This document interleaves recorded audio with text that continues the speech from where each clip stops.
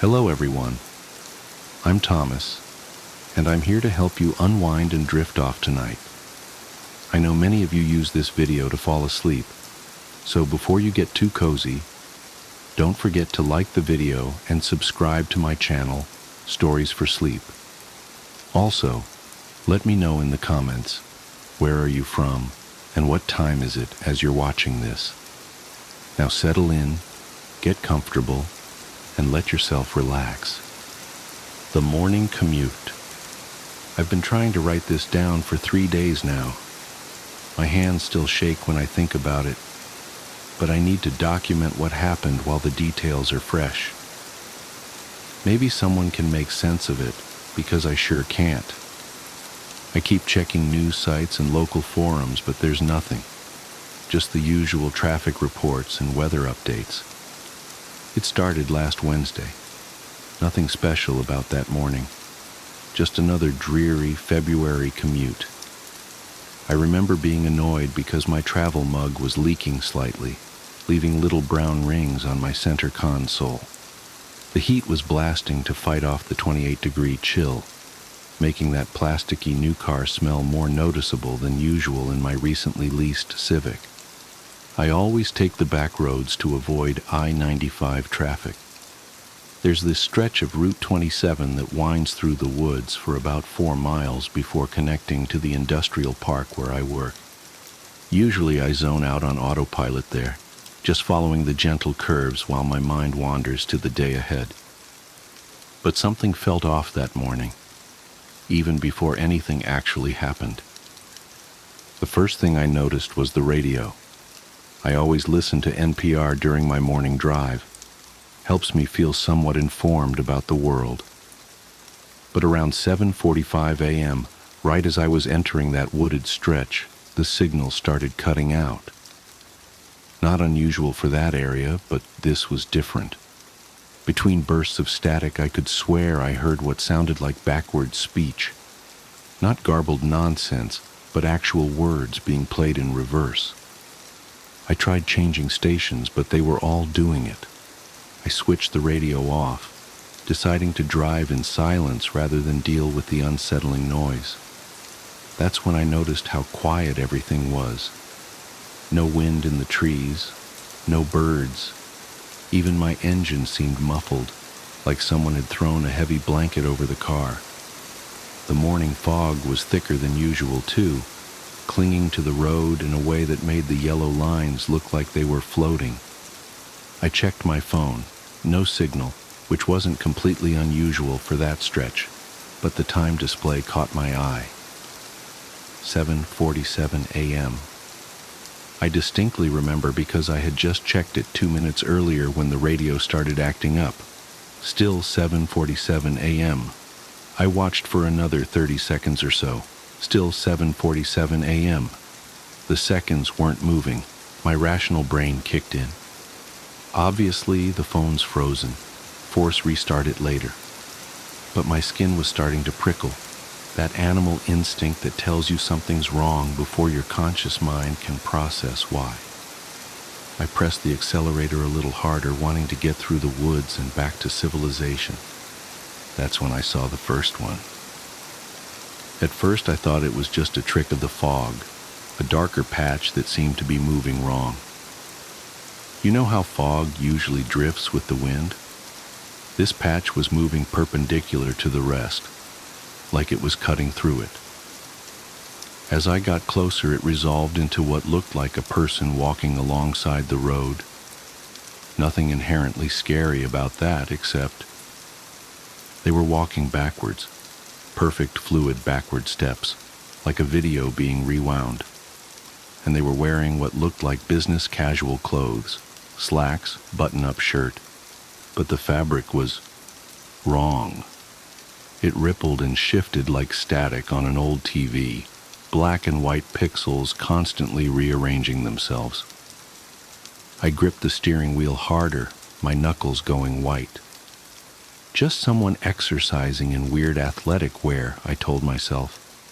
One of those recovery suits with the electronic muscle stimulation or whatever. But even as I thought it, I knew that wasn't right. As I passed them, they turned their head to track my car. That's when my heart nearly stopped. Where their face should have been, there was just more static. Not blank skin, not a mask, but a void of shifting black and white pixels, like a TV tuned to a dead channel. I looked straight ahead, pressing the accelerator harder. Don't acknowledge it. You're tired, you're imagining things, just get to work. But in my peripheral vision, I could see more dark shapes emerging from the fog. 3, then 7, then dozens, all walking backwards along both sides of the road, all wearing those business casual clothes that weren't quite clothes, all turning their static-filled faces to watch my car pass. The air in the car felt thick, like trying to breathe underwater. My ears popped like I was changing altitude, and the engine noise became even more distant. The forest beyond the figures was wrong too. The trees looked like cardboard cutouts, flat and artificial. When I blinked, they seemed to shift position slightly, like a glitching video game trying to render a scene. I reached for my phone to try recording what I was seeing, but my hands were shaking so badly I dropped it between the seats.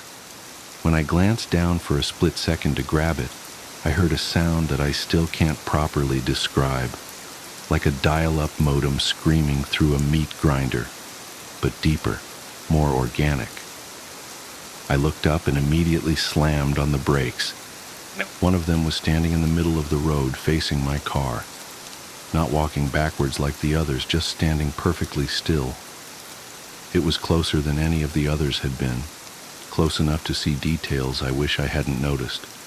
Its clothes weren't just shifting patterns, they were flowing upwards, like water running in reverse, and there were gaps in it, places where the static cleared for a fraction of a second, showing something underneath that my brain refuses to properly process. Something geometric but non-Euclidean, folding in on itself in ways that shouldn't be possible. I sat there, engine idling, hands frozen on the wheel, staring at this thing through my windshield. It cocked its head at an angle that went slightly too far, like a bird but wrong. The static of its face started forming patterns, almost like it was trying to mimic my features. That's when I noticed the temperature display on my dashboard. 77.7 degrees. The same numbers kept flickering over and over, even though I could see my breath fogging in the freezing air. The clock read 7:47 a.m. The odometer was stuck on 7,177.7 miles. That's when I did something either very brave or very stupid. I laid on the horn. The sound came out distorted, stretched and warped, like it was being played at quarter speed. But it had an effect. The figure in the road spasmed, its form glitching violently, and then it moved. Not stepped or walked, but moved, like a video file corrupting. One frame it was in the road, the next it was beside my car, hand pressed against my driver's side window. The static of its face pressed close to the glass, forming and reforming into almost recognizable patterns. Was it trying to communicate? Trying to get in? I didn't wait to find out. I slammed the accelerator and swerved around where it had been standing. My tires found purchase on the wet asphalt and I shot forward, engine finally roaring at its proper volume. In my rearview mirror, I could see all of them turning to watch me go. Their movements jerky and wrong, like stop-motion animation at too few frames per second. The fog began to thin.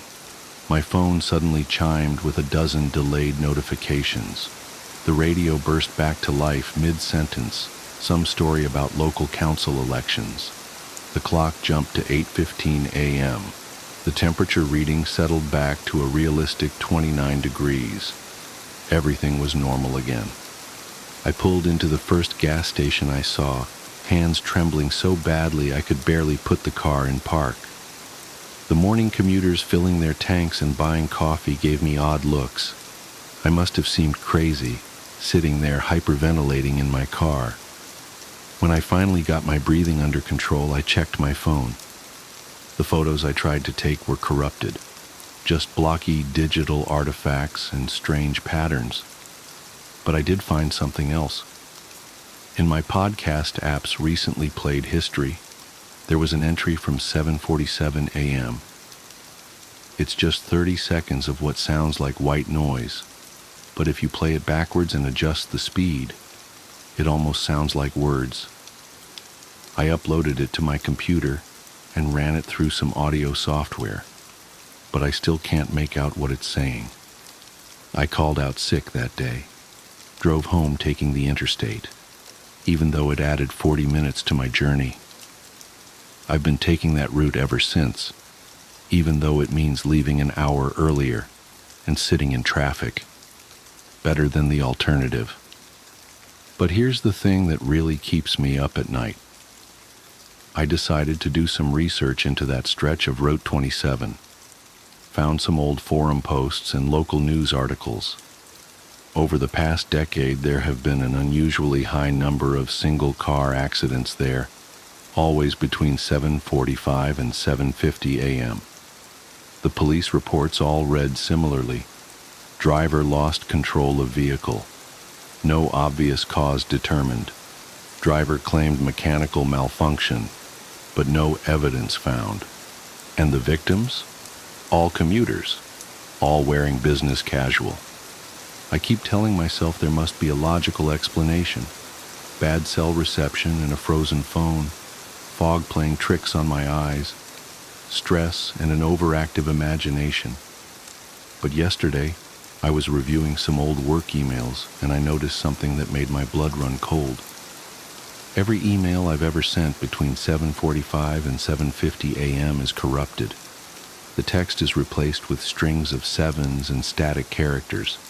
The timestamps are all stuck at 7:47 a.m. I have to drive to my sister's wedding next week. It's a 6-hour trip and I've mapped 3 different routes. They all intersect with Route 27 at some point. I don't know what I'm going to do, but if you're reading this and you commute through wooded areas in the early morning, do yourself a favor. Check your clock when the fog rolls in, and if it ever gets stuck at 7:47 a.m., don't stop driving. Don't look at the shapes in the mist, and whatever you do, don't honk your horn. They might just honk back. The hitchhiker's curse. Ever start dating someone where everything feels a little too good to be true? At first it's magical. You're floating on cloud 9, thinking maybe, just maybe, you hit the jackpot. But then the doubts creep in. Nobody's that perfect, right?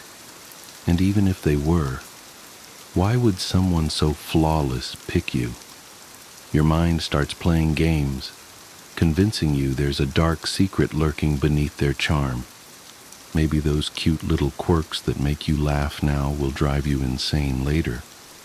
Or maybe there's something much darker, a drug problem, a secret family, or God forbid, a shady past involving a murder weapon and an uncontrollable rage. It's human nature to look for cracks even when everything seems unbreakable. I didn't expect to face those cracks so soon. After just 2 months of dating, Emily, not her real name, suggested we take a 1,000-mile road trip. She thought it would be romantic. I thought it would be a prison sentence.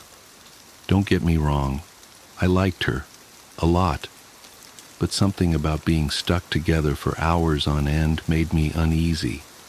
Still, I agreed. What could go wrong? The first 100 miles felt like a dream. We sang to the radio, laughed until our sides hurt, and shared goofy confessions. She teased me relentlessly when she found out I knew every word to Skater Boy. I teased her back for not knowing Bohemian Rhapsody. By all accounts, it was perfect. Then we saw the hitchhiker. Emily spotted him first, a man in a press suit standing by the freeway ramp, waving his thumb like he was hailing a cab. "Let's give him a ride," she said, her hand squeezing mine. I didn't even slow down. "No way, we don't know him. For all we know, he could rob us. Or worse." "He doesn't look dangerous," she replied, peering at him through the side mirror. "He's wearing a suit, for God's sake." "That just means he's already robbed someone," I muttered, gripping the wheel tighter. The guy gave me the creeps. He didn't even have a sign or luggage, just a strained smile and a wild, frantic wave. Emily sighed, but let it go. For a while we drove in silence, the tension between us thickening. But then, 20 miles later, we saw him again. The same man. This time his suit was streaked with dirt, and his face looked drawn, almost desperate. Emily noticed him first again. "How is he here already?"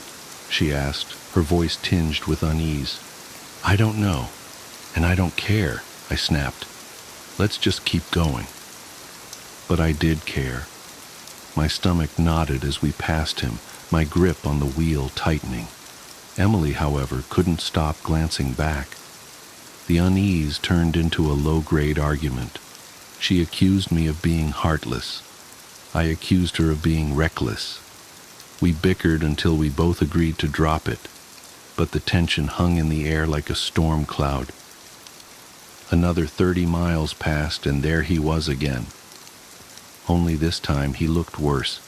His jacket was gone, his shirt torn, and blood seeped through the fabric over his stomach. He stumbled along the roadside, his movements erratic, almost mechanical. Emily begged me to stop, but my instincts screamed at me to keep going. "We have to help him," she cried, her voice cracking. "No, we don't." "Something's wrong here," I said through gritted teeth. She didn't care about my gut feeling. I didn't care about hers. The argument reached a fever pitch when she grabbed the wheel, nearly sending us into the ditch. We drove the next 50 miles in cold, angry silence. Then we saw him again, face down on the side of the road. His shirt and jacket were gone, revealing long, bloody gashes across his back, like claw marks. Emily jumped out before I could stop her, kneeling beside the body.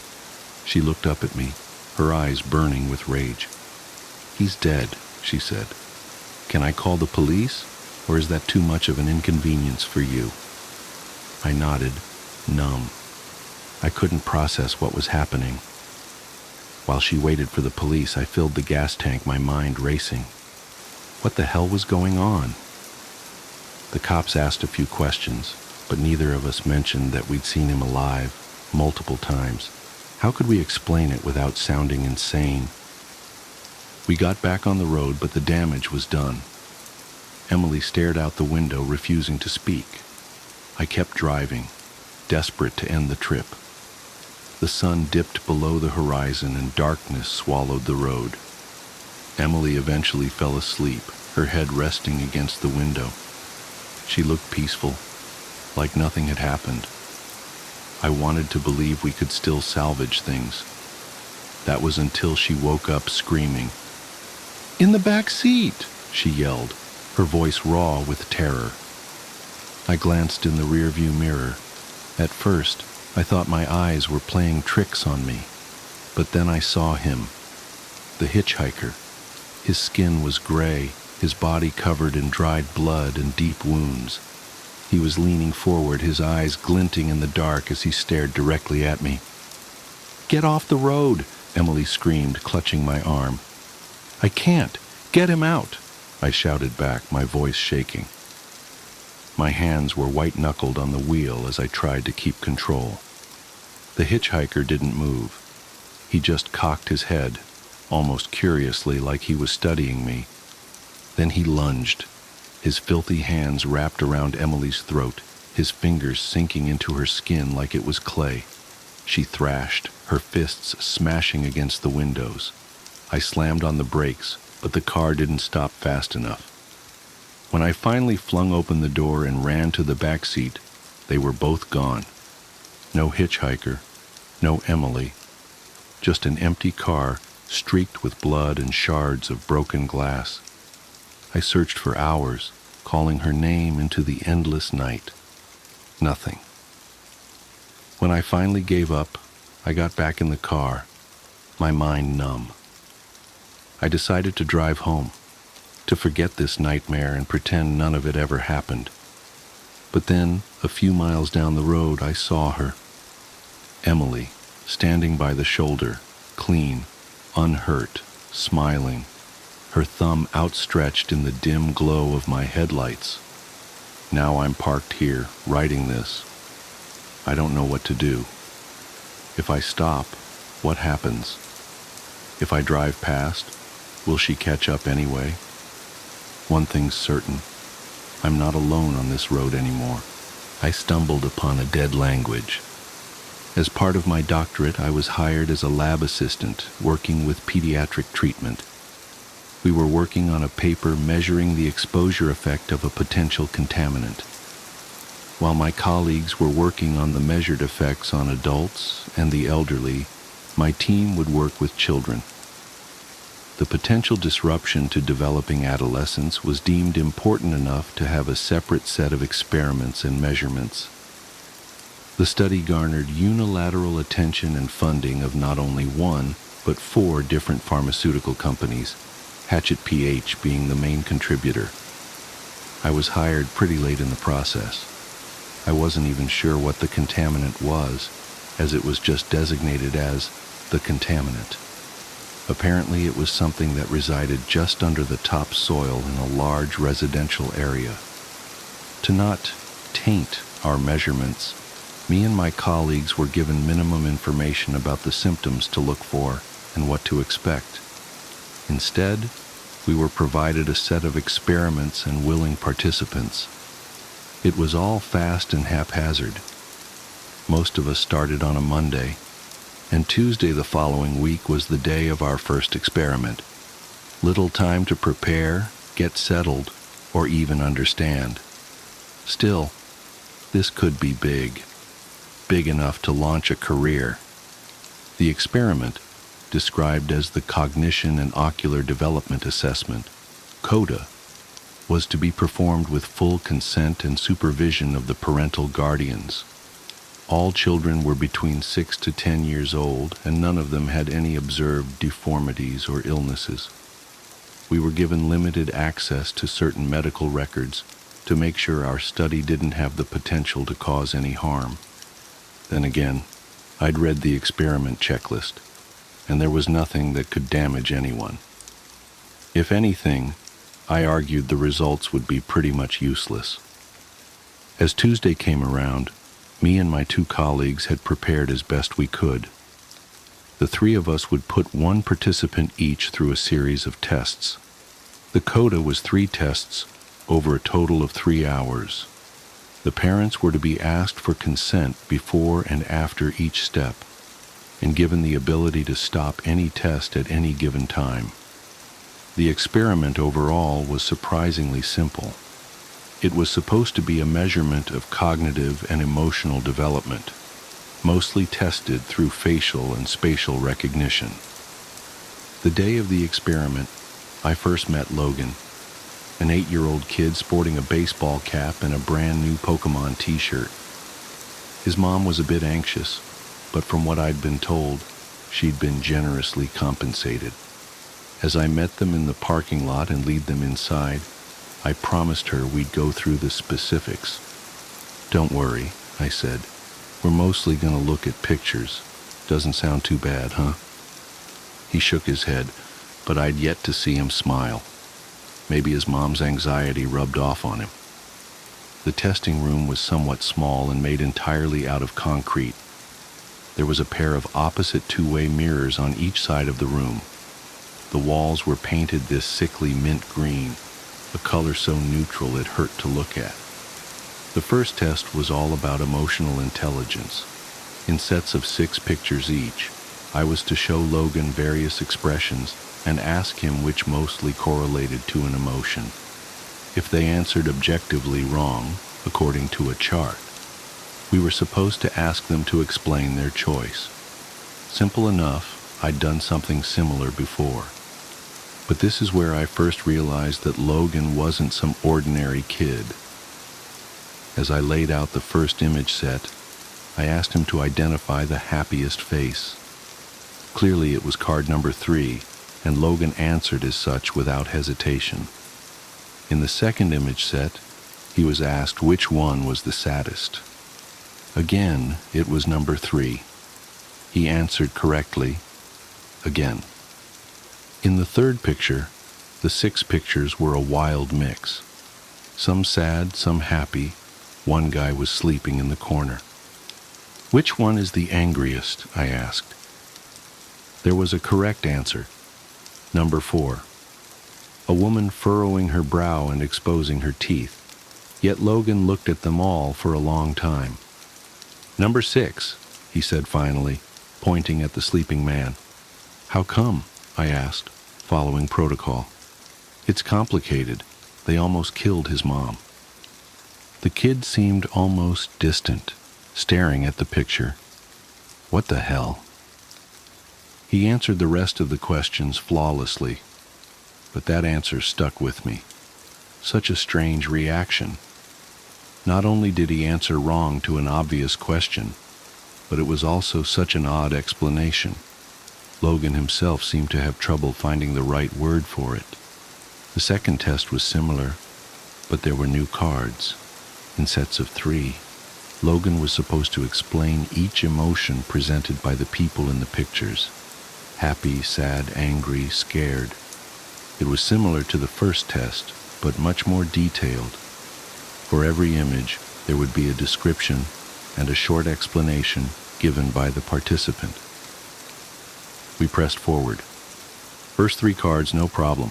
Happy, happy, sad. Easy explanations. Second set of cards, same result. Surprised, sad, sad. But when the third image set came along, I didn't know what to say. 3 people, all completely neutral. Not a single emotion on their face. They looked almost computer-generated. Logan didn't skip a beat, though. She's scared, he said.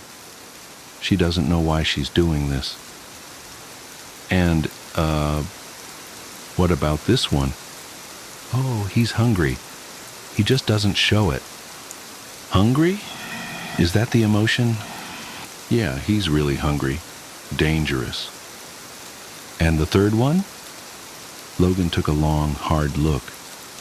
After a few seconds, he looked up at me, almost like he forgot about the picture for a while. Okay, I think he's Obstin. Obstin? Yeah, Obstin. What do you mean? That's what he is. I don't know a better word for it. So why is he, Obstin? He saw something he shouldn't have. We continued with several more image sets, and Logan gave mostly ordinary answers, but every now and then he'd throw in something absurd sounding. Obstin was the first, but there was also ADR, Gald, and Srit. The descriptions were outlandish and frankly nonsensical. Address. He stared too long into the light. Gald. He didn't go swimming, but his feet are still wet. Srit. He fell between the cracks. By the time I was about to start the third experiment, I had a few moments alone with Logan's mom. Still anxious, she held her arms close to herself and didn't meet my eyes. We'll be done in a bit, I said. He's doing great. He's such an imaginative child, you know. She nodded. He makes up things all the time. You should see his drawings. Does he have any trouble at school? No, not really, no, she smiled. Well, mostly not. Some of the other kids can get a bit creeped out when he starts making things up. I checked the clock. It was time to start the final experiment. All kids have a quirk or two, I smiled back. That's what makes them kids. The final experiment was about recognizing places rather than people. One by one, I was to show Logan pictures of various places, ordinary places like supermarkets, playgrounds, and factories. They were pretty easy to recognize. First, I'd show him the pictures. Then I'd ask him to describe the scene. Logan didn't seem to mind. The pictures themselves was easy for Logan to recognize. One by one, he explained what he saw. Factories with lots of cars parked outside, empty playgrounds. But as we got to a park, he sort of stopped. His expression shifted. "That's a graveyard," he said. I had to stop myself from correcting him. It was obviously not a graveyard. "Can you describe it?" I asked. I really don't want to. There's a lot of people there." "What kind of people?" I was going off script, but I was just too curious. Logan leaned in to look closer at the picture. "There's a lot of strange colors," he said. "The people who used to be there are gone." I couldn't tell what he was seeing. The picture was empty. As we finished up, Logan went to the bathroom. I got some time to talk to his mom on our own, and I brought out the picture of the park. "Do you have any idea what he sees here?" I asked. "No," she said, shaking her head. "Could be anything." "It's just strange," I said. "Usually kids make up stories about dragons, lasers, wizards, that kind of stuff. Not graveyards and parks." "Are you calling my son strange?" I lost my train of thought. As Logan came back, she grabbed him by the arm as to leave. Before they did, I caught up to them. I had to try something. "Logan," I said, "just a moment." They stopped, and his mom gave me a tired look. "I was thinking about buying this house," I said, bringing up a photo of a place I'd been checking out a few times. "What do you think?" He just stared at me, as if he didn't understand. He took off his baseball cap and scratched his ear. "Looks dirty," he said. "A lot of RO right there in the—" "Come on, Logan." His mother tugged his arm, and he was almost dragged down the hall. Turning back to me one last time, he yelled back. He looked up, and then he didn't. I didn't lie when I said I was thinking about buying that house. There was an open viewing the next day, and I decided to drop by on my lunch break. There were about 8 other people there, all couples. I kind of disappeared among them. Maybe I wasn't being considered as a serious buyer. The place was a bit too large for me after all. As the realtor ran off to speak to a pregnant couple, I stopped in the foyer. I had this strange feeling in the pit of my stomach. "Row," I whispered to myself. "Right here." Just saying it out loud almost made me feel it. It was something so specific, so unique. It wasn't an emotion as much as it was an experience, a story. I could imagine myself lying on the floor, looking up at the wood-brown ceiling. I could feel my back growing stiff, as if I'd been lying down for too long. I could feel my eyes growing thick, like blinking through mud. Every breath, a conscious effort. Arms unresponsive. A prayer for my heart to keep beating. Then, nothing. Row. To look up, and then to not. I had this strange understanding, like I'd seen something I wasn't supposed to. Didn't the kid have a word for that too? God, I felt sick. Everyone was gathered around the realtor in the living room. I don't know what gave me the courage to confront him, but I just blurted it out. "Did the previous owner die here?" I asked. "In the foyer?"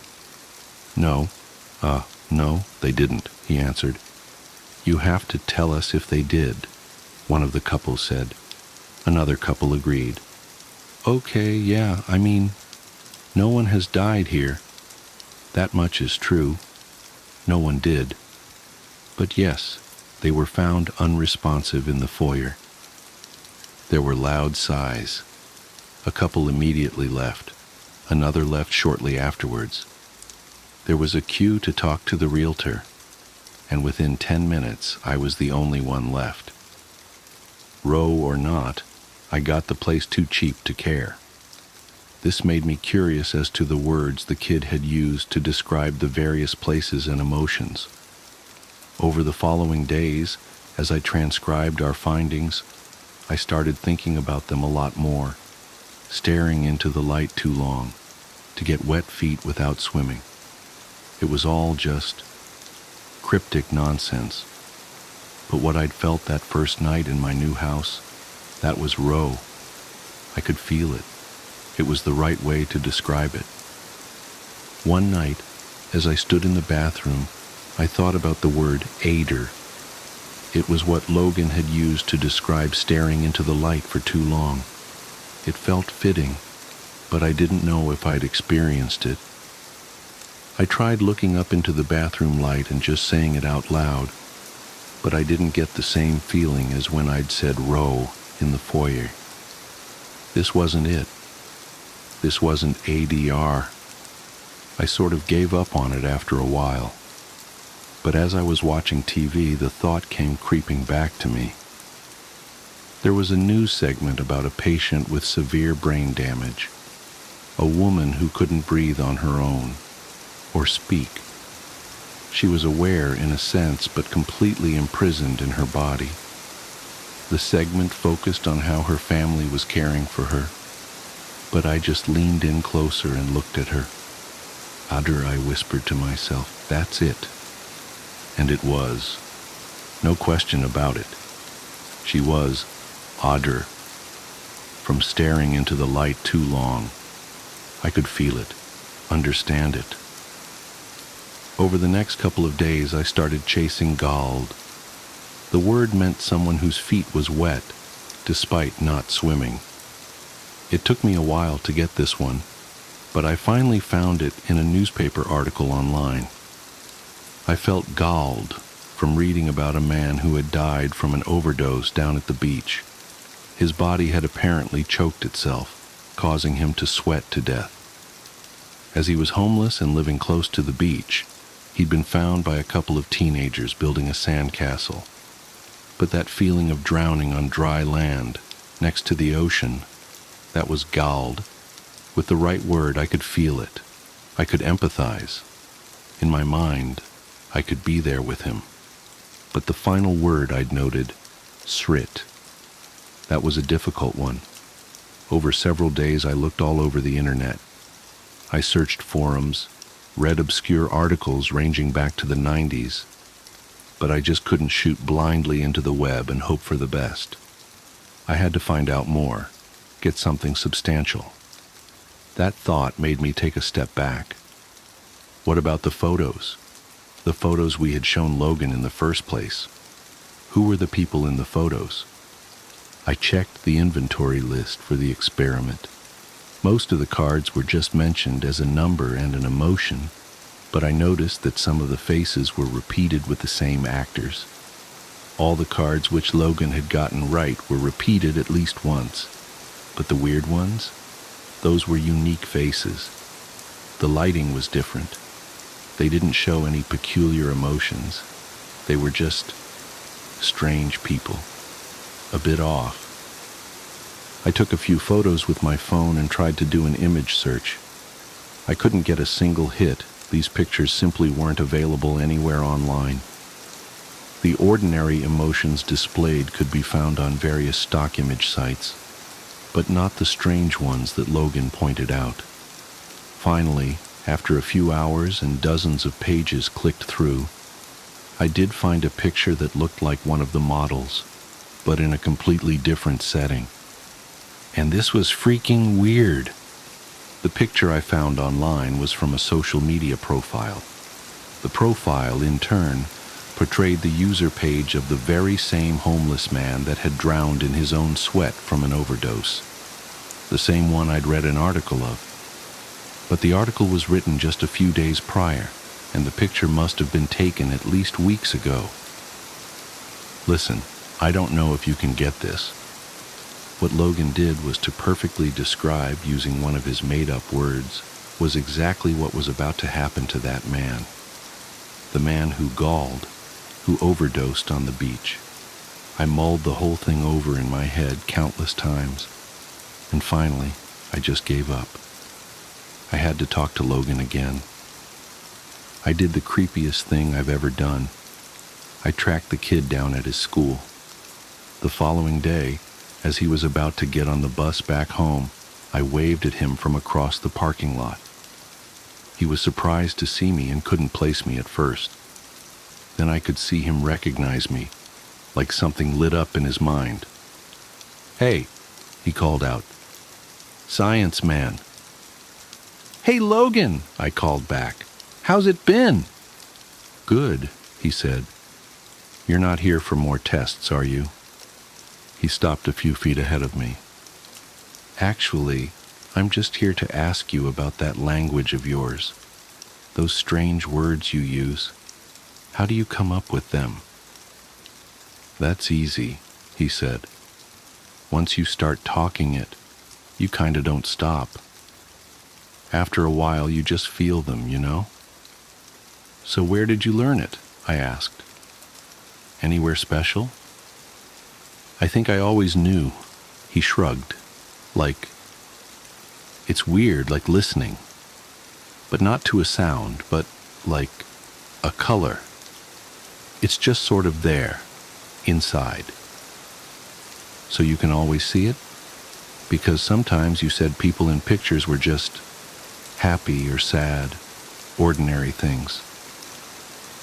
Well, sometimes those things are easier to see. You said I should answer fast, not, accurately. So you can see it now? I chuckled. Anywhere? Here with me? Sure, he smiled. Just stand still for a bit. Logan looked at me for a while. As I met his eyes, I could feel something. There was that feeling again. Obstin. To see something I shouldn't have. Right there, in that kid's eyes, he knew something. Strangely enough, it wasn't him that broke the silence. It was me. "Athos," I said. I didn't know why I said it, but it took Logan by surprise. The one who shouts until they listen," he said. "That's what it means, right?" "I think that's me." "I don't know," I said. I'm sorry, Logan. I don't know why I said that." "Did you see it?" he asked, almost excited. "Do you see it now?" I want to say that I didn't. I want to say I saw nothing, but that'd be a lie. A million little words crept into my mind, and as I stared into that kid's eyes, I saw something I shouldn't have. Now it was all becoming clearer. The more words I knew, the better I understood. The word I'd looked for, srit, was a lot more complex than Logan had made it out to be with human words. It was contextual. The man had died in an earthquake. He fell between the cracks. No, he hadn't. He was going to. It was describing events destined to unfold, but it was also describing something that had happened. Was it both? Neither? "I see it," I admitted. Right there I could feel the parking lot falling away in insignificance. With a single, unspoken word, we could tell each other infinite things. These mundane expressions were just the tip of the iceberg, a dumbed-down shadow of what was truly being said. The words told us of things that were, things that could be, and things that currently was. And in that moment of silence, of understanding, I heard the vibrant colors so clearly I could almost see them. They were piercing into my mind, forcing themselves into my understanding, screaming to me that once you understand something, you can't unlearn it. I forgot to breathe, as to not accidentally say something I shouldn't. "You weren't talking about the picture I held up in the test. You were looking at me," I said with nothing but a shallow breath. "Obstin. I'm obstin." You didn't even look at the picture? He didn't have to answer. I knew it was true. It was written into the word itself that my realization would come. Then, as possibilities came rushing towards me, I could feel an enormous weight come down on me. My mind couldn't take it. My body was shutting down as I fell to my knees, screaming until my neck felt raw. The world started to fade as my heartbeat swallowed my hearing. I have a hard time describing what happened next. When I closed my eyes, I'd see millions of possibilities. Mostly pain, suffering, and terror. My own thoughts and emotions multiplied like a torch in a hall of mirrors. I'd see myself waking up in my bed, only to get murdered by 1,000 different weapons. I'd see myself drowning in my bathtub, breaking my neck, falling down the stairs. Death. So much death. And then in the blink of an eye, I'd be in the back of an ambulance, feeling the residual effect of a defibrillator on my chest. As I blinked, the ambulance burst into flames. The driver crashed into a tree, someone carving their initials into my chest with a scalpel. None of it was real, but I couldn't tell anymore. Different worlds, with nothing but a well-placed syllable. All the while I was just spitting out seemingly random words. My eyes lost focus, and as I lost grip of reality, my body shut itself down in self-defense. Thank God. This was back in January of 2019. Logan was born with this language already stored in the back of his mind, some kind of residual effect from his contamination. But for people like you and me, we can't take it all at once. So over the years, with intense therapy to back me up, I've settled on trying to learn one single word. I'm going to find out as much as I can about just what it means to be obstinate, the word describing me. There was so much to that one word that you could fill a lifetime with it. In a way, maybe that was the point. A God language meant to fit all of our very beings into simple expressions, like compressing a folder into a zip file.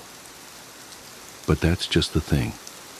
To learn what it really means to be obstinate, to be my word, I can't really do anything else but to live and see what happens. Not unless I want to go back to where my mind wandered off to. Still, sometimes I can feel something creeping back into my mind. Little tingles, syllables and sounds, reminding me of all the knowledge I still have stored away somewhere in my inner madness. Little words with galactic proportions. It is so easy to slip back into that mind, just inches away from the edge of what my physical brain can hold. I sometimes wonder what all your words are. I sometimes wonder what they mean. I'll really try not to think about it. Betsy the doll. Like most people these days, I had a fucked up childhood. Who doesn't, right? My father took off before I was born, and my mother was left to care for me on her own, a skill she was sorely lacking. My mother slipped right back into the drug-addled party lifestyle she'd enjoyed before I was born, and had soon turned our 2-bedroom apartment into an opium den. For the first 5 years of my life, I walked around in a confused, terrifying mist. The smoky air would flood down the hallway from our living room and slip under my bedroom door. It always seemed to linger for days. I know now that my mother wasn't a bad person, just a victim of her addictions. When she did have spare money, she would put food in the house or buy me clothes from Goodwill. The only pieces of furniture I had in my bedroom was a mattress set and a little blue and white toy chest. Not that I had a lot of toys to put in it, of course. Just the 3 I had gotten for birthdays. One was an art kit, one was a red wagon, and the last, my pride and joy, was a doll named Betsy. Betsy was my best friend. We would have imaginary tea parties together, sleep together, and even take baths together. Sometimes I even remember her voice. When I thought back on my conversations with the doll in adulthood, I realized that I was likely suffering from delusions, thanks to the always present butts of smoke that laid claim to the dingy hallways and drafty bedrooms of our small apartment. Still, I remember the sound of her voice, a pleasant, tingling lilt that was almost always coupled with a raucous giggle. I also remember the things that she said to me and the things she wanted me to do. She asked me to steal usual food or pens and pencils. She wanted me to bring her forks and knives and hit the bad man who slept on our couch. It was always something, and I would always get in trouble. But she wouldn't. When I told my mother who had put me up to these games, she would scoff and shake her head. She never believed me. Adults never do. Around my 6th birthday, I asked my mother for a birthday party. I wanted to invite the mean girls from school and serve them cake and ice cream to make them like me. I remember standing in the kitchen that day with such hopes, having just asked the most important question of my entire life. The glass bottle of Coca-Cola I held was shaking in my nervous hands. I waited with bated breath as my mother continued putting groceries away, almost as if she hadn't heard me, but I knew she had. Finally, just as I had failed a second time to muster the courage to repeat my question, she turned around and gave me a flippant shake of her head. A birthday party? Laura, that's ridiculous. I can't afford to feed 15 children that aren't even mine. Hell, I can barely afford to feed you. You eat like an elephant, especially for a girl your size. Or, I'm sorry, Betsy does. There's barely anything left for me to eat around here, much less a classroom of other people's brats. My face fell as she shook her head, mumbled something else under her breath, and stumbled off into the living room. I heard the music go up then as more people walked in the door. Some left, some stayed. I never knew them either way. It simply wasn't fair.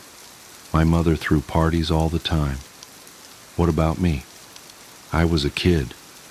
All my friends had birthday parties, and now the mean girls at school would know I was too poor to have one, and they would tease me even more. I felt tears start to well in the corners of my eyes, and I choked back a sob while I ran to my room and slammed the door behind me. Betsy was lying on the bed and smiling. She was always smiling. Usually it made me feel better, but today it just made me angry.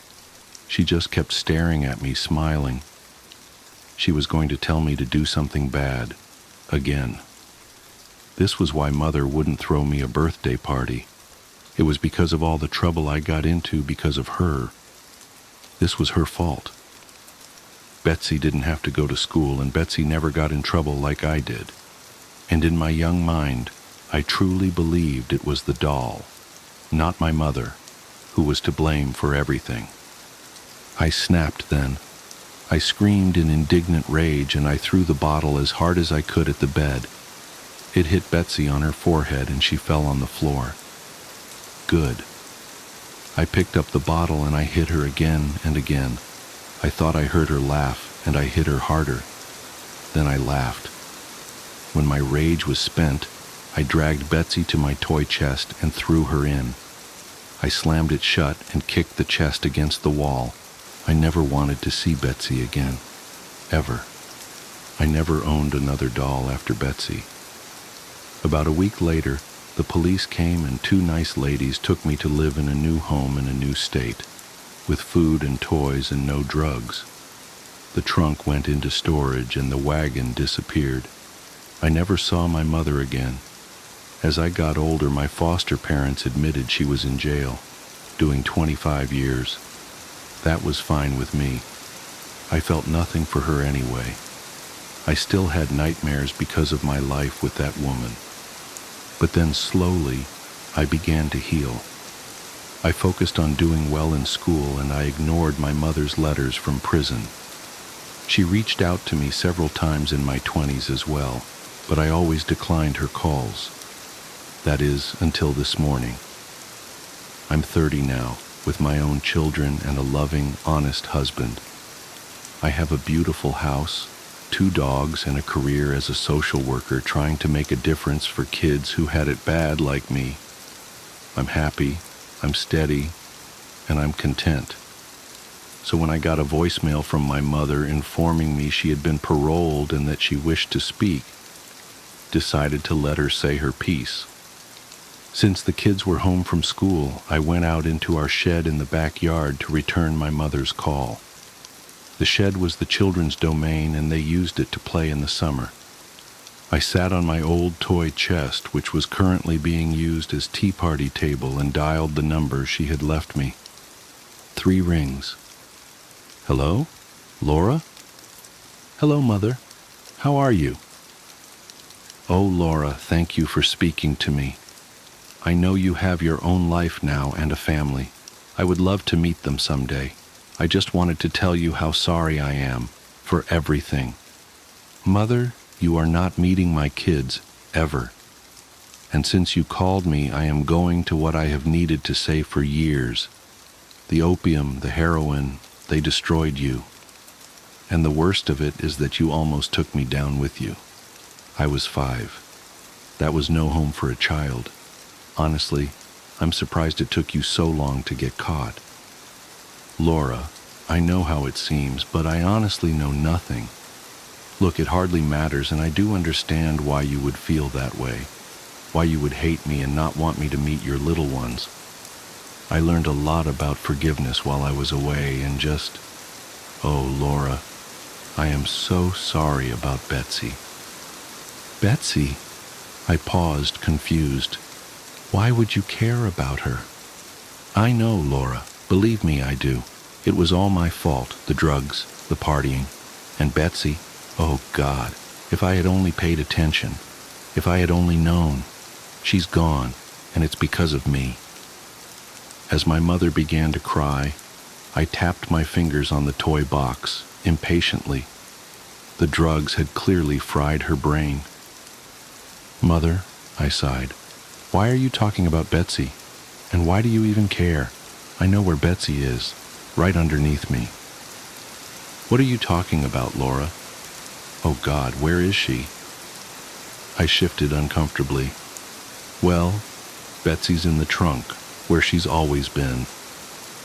There was a beat of stunning silence. What do you mean your sister's in the trunk? Sister? What the hell are you talking about? Back on drugs so soon? That's a record, even for you. Betsy is a goddamn doll. I locked her in my toy box a few days before you got arrested for possession. Laura. Oh God, no. Laura, what have you done? I wasn't arrested because of the drugs, Laura. I was arrested because of Betsy's disappearance. You always called her your little doll, but we thought you knew. Oh God, we thought you knew. Laura, no, what have you done to my baby? My mind had gone blank, and with no emotion I set the phone down next to me and stood up. I could hear the muffled sound of my mother's anguished cries and feel the dark clutch of possibility in my own chest. Memories were stirring in the back of my mind, threatening to flood forward into my consciousness. They pushed against a door in my mind that had been locked so tightly for so long that I had forgotten it was even there. Was it even possible? Could the trauma and the opium have really led me to believe that a small child was actually doll, begging for food and utensils to eat with, asking me to protect her from the bad man? No. I slowly turned around and brought my eyes down the makeshift tea party table. Surely it was too small. You couldn't fit a person in there. You couldn't. But then, what about a very small, starving, emaciated child? What about her? Would she fit? Would an investigator even bother looking for a person in this chest? I knew I wouldn't. It was just too small. And I was sure we had opened the toy box at some point over the years, hadn't we? Or had something swimming in the dark recesses of my memories always stopped me. I couldn't remember ever seeing it open. I knelt down to the ground and opened the clasps. It would be better to not look. After all that I had overcome, this new life that I had earned for myself, it could all be undone by opening this toy box. I shouldn't open it. I should throw it in a landfill and forget it ever existed. I should not look inside. I opened the chest. I never had a doll. My mother never could afford to buy me one. I never had a wagon either, for that matter. But I did have a toy box, a pretty blue and white toy box. And when I was 5, I beat my little sister to death and put her in it. The Longest Night, found among the personal effects of Astrid Nilsson, dated December 22nd, 2024. The following account was written in a leather-bound journal, with several pages torn out prior to the beginning of the entry. Local newspapers confirm unusual aurora activity during the period described. I need to write this down while I can still trust my own memories, while the stitches in my palm are still fresh enough to sting when I grip the pen. 3 days have passed since the winter solstice, but I haven't slept more than a few hours. I keep checking my phone, 3:27 a.m., always 3:27 a.m., even when hours have clearly passed, even when the dim winter sun briefly shows itself above the mountains. The time doesn't change, but I'm getting ahead of myself. I should start from the beginning, from before everything went wrong in Hoyfjella. I hadn't seen my sister Maya in almost 2 years when she called about the teaching position at the village school. "They're desperate for an English teacher up here," she said, her voice crackling over the poor connection. "The pay is amazing, and you'd have your own cottage. Plus," she hesitated, "I miss you, Astrid. We need to fix things between us." I almost declined. Our last fight had been brutal. Accusations about our mother's care, about the family property, about who had abandoned whom. But something in her voice sounded different, vulnerable, and maybe she was right about fixing things. So I accepted the job, packed up my life in Oslo, and drove north into the mountains as the first snow of winter began to fall. Hoyfjella was smaller than I expected, maybe 50 houses clustered around a small central square, with the school, church, and grocery store forming a triangle of community life. My cottage sat at the edge of the village, a rustic one-bedroom affair with a view of the mountains that would have been charming if it weren't so isolated. Maya lived on the opposite end of the village, which felt pointed somehow, but I tried not to read too much into it. The first few weeks were normal, mundane even. I taught English to children who struggled with the sounds and basic verb conjugation. I learned which days the grocery store got fresh bread deliveries. I got used to the constant darkness of winter, the way the aurora would sometimes paint the sky in shimmering curtains of green and purple. I even started wearing the old silver pendant Mom had given me before she died, the one with the intricate knotwork that matched Maya's, a peace offering maybe. It was on the winter solstice that things changed. I was grading papers when my phone buzzed with a text from Maya. "Need to talk. Important. Come over tonight?" I bundled up against the cold and made my way through the village. The snow was falling heavily, muffling every sound except the crunch of my boots.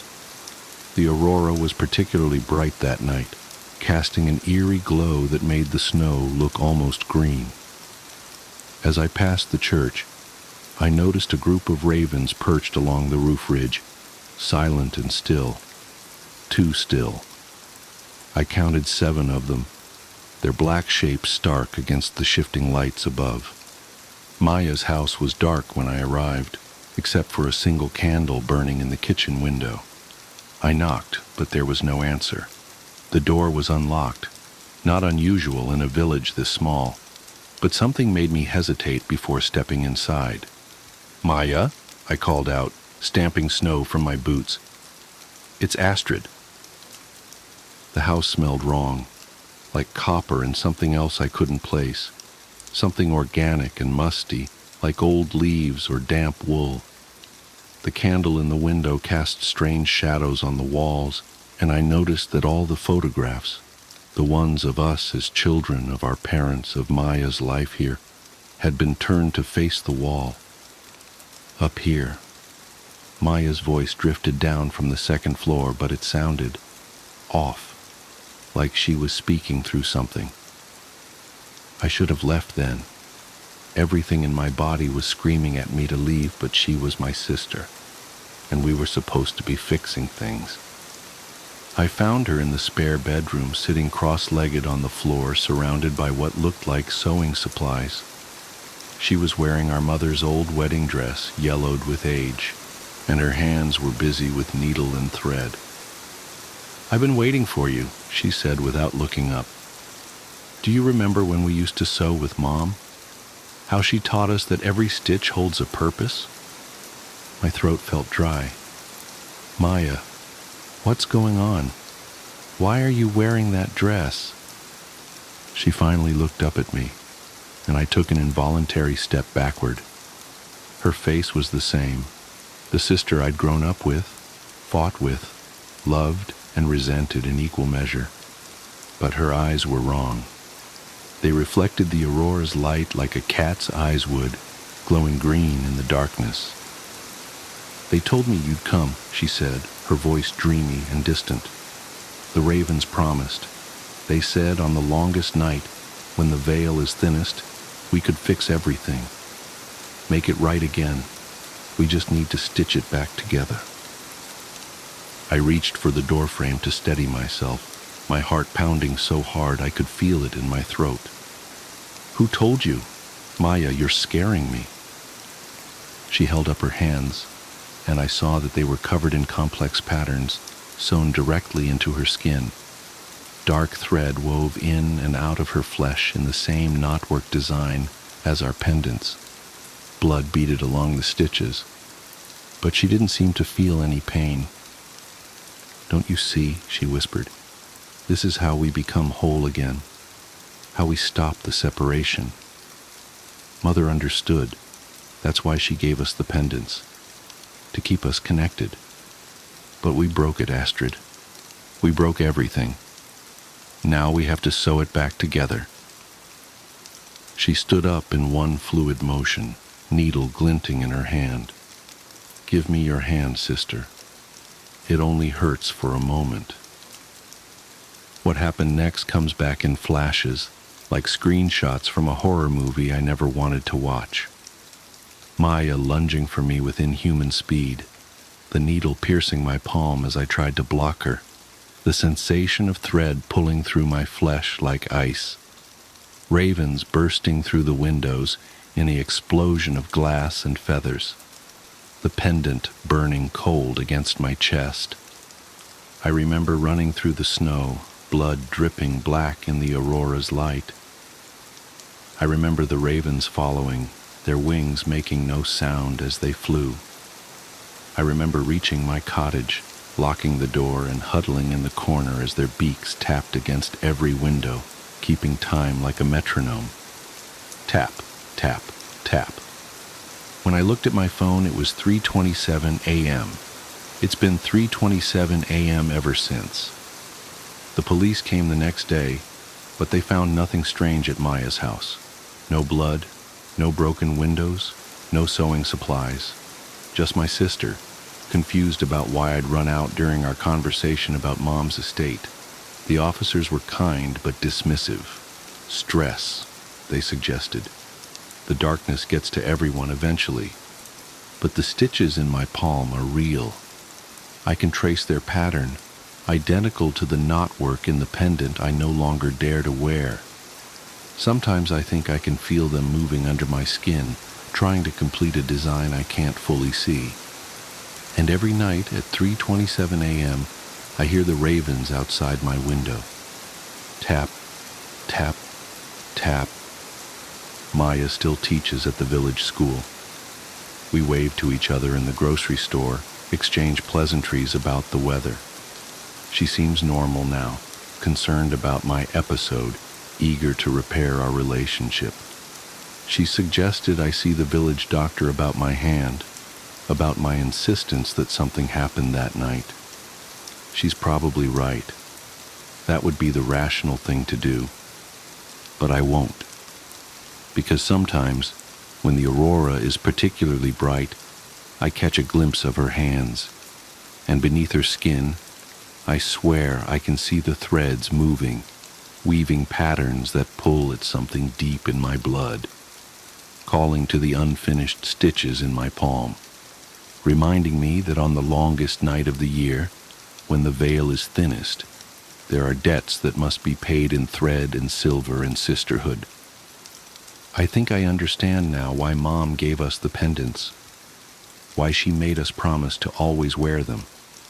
What I don't understand, what keeps me awake as the ravens tap their endless rhythm against my windows, is whether she meant them to protect us from what lives in the darkness of Høyfjellet, or to mark us as its own. The journal entry ends here. Astrid Nilsson's current whereabouts are unknown. Her sister Maya continues to teach at Høyfjellet school, and when asked about Astrid, she simply smiles and touches the silver pendant at her throat. Wrong way, Charlie. Do you remember your very first best friend? I do. Midnight was giving birth in the closet at the end of the hall. The repeating pattern of deep growls and shrieks woke me. Kittens, I nearly shouted as I crawled down from the top bunk. My sister stirred on the bottom bed. I paused on the ladder, held my breath, hoped she wouldn't open her eyes. After a moment, she rolled onto her side and fell back into deep sleep. I was glad she didn't wake. I wanted the kitties all to myself. Midnight continued to scream. I cracked open my bedroom door and saw my parents kneeling in the hallway, peering into the closet. They noticed I was standing there and told me to get back in bed. But I want to make sure Midnight is okay, I protested. She was mine too. I should have been allowed to check on her. Dad refused to let me come out of the room. He said he would get me when it was over. Mom agreed with him. She said I was too little to watch. Too little? I was 4 years old and knew that babies came from a mommy's belly. Plus, I had been waiting forever to see the kittens. My parents weren't being fair. Please let me, I begged. I'll be good. Mom commanded me to go back to bed. I crossed my arms and shook my head. Dad threatened to spank me. I stomped my foot and cried, thinking a tantrum would make them understand that I was right, and they were wrong. Dad didn't care much for my new approach. He picked me up by the arm and carried me to my bed. He said to keep quiet, or else he would take the nightlight and lock me in the dark. It's not fair, I screamed, instantly regretting it. Dad squeezed my arm so tight that I began to cry for real. When he let go, I rubbed the spot, trying to make it look worse than it really was. He told me I was punished, then pulled the nightlight from the wall. No, don't, I cried out. Ignoring my pleads, Dad went back into the hall and slammed my door shut. I heard my sister sobbing from on the lower bed. I felt bad that she had to suffer for my mistake, so I climbed down and cuddled up next to her. I told her I was sorry. She was terrified of the dark, more so than I. But eventually she relaxed and fell back to sleep while holding my hand. I couldn't rest, though. Midnight's persistent shuddering cries and gargling noises kept me from closing my eyes. I stared into the black, waiting. It felt like forever. I'm not sure how it happened, but the next thing I remember is Mom waking my sister and me. Come see, she urged. The sunlight coming through the window lit up her smile. The kittens were tiny versions of Midnight, 8 of them in total. all the same jet black color, except for one. He had a speck of white fur above his nose with white front paws to match. That one period, that one was mine. I knew the moment I saw him. Dad said we could give them names. It wasn't an easy task, since they all looked the same. After several failed attempts to remember which was which, my sister decided the best thing to do was to call them Kitty Cat, but she was only 2 years old and pronounced it Ki-Ka. The oddball was the only exception. He was mine to name, so I named him Charlie. Charlie was more playful than the rest of the litter. Whenever my sister and I were allowed to pick them up, he would roll on his back to let us pet his belly. Sometimes he would try to suck on our fingers, mistaking them for a part of his mother. It never failed to make my sister laugh. And sometimes, when Midnight laid down in the box to feed them, he would get turned around, managing to walk away from her. Mom would pick him up, turn him in the right direction, and say, "You're going the wrong way, Charlie." Eventually, the kittens opened their eyes. My sister and I were allowed to play with them without supervision, but only if we stayed in the hallway. Dad said we weren't allowed to take them out of the closet because they were still too small to run free. We didn't mind. Sitting on the floor petting them was one of our favorite things to do, especially when Midnight fed them. Charlie was turning out to be the runt. He ate well, but he never latched on to Midnight like the others did. While they loved to pat at her stomach and purr, Charlie was always too busy going the wrong way. No matter how many times we picked him up and faced him in the right direction, sooner or later he would get turned around again. Time went on, and the kittens got bigger. They meowed whenever someone would walk down the hall, demanding us to stop and play. Sometimes they got up on their hind legs, just barely able to peek over edge of the box. One day, my sister yelled something about the kittens. Mom and I came running from the living room to see what all the fuss was about. Charlie was in the hall, on the outside of the box, trying to correct his mistake. He clawed at the cardboard, wanting to make his way back to the other side. He kept falling over, shaking himself, then trying again. It was funny. Feeling sorry for him, Mom picked him up, gave him a kiss, and sat him next to his brothers and sisters. "You went the wrong way, Charlie," she said. That was the first time Charlie broke out of jail, but not the last. He would make it over the edge, and either Midnight or Mom would grab him by the scuff of the neck, then toss him back into the box. It happened again and again. The whole family had to help keep him where he belonged. After a while, everyone got tired of dealing with his shenanigans. We officially changed his name to Wrong Way Charlie and let him have free reign of the hallway. Even Midnight stopped caring. All the other kittens were content to stay in the box, but Charlie came and went as he pleased. He never went far, though. Sometimes he would sneak a peek into my bedroom or into the bathroom, but that was the extent of his exploration. It was easy to forget that he was only a few weeks old and too frightened to venture into any of the rooms. The box and hallway was the only world that he knew, the only place he felt safe. A few days later, I woke to the sound of Grandma's voice coming from the living room. She was talking to my sister about making her a new dress. No one told me Grandma was coming over, I thought. Excited to see her, to see if she brought me a present, I jumped out of bed and ran down the hallway. I feel this soft crunch under my foot. What was that? I turned around to see what I had stepped on. Then I screamed. Wrong way. Charlie crawled toward me. The back half of him was crushed and twisted. Horrible sounds escaped from his small mouth. Meow.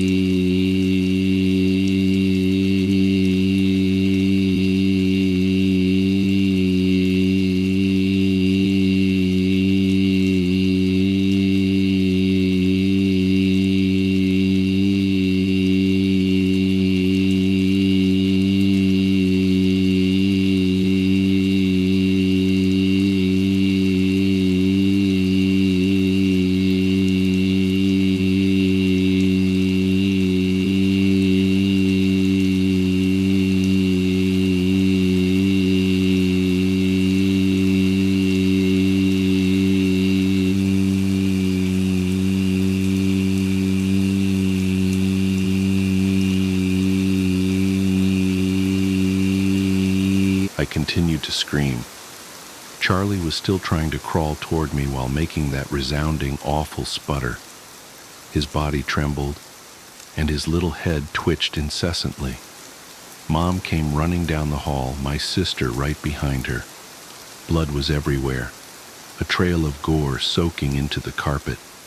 All I heard was screaming, screaming, screaming, screaming. It echoed down the hallway and throughout the years. Midnight leaped out of the closet and ran toward me. Wide-eyed, she hissed and swatted, then lapped at the blood flowing from Charlie's gaping mouth.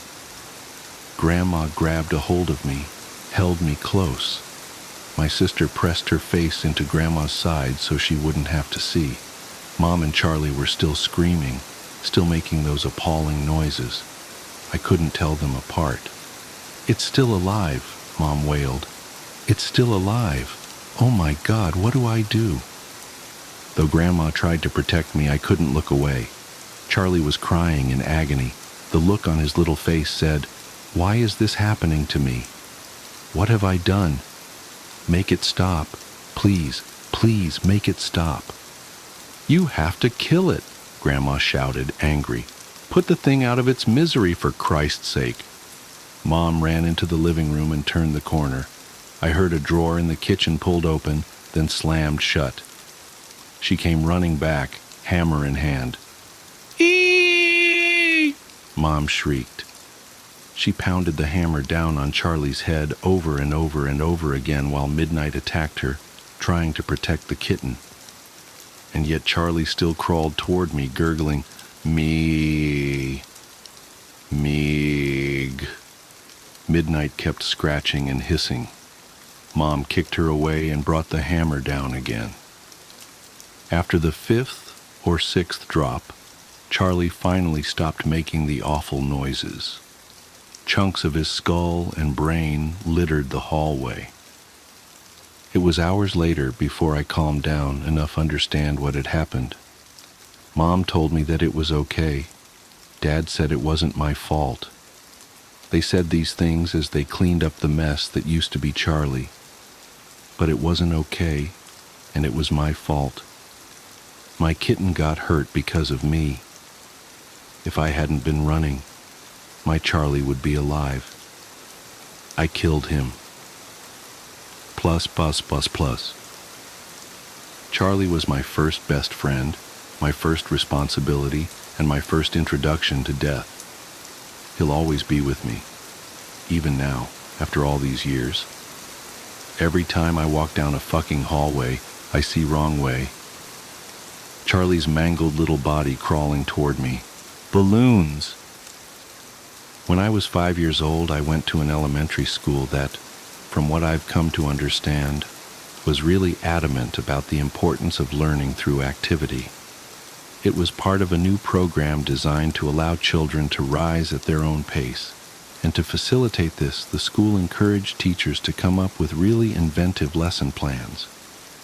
Each teacher was given the latitude to create his or her own themes, which would run for the duration of the grade, and all the lessons in math, reading, etc. would be designed in the spirit of the theme.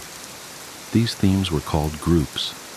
There was a space group, a sea group, an earth group, and the group I was in, community.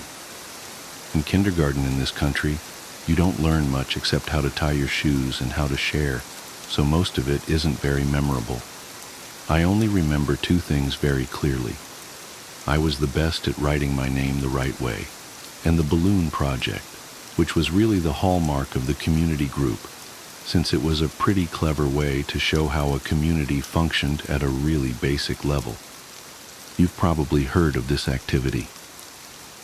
On one Friday, I remember it being Friday because I was excited about the project and it being the end of the week. Toward the beginning of the year, we walked into the classroom in the morning and saw that there was a fully inflated balloon tied off with string taped to each of our desks. Sitting on each of our desks was a marker, a pen, a piece of paper, and an envelope. The project was to write a note on the paper, put it in the envelope, and attach it to the balloon which we could draw a picture on if we wanted. Most of the kids started fighting over the balloons because they wanted different colors, but I started on my note, which I had thought a lot about. All the notes had to follow a loose structure, but we were allowed to be creative within those boundaries. My note was something like this: "Hi, you found my balloon. My name is Name, and I attend elementary school.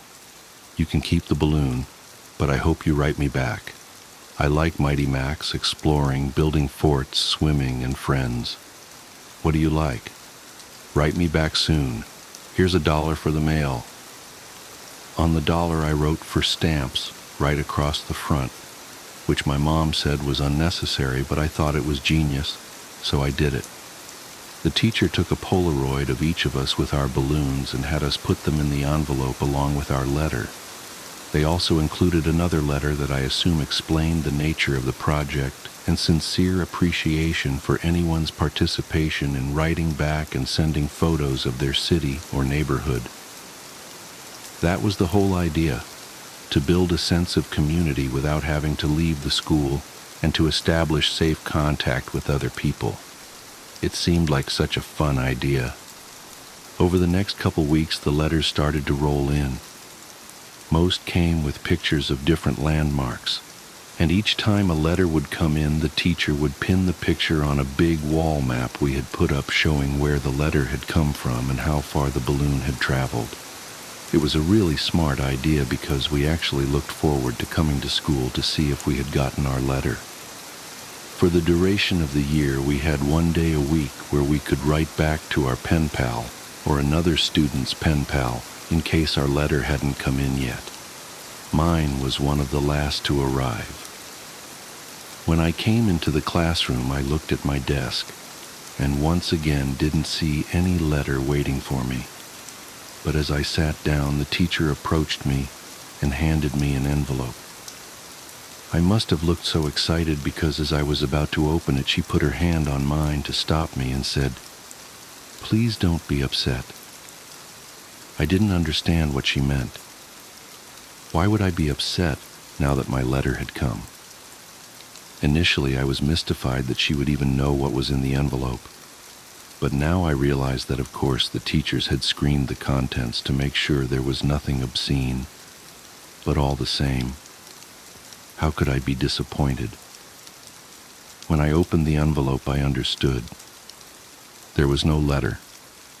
The only thing in the envelope was a Polaroid, but I couldn't really make out what it was. It looked like a patch of desert, but it was too blurry to decipher. It appeared as if the camera had been moved while the picture was being taken.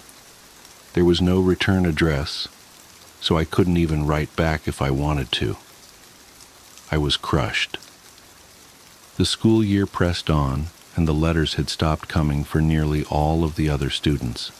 After all, you can only continue a written correspondence with a kindergartner for so long.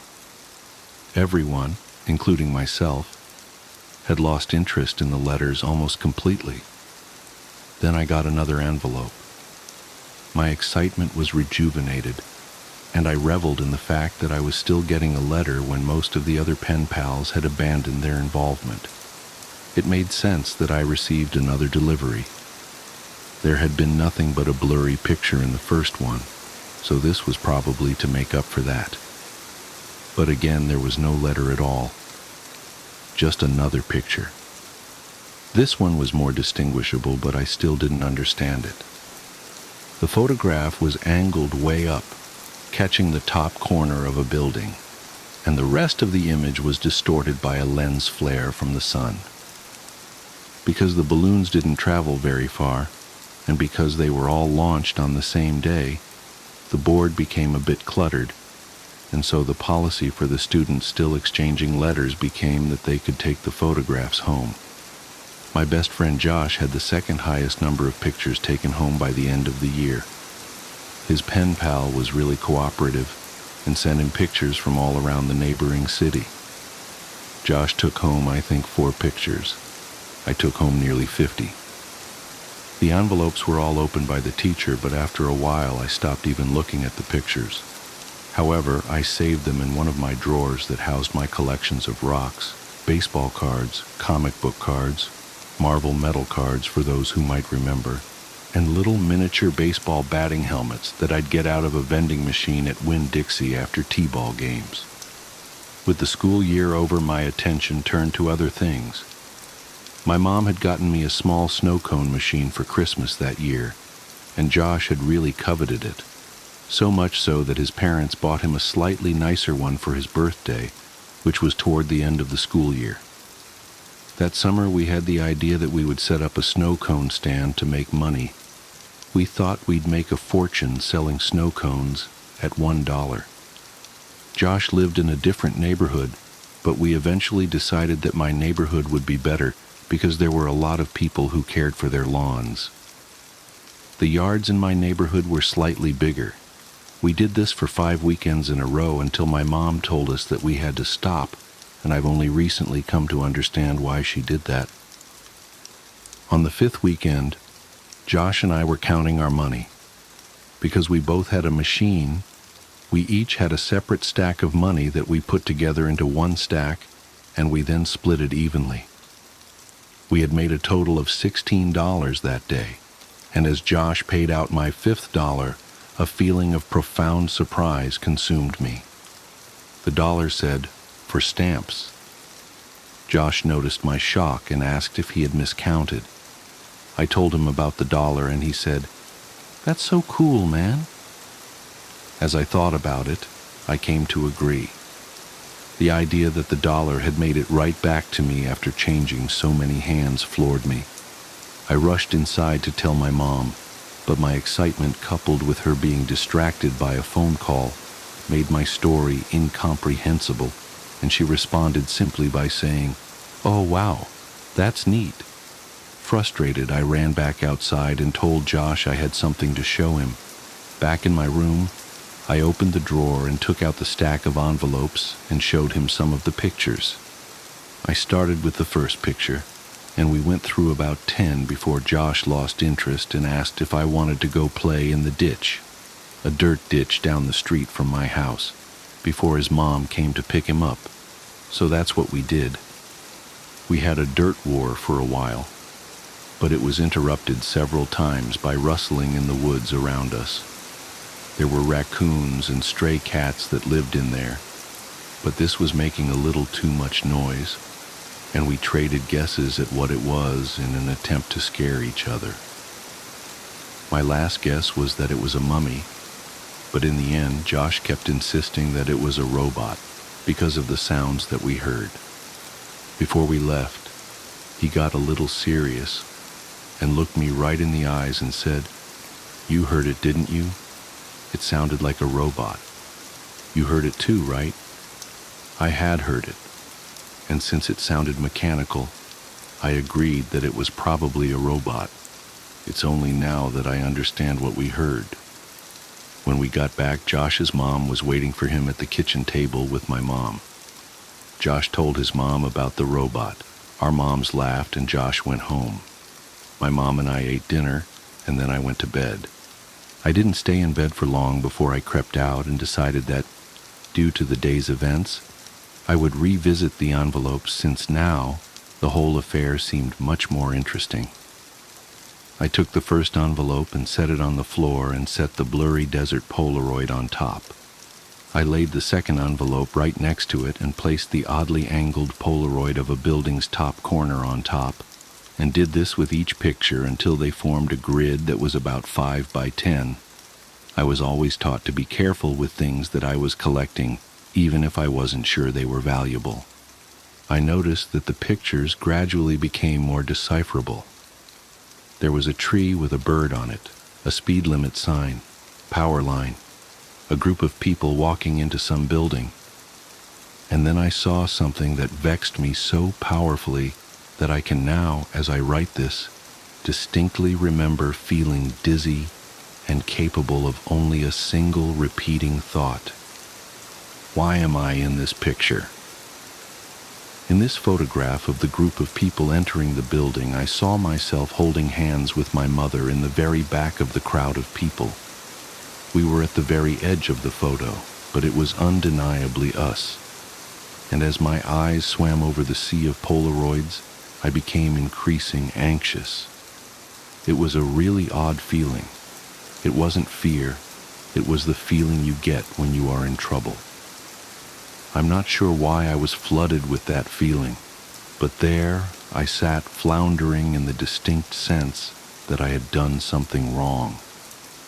And this feeling only intensified as I looked on at the rest of the photos, after that, the one that had so powerfully struck me. I was in every photo. None of them were close shots. None of them were only of me. But I was in every single one of them, off to the side, in the back, bottom of the frame. Some of them only had the tiniest part of my face captured at the very edge of the photo. But nevertheless, I was there. I was always there. I didn't know what to do. Your mind works in funny ways as a kid, but there was a large part of me that was afraid of getting in trouble simply for still being up.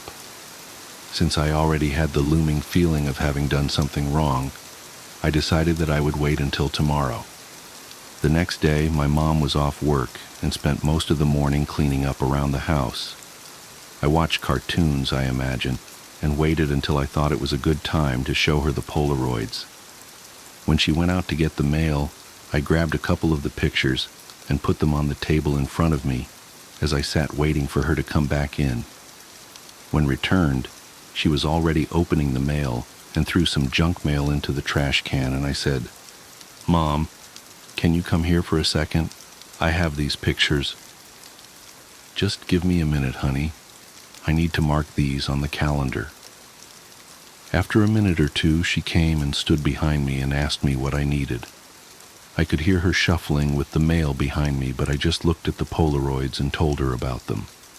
As I explained more and pointed to the pictures, her frequent uh-huhs and okays decreased, and she was suddenly completely quiet and only making a little noise with the mail.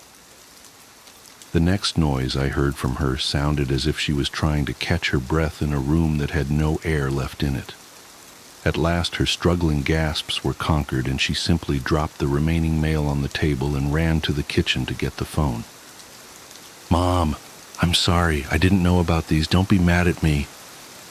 With the phone pressed to her ear, she was running back and forth and shouting into it. I nervously fiddled with the mail sitting next to my Polaroids. The top envelope had something sticking out of it that I thoughtlessly and anxiously pulled on until it came out. It was another Polaroid. Confused, I thought that somehow one of my Polaroids had slipped into the stack when she threw the mail down. But when I turned it over and looked at it, I realized that I had not seen this one before.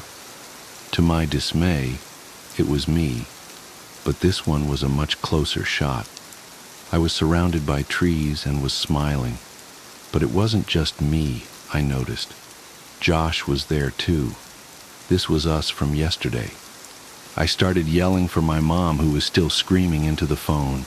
I repeatedly yelled for her until she finally responded with, "What?" And I could only think to ask, "Who are you calling?" "I'm talking with the police, honey." "But why?" "I'm sorry. I didn't mean to do anything." She answered me with a response that I never understood until I was forced to revisit these events from the earliest years of my life. She grabbed the envelope off the table, and the picture of Josh and I spun and slid, landing next to the other Polaroids in front of me. She held the envelope up to my eyes, but I could only look at her and watch as all the color began draining out of her face. With tears welling up in her eyes, she said that she had to call the police because there was no postmark. The dollhouse tapes. It started last October when Jenny, my oldest friend from college, called me out of the blue. We hadn't spoken in months. Life, jobs, the usual drift. But her voice on the phone made my stomach drop. She sounded hollow, distant, like she was speaking from underwater. "Sarah, I need—" She trailed off, and I heard what might have been a shaky breath. "I need you to come look at something. Please, I can't tell if I'm losing it." "Jenny, what's wrong?" The autumn wind rattled my apartment windows, and I pulled my cardigan tighter. "Are you okay?" Can you come over? Tonight? Please?" There was something raw in her voice that scared me. Jenny was always the collected one, the one who kept me grounded during finals week panic attacks and bad breakups. Hearing her like this felt wrong, like watching a parent cry. "Of course," I said, already reaching for my keys. "Text me your new address. I'll be there in an hour." The drive to Jenny's place took me through unfamiliar suburbs, rows of identical houses with manicured lawns fading to brown in the October chill. Her neighborhood was older, full of Victorian-style homes with wraparound porches and elaborate trim work. The kind of houses that look charming in daylight but menacing after dark. All sharp angles and deep shadows. Jenny's house sat at the end of a dead-end street, partially hidden behind overgrown hedges. The porch light was out, and I had to use my phone's flashlight to find the front steps. The wood creaked under my feet, that distinct elderly house sound that always makes you wonder about structural integrity. She opened the door before I could knock. Jenny looked wrong. Her normally sleek, dark hair was unwashed and tangled, her eyes ringed with shadows that spoke of sleepless nights.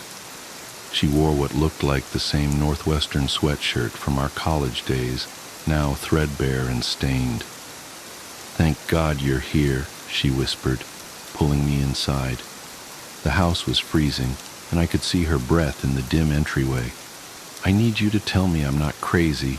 I need someone else to see it." "See what?" I asked, following her up a narrow staircase. Family photos lined the walls. Jenny and her husband Mark's wedding, vacation snapshots, her parents. Normal things that somehow felt off, like props arranged to create the illusion of a happy home.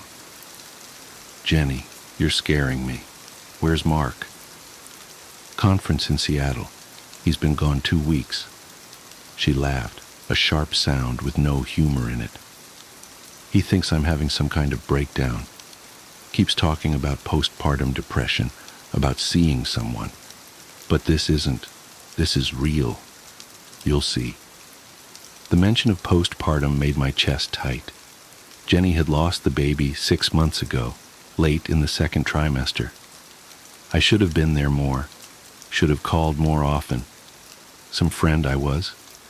We reached the second floor, and Jenny led me to what must have been meant as a nursery.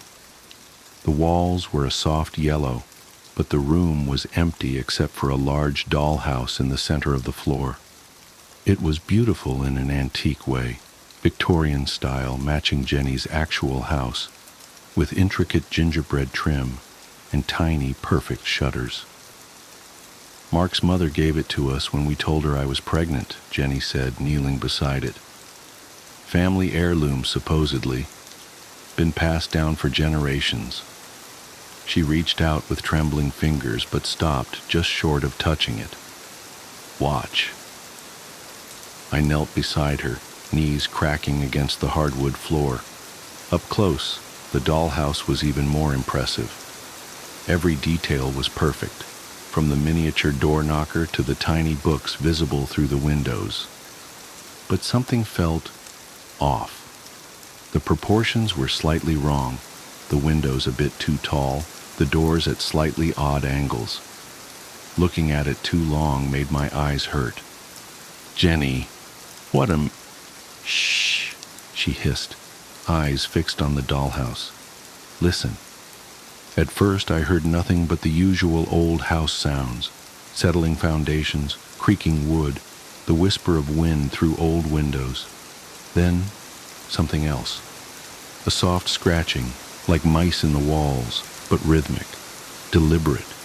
It seemed to be coming from inside the dollhouse, But that was impossible, wasn't it? "There's more," Jenny whispered. Her hand found mine in the dark, ice cold and shaking. "Watch the nursery window. Top floor." I leaned closer, squinting at the tiny window she indicated. The room beyond was dark, but as my eyes adjusted, I could make out what looked like a miniature nursery. A crib, a rocking chair, tiny stuffed animals arranged with obsessive care. The scratching got louder. Then I saw it. Movement. Just a flicker, but unmistakable. Something inside that tiny room was moving. "Jesus!" I jerked back, heart pounding. There must be a mechanism or something, like those animated Christmas displays." Jenny shook her head slowly. "I thought that too. I took it apart looking for motors, batteries, anything. There's nothing, just wood and paint and..." She swallowed hard.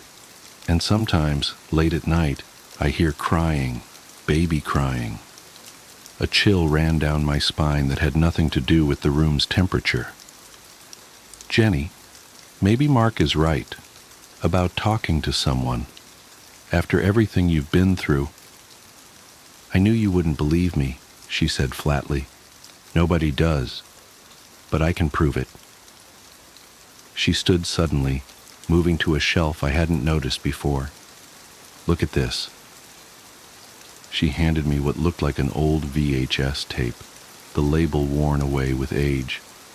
"I set up a camera last week, one of those old camcorders Mark's dad gave us. Digital ones won't work. They just show static. But this..." She grabbed my arm, fingers digging in painfully. "You have to watch it with me. Please." I wanted to say no. Everything in me was screaming to get out of that house, to get Jenny help, to call Mark or her parents or anyone. But the desperation in her voice stopped me. "Okay," I said. "Okay, do you have a VCR?" She led me back downstairs to what must have been meant as a living room, though it held only a TV on a stand and a single rocking chair. The chair was moving slightly, though there was no breeze. Must be the uneven floorboards, I told myself firmly. Jenny hooked up an ancient VCR with shaking hands and inserted the tape. Static filled the screen, then resolved into a grainy image of the dollhouse at night, lit only by moonlight through the nursery windows. For several minutes, nothing happened. Then, "There!" Jenny pointed. On screen, a shadow moved past the tiny windows, too large to be a doll, too small to be human. The image distorted, tracking lines rolling across the screen, but I could make out something rocking in that miniature chair, back and forth, back and forth. The static grew louder, took on an almost rhythmic quality, like breathing or crying. The tape jumped, skipped. When the image stabilized, the camera was closer to the dollhouse, close enough to see inside that tiny room, close enough to see... I'm not going to describe what I saw in that window. I can't.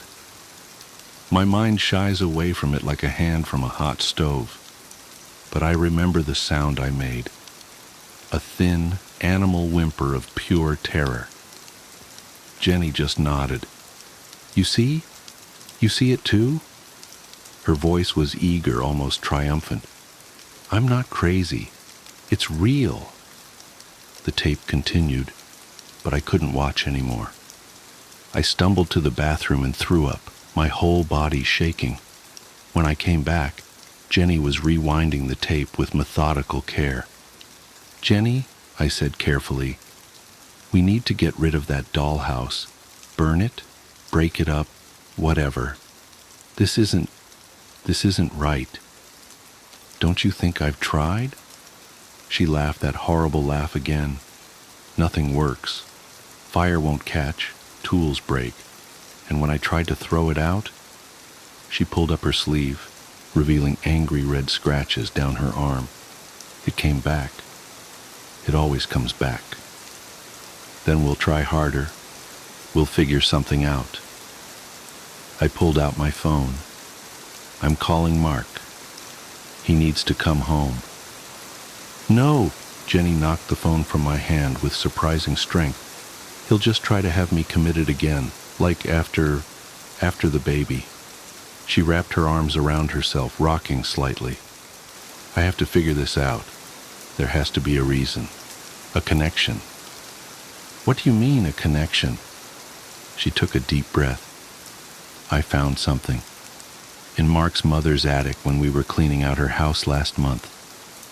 Look. She retrieved a manila envelope from a drawer and spread its contents on the floor. Newspaper clippings mostly, yellowed with age. They told fragments of a story, missing children, spanning decades. All from this area, all from families who had owned the dollhouse. It's not just a coincidence, Jenny whispered. It can't be. And look at this one. She pointed to the oldest clipping from 1947. The photo showed a young woman being led away by police, her face twisted in anguish. Behind her, barely visible, was the dollhouse. The woman could have been Jenny's twin. I dream about her sometimes, Jenny said softly. She lost a baby too. Late term. But she found a way to get it back. Through the dollhouse somehow. Only it wasn't really her baby that came back. Jenny, stop! My voice was shaking. We need to get you help. Real help. She wasn't listening. I hear it at night. Crying. Coming from the nursery. The real nursery. But when I go look, there's nothing there. Just the empty room and that damn rocking chair moving by itself. Her voice dropped to a whisper. Sometimes I think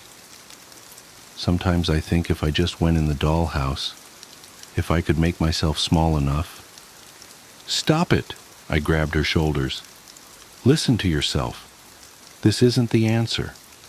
Whatever this thing is, it's feeding on your grief. You can't let it. For a moment, I thought I'd gotten through.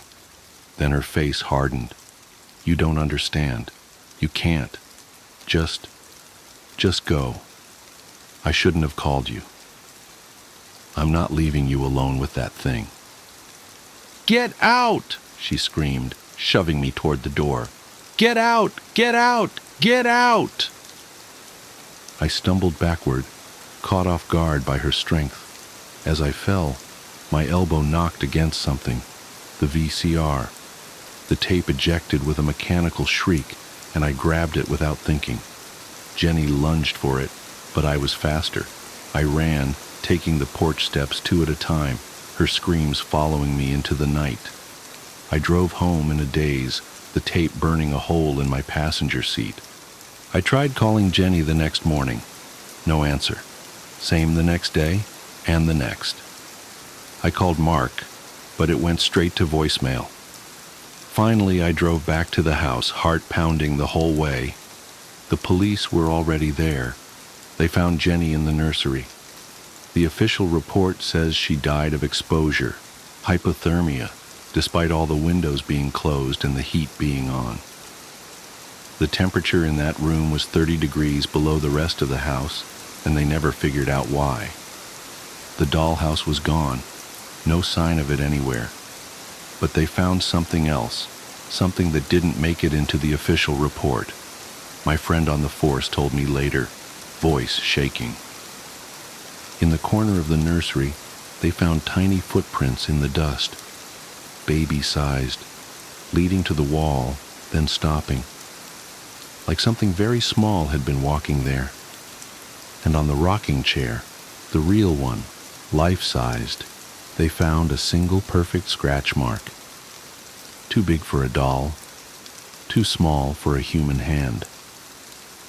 I still have the tape. I know I should destroy it, but I can't bring myself to.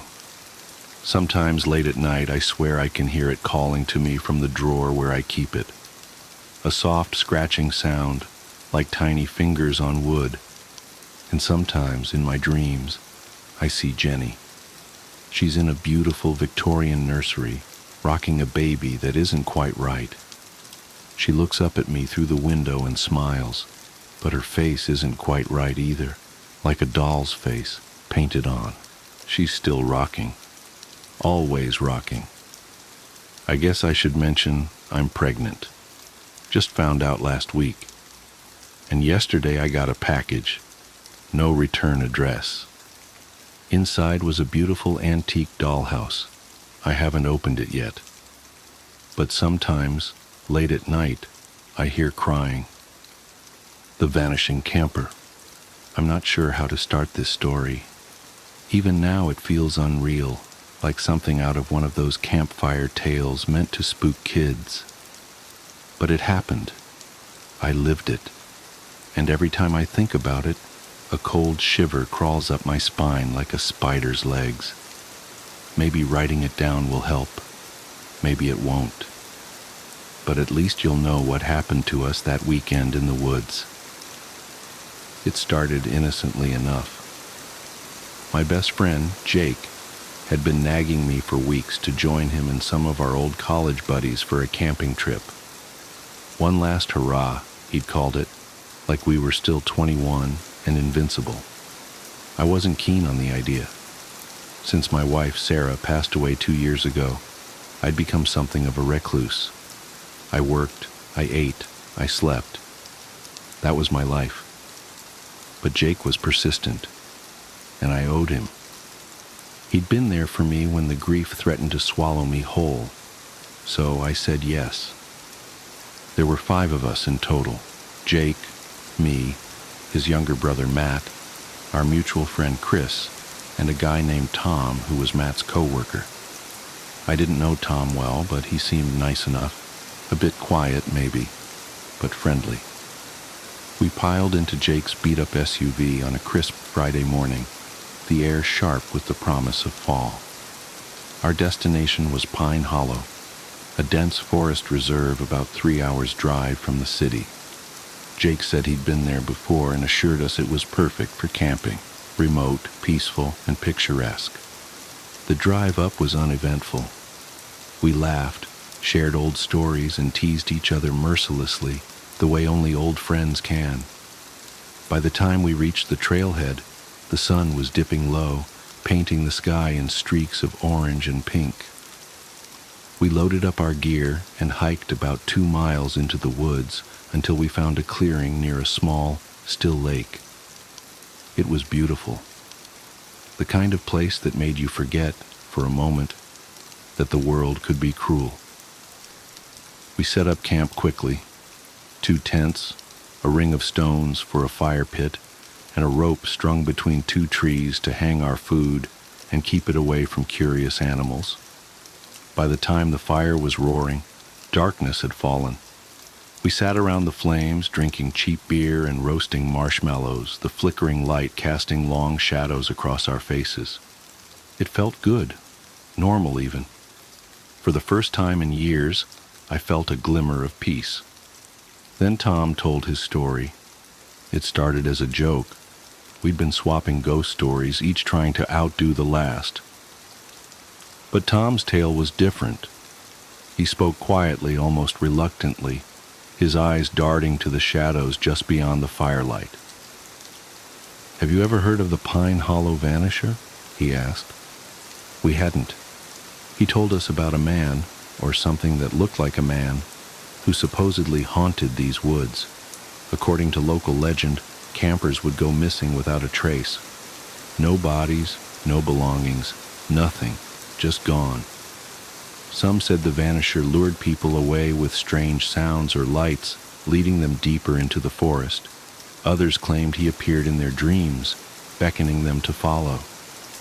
Tom's voice dropped lower. The weirdest part? Sometimes the missing people would show up in photos taken after they disappeared, always in the background smiling. We laughed it off, of course. Just another campfire story. But as the night wore on and the forest grew quieter, the tale stuck with me. It wasn't just the story itself, it was the way Tom told it, like he wasn't sure if he believed it, but didn't want to tempt fate. The first night passed without incident. I woke to the sound of birds chirping and the smell of bacon sizzling over the fire. Jake was in his element, flipping pancakes on a portable griddle, while Matt and Chris argued over the best way to rig a fishing line. Tom was off to the side, sketching something in a notebook. He looked distant, like his mind was elsewhere. "What are you drawing?" I asked, taking a seat next to him. He hesitated before showing me. It was a rough sketch of a man, or what might have been a man. His features were indistinct, smudged, and shadowy, but his smile was sharp and unmistakable, almost too wide for his face. "Just messing around," Tom said, closing the notebook quickly. I let it go. We spent the day hiking, fishing, and exploring the area. The forest was beautiful, but it had a way of making you feel small. The trees were impossibly tall, their branches intertwining to form a canopy that blocked out most of the sunlight.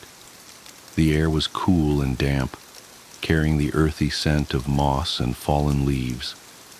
It was easy to get turned around if you strayed from the path, and the deeper we went, the quieter it became. No birds, no insects, just the sound of our footsteps crunching on the forest floor. By the time we returned to camp, the sun was setting again. We cooked dinner, shared more stories, and settled in for another night around the fire. But something felt different. The mood was heavier, the laughter more forced. Even the fire seemed dimmer, its light barely reaching the edges of our camp. It was Chris who noticed it first. "Where's Tom?" he asked, looking around. We all turned, realizing at the same time that he was gone. His backpack was still by the tent, his sketchbook lying open on a log, but there was no sign of him. "He probably went to take a leak," Jake said, though his voice lacked conviction. We waited. 5 minutes, 10, 15. Still no Tom. Jake grabbed a flashlight and we fanned out to search for him, calling his name. The forest swallowed our voices, the darkness pressing in on us like a living thing. I couldn't shake the feeling that we were being watched. After an hour, we regrouped at the camp. Jake wanted to keep searching, but Matt pointed out that we could easily get lost ourselves if we weren't careful. We agreed to wait until morning, hoping, praying, that Tom would come back on his own. He didn't. The next day was a blur of frantic searching and growing dread.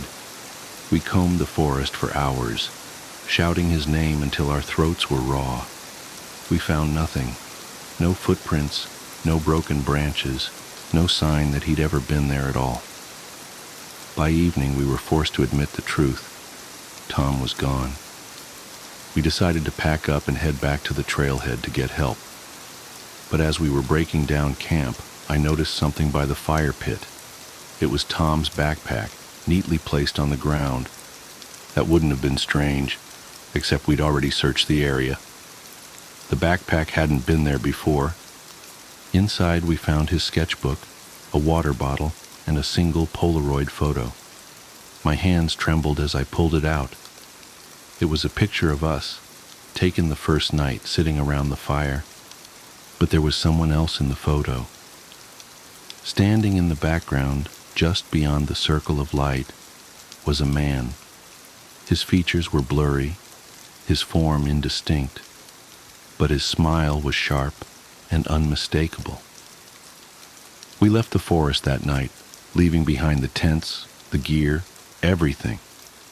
The police organized a search, but they never found Tom. Officially, he's still listed as missing. Unofficially, I know the truth. I still have the photo. Sometimes late at night, I take it out and stare at it, trying to make sense of what happened. And every time I notice something new. The man in the background is closer now, his smile wider, his eyes brighter. I don't know what he is. I don't know what he wants. But I know one thing for certain. He's coming for me. The night shift at Evergreen Memorial. The fluorescent lights in Evergreen Memorial's morgue had a peculiar way of humming. Not the steady drone you'd expect, but something more erratic, like Morse code transmitted by dying insects. I'd grown used to it over my 3 years working the night shift, just as I'd grown used to the other quirks of the job. The way the metal drawers contracted in the cold, making soft pinging sounds in the darkness, the faint chemical smell that never quite left my clothes, the knowledge that I spent my nights in the company of the dead. That night started like any other.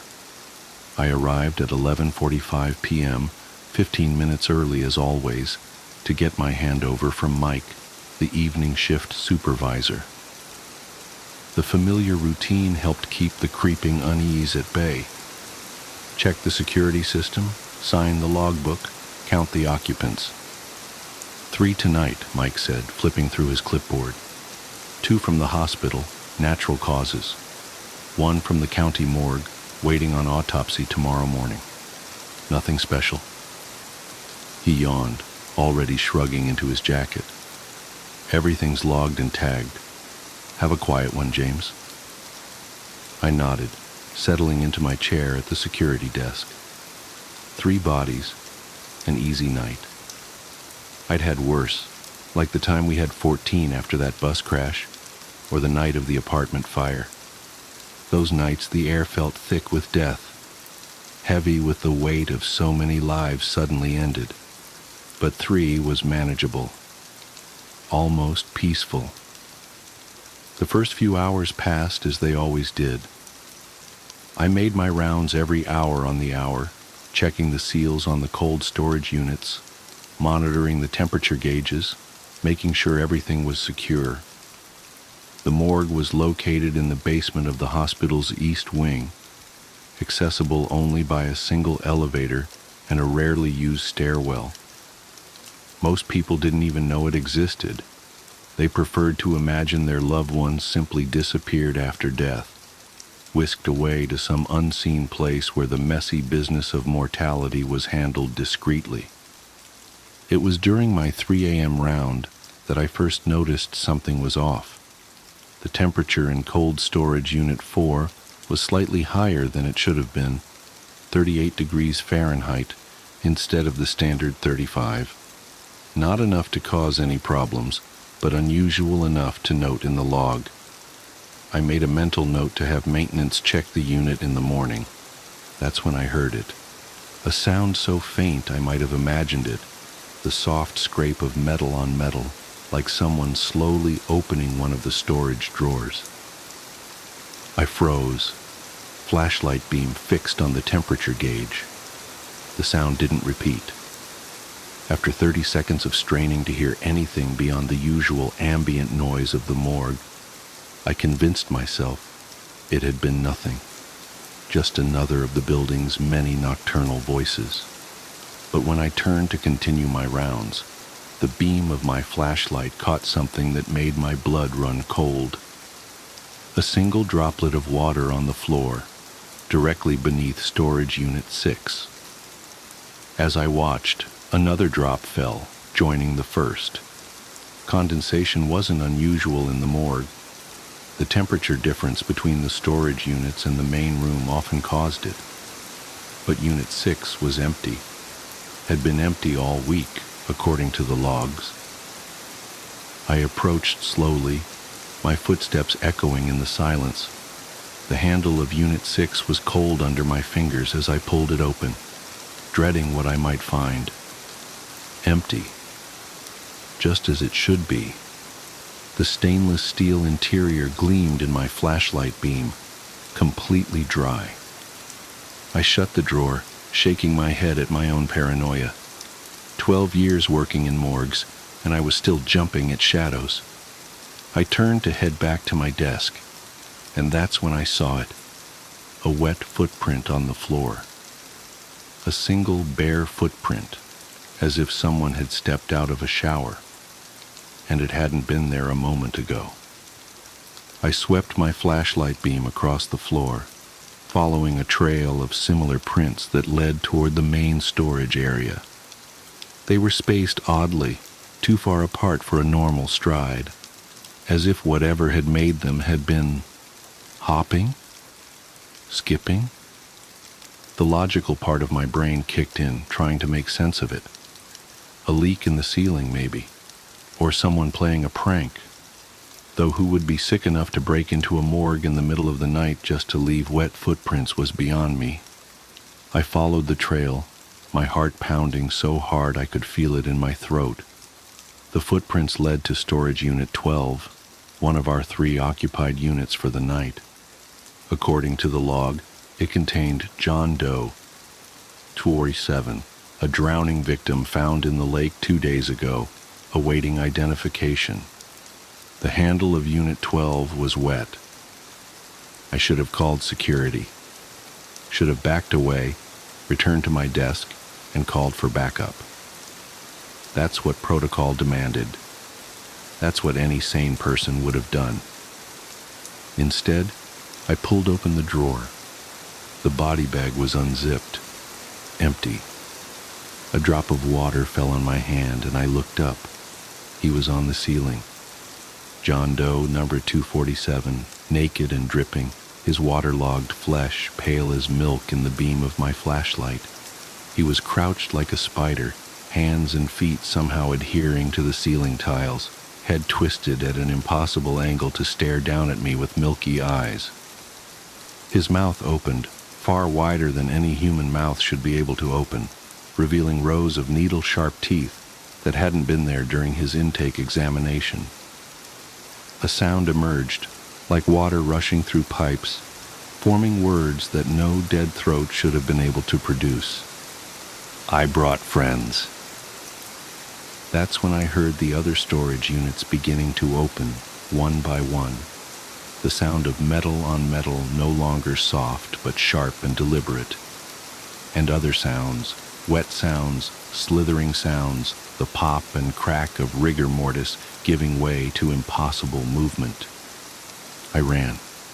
God help me, I ran as fast as I could, abandoning my flashlight, abandoning everything except my desperate need to escape.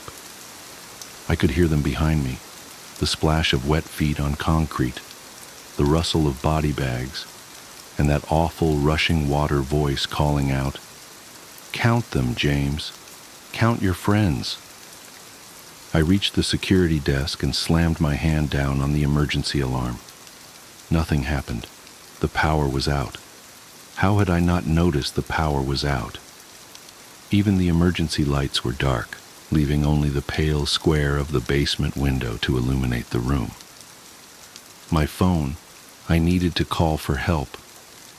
But when I pulled it from my pocket, the screen showed nothing but static, which seemed to move and shift as I watched, forming patterns that looked disturbingly like faces. The sounds were closer now. Something wet dragged itself across the floor behind my desk. Something else skittered across the ceiling, leaving damp trails in its wake. And from the darkness came that voice again. "Count them, James, one by one. But you might want to include yourself in the final tally." I felt something cold and wet wrap around my ankle. I woke up screaming in my chair at the security desk, morning sunlight streaming through the basement window.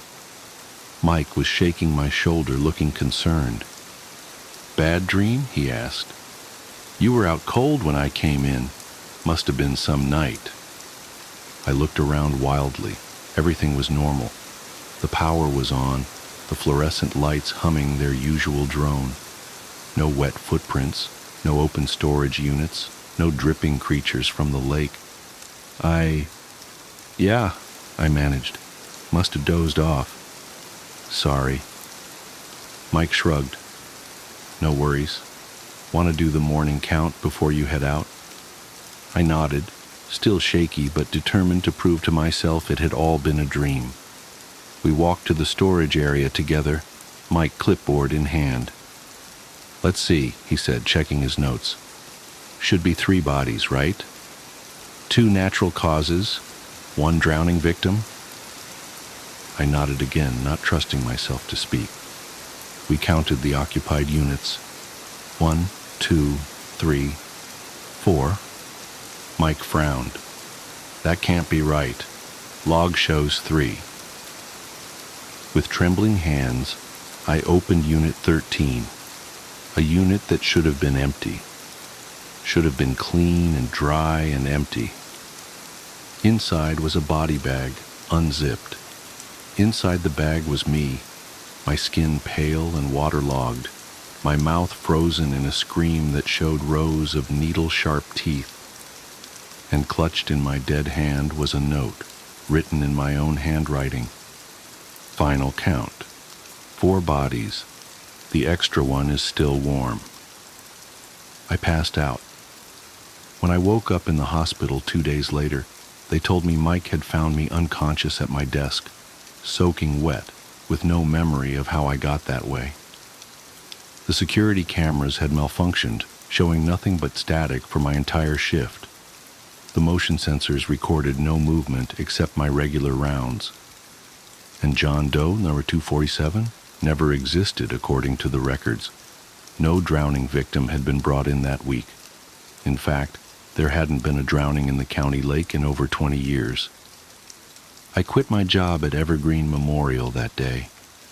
Found work at a convenience store, where the only things that go bump in the night are teenagers trying to steal beer. But sometimes, when I'm alone in the store at 3 a.m., I catch myself counting things: inventory, customers, footprints, and sometimes, just sometimes, I could swear there's one more than there should be. The real horror started 3 days ago when I received a letter from Evergreen Memorial. They're renovating the morgue, and during the demolition of the old cold storage units, they found something in Unit 13. Something that, according to the laws of physics and biology, couldn't possibly exist. They found a body bag containing a perfect preserved corpse, despite the unit being powered down for months. A corpse with my face, my clothes, my ID badge. And in its hand was a note, written in handwriting identical to mine. Time for the morning count. Don't forget to include yourself, all of yourselves. We've been so looking forward to this reunion. I'm writing this now because I need someone to know what happened, what's still happening, because when I look in the mirror, I see teeth that seem a little sharper each day. And this morning, when I stepped out of the shower, my footprints on the bathroom floor seemed to stay wet for hours. I've started hearing that sound again, like water rushing through pipes, forming words that no human throat should be able to produce. And every time I count my reflections in mirrors or windows, there seems to be one more than there should be. One more that smiles back at me with needle-sharp teeth. One more that blinks a moment too late.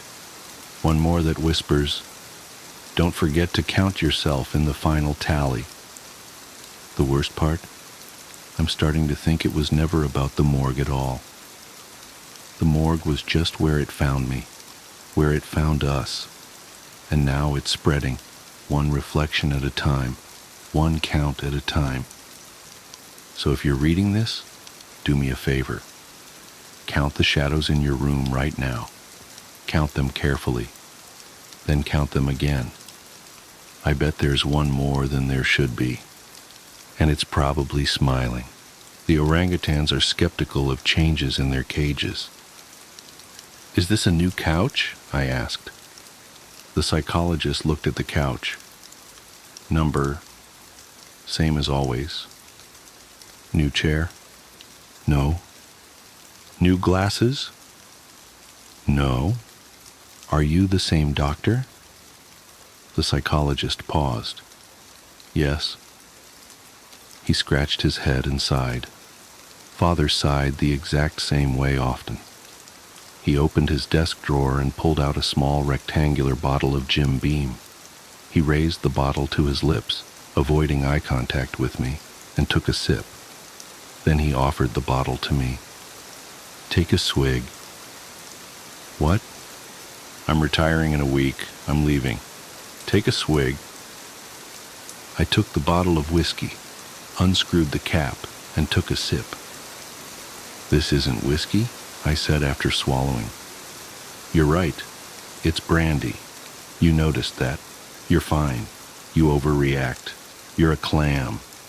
Excuse me? It's all the same to a clam. Shel Silverstein wrote that. Would you call a clam stupid because it doesn't notice when prodded by a fish or stepped on by a human? Maybe. The clam functions well enough. But I'm not a clam. And this wasn't whiskey. I shook my head. I'd guessed that it wasn't whiskey. I had no idea that it was actually brandy. The psychologist must have realized this. I wish he did. You don't think my problem is a problem? I asked. It's not. It's a peculiarity. Nothing more. Your mother's been missing for 6 years and you never noticed. It's unobservant, but not abnormal. Your father has accused you of her murder. I've seen families more dysfunctional. You took the bus here all on your own. You are completely normal. Do not let anyone ever tell you otherwise. The fact that you can't naturally observe is just a peculiarity, and nothing more. I looked around and scratched the cuticles on my thumbs with my pointer fingers. Did you switch my room? Something looks different. It was a bad habit, the cuticle scratching. All of my habits were, I suppose. My cuticles were red and raw with hints of blood. I rested 2 fingers against my lips every once in a while, a habit reminiscent of my time as a smoker. My fingers felt yellow, like the old glow from a night spent binge smoking until 4 in the morning, except my smoking had never been from going out with friends. No, I spent hours at night staring at a certain spot, the coffee shop by the bridge, the park with the lights on the trees, even my own home, wondering what looked different. Nothing felt different. That was the problem. Nothing ever felt different. Not only did we not switch your room, but every room here is exactly the same, said the orderly. So even if we had switched you to a new room, still nothing would look different. The orderly wore white. He had brass skin, and his forearm muscles twitched when he spoke. The hair on his forearms was thick and blonde and looked like a memory of wheat. He had dark eyelashes and a heavy nose that seemed to melt from his face. His baggy white pants looked comfortable. It seemed a shame that wearing them out in a social setting would be abnormal. The orangutans are skeptical of changes in their cages. Did the orderly ever wear different pants? When I was 8 or so, while at school, my parents switched my bed for a bunk bed and moved all my older brother's things into my room, I said. Or maybe I switched into his room. He had a lot of things, clothes and furniture, but also posters like that Captain Marvel poster, the one where he looked like he was about to dive back down to Earth from the clouds. He had a lot of stuffed animals and action figures as well, mostly Captain Marvel stuff. He had a few Wonder Woman toys, but he kept those hidden. I used to tease him and call them Barbies. He would punch me for saying that. I didn't notice when he went off to college. I didn't notice when he came back. I didn't notice that, while he was gone, Father made the empty bedroom his office. I didn't notice Mother was missing. I didn't notice any of those things. Who knows why a butcher needs an office? Either way, I didn't notice. My brother asked where Mother was. I hadn't thought about it until he asked. He and I found out at the same time that she'd been missing for 6 years. My brother and Father had gotten into a fight. He came back all of a sudden, my brother. It all makes me feel stupid. So much happened, and I tell it as it was told to me, not as I experienced it. You're not stupid. That's kind of you to say, orderly. So anyway, My brother insisted I see a psychologist. Father would grimace at me. He would say, "Even the orangutans are skeptical of changes in their cages." He would give me steak every day because I don't like change. That line is from a Simon and Garfunkel song. I tried to be skeptical then. I knew I'd always have steak for dinner. I was always skeptical. Am I the only skeptical orangutan around here? Yes. There has been no change in your cage. Not that a change would be easy to notice. I wiggled my toes. I was barefoot because walking the hallways without shoes allowed me to feel the cool tile on my feet. There was something relaxing in pacing a small room barefoot. I shifted my weight and began picking at my eyebrows as I looked around the room. The walls were beige with a horizontal line of blue. The floor, tan tile, details. My psychologist thinks I don't have a problem. You guys think I do. I feel like a caged orangutan that doesn't move. The kind that if you had to describe it, you'd think it was depressed. That's how Father looked at me, like I was a depressed, confined orangutan. The orderly didn't reply. I sighed. So when can I leave here? After the trial, maybe. No, I mean, when will I be fixed? I keep having the feeling you guys are going to test me by making a change in my room and seeing if I notice. We don't do that. We're here to help you, not play tricks on you. You know that, don't you? My psychologist tests me, I said. I tapped my forehead, imagining a conversation where the orderly told me to take control. Unshakable habits beget unfavorable function. Something like that. That's what the psychologist said. I scratched my cuticles and looked at the orderly's pants. Are those Dickies? My pants? Yeah, they look comfortable. Is that an elastic waistband? You have the same pants except yours are blue. I felt my waist. I hadn't given my pants a thought. If someone had blindfolded me, I'd haven't the slightest idea what pants I was wearing. Is that normal? Yeah, everyone here wears the same pants. Sorry, not that. I was thinking that it's strange that I'd have no idea if what I'm wearing is different than normal. Isn't that odd? That's not for me to decide. I'd like to be able to notice change, I said. The orderly scratched his head. The doctor has diagnosed you with neophobia. Do you know what that is? A fear of change. Exactly. But I'm not afraid of change. I just wish I'd notice it naturally. The orderly shook his head as he left the room. I don't know what to tell you, but I believe you. I don't think you murdered your mother. A lawyer looked at me with an eyebrow raised, but also with his nose crinkled a little. So you never noticed your mother's absence, he said. I shook my head. Number Father never mentioned it. I know this is my second day in court, but I'm not sure if you're the same lawyer I spoke to yesterday. The courtroom didn't look like a courtroom. It looked like a room. Yes, the judge sat on a raised platform, but everyone else sat on folding chairs. Yes, the jury sat behind a wooden bar, but the room was carpeted, and there were only 3 people in the audience who all looked vaguely familiar. Everyone looked vaguely familiar when out of context. The lawyer turned to the jury.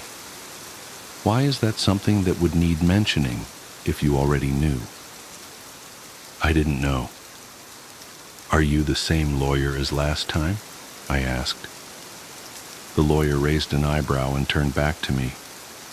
I'm not your lawyer. I work for the DA. How did you not know? I thought I already answered this to the other lawyer. Isn't that why the judge sent me to the facility? Don't you already understand? I'm not an orangutan. There was a second lawyer. He nodded at me, a reassuring nod. The district attorney looked confused. I'm sure I looked confused too. The orderly leaned against the frame of the doorway. Tough day in court? I'm just glad to be back, I said. It's comforting here. I like the padded floor and walls. I don't like it out there. I can never shake the feeling that everyone's playing a big trick on me, moving things around and laughing because I don't notice. I hate it when people laugh at me. The orderly had brass skin and thick blonde hair on his arms. He had a heavy nose and dark eyelashes. His forearms were thick like an ape's. He looked familiar, but you could never be too certain. Everyone looked vaguely familiar to me. Are you the... Yes, same as always. Is this the same room? The orderly looked at me curiously. You really don't remember? You even mentioned it to me yesterday. The tan walls with the blue horizontal stripe. Now today, padded walls. So this is a different room, I said, wide-eyed. I began scratching my cuticles. I don't like being surprised by change. I don't have a fear of change. No one likes surprises. Yes, this is a different room, so you don't hurt yourself. Your lawyer's request, actually, says bad news is coming. None of you understand me. Father understands me. He gives me steak every day for dinner and for breakfast. I hate change because I don't notice it. But Father understood. He'd tell me all day that we'd be having steak. Then we'd have steak, and I knew nothing had changed. The orangutans have nothing of which to be skeptical. I knew I'd be having steak. I wouldn't have noticed if one day I didn't, but it was more comforting not having to worry about not noticing a change. Steak every day? I envy you, man. I love steak. Well, after a while he would switch to hamburgers, probably because it was too expensive to give me steak every day. But then we'd go back to steak. We alternated. I didn't like the burgers as much, though. That's understandable. The burgers made me sick sometimes. I wouldn't notice that he'd switch to burgers. They made me sick sometimes with their crunch. That's why I started seeing the psychologist. Why would you see a psychologist for a crunchy hamburger? Oh, not about that. Sorry. I mean, Mother missing for 6 years and I never noticed. That's what I was thinking. That's crazy. I love her. That's why I began seeing the psychologist. When I found out she'd been missing for 6 years and I never noticed. But now I'm here, in this psychiatric facility. Perhaps this is where I belong. I scratched my cuticles with my pointer fingers. Wherever I was, I'd always been there. Whomever I met, I'd always known. Whatever I ate, I'd always eaten. Whatever I'd think, I'd always thought. Not noticing change meant never getting excited, never pleasantly surprised, never owning, never having, just seeing, never observing. I recognized this, but unless I made a conscious effort to observe, everything passed by me unnoticed. That's crazy, said the orderly, but I'm certain you'll be out of here soon. You'll continue seeing your psychologist, and you'll slowly get better. You don't deserve to be here. That much is obvious. Imagine 2 boxes of chocolates, if you will.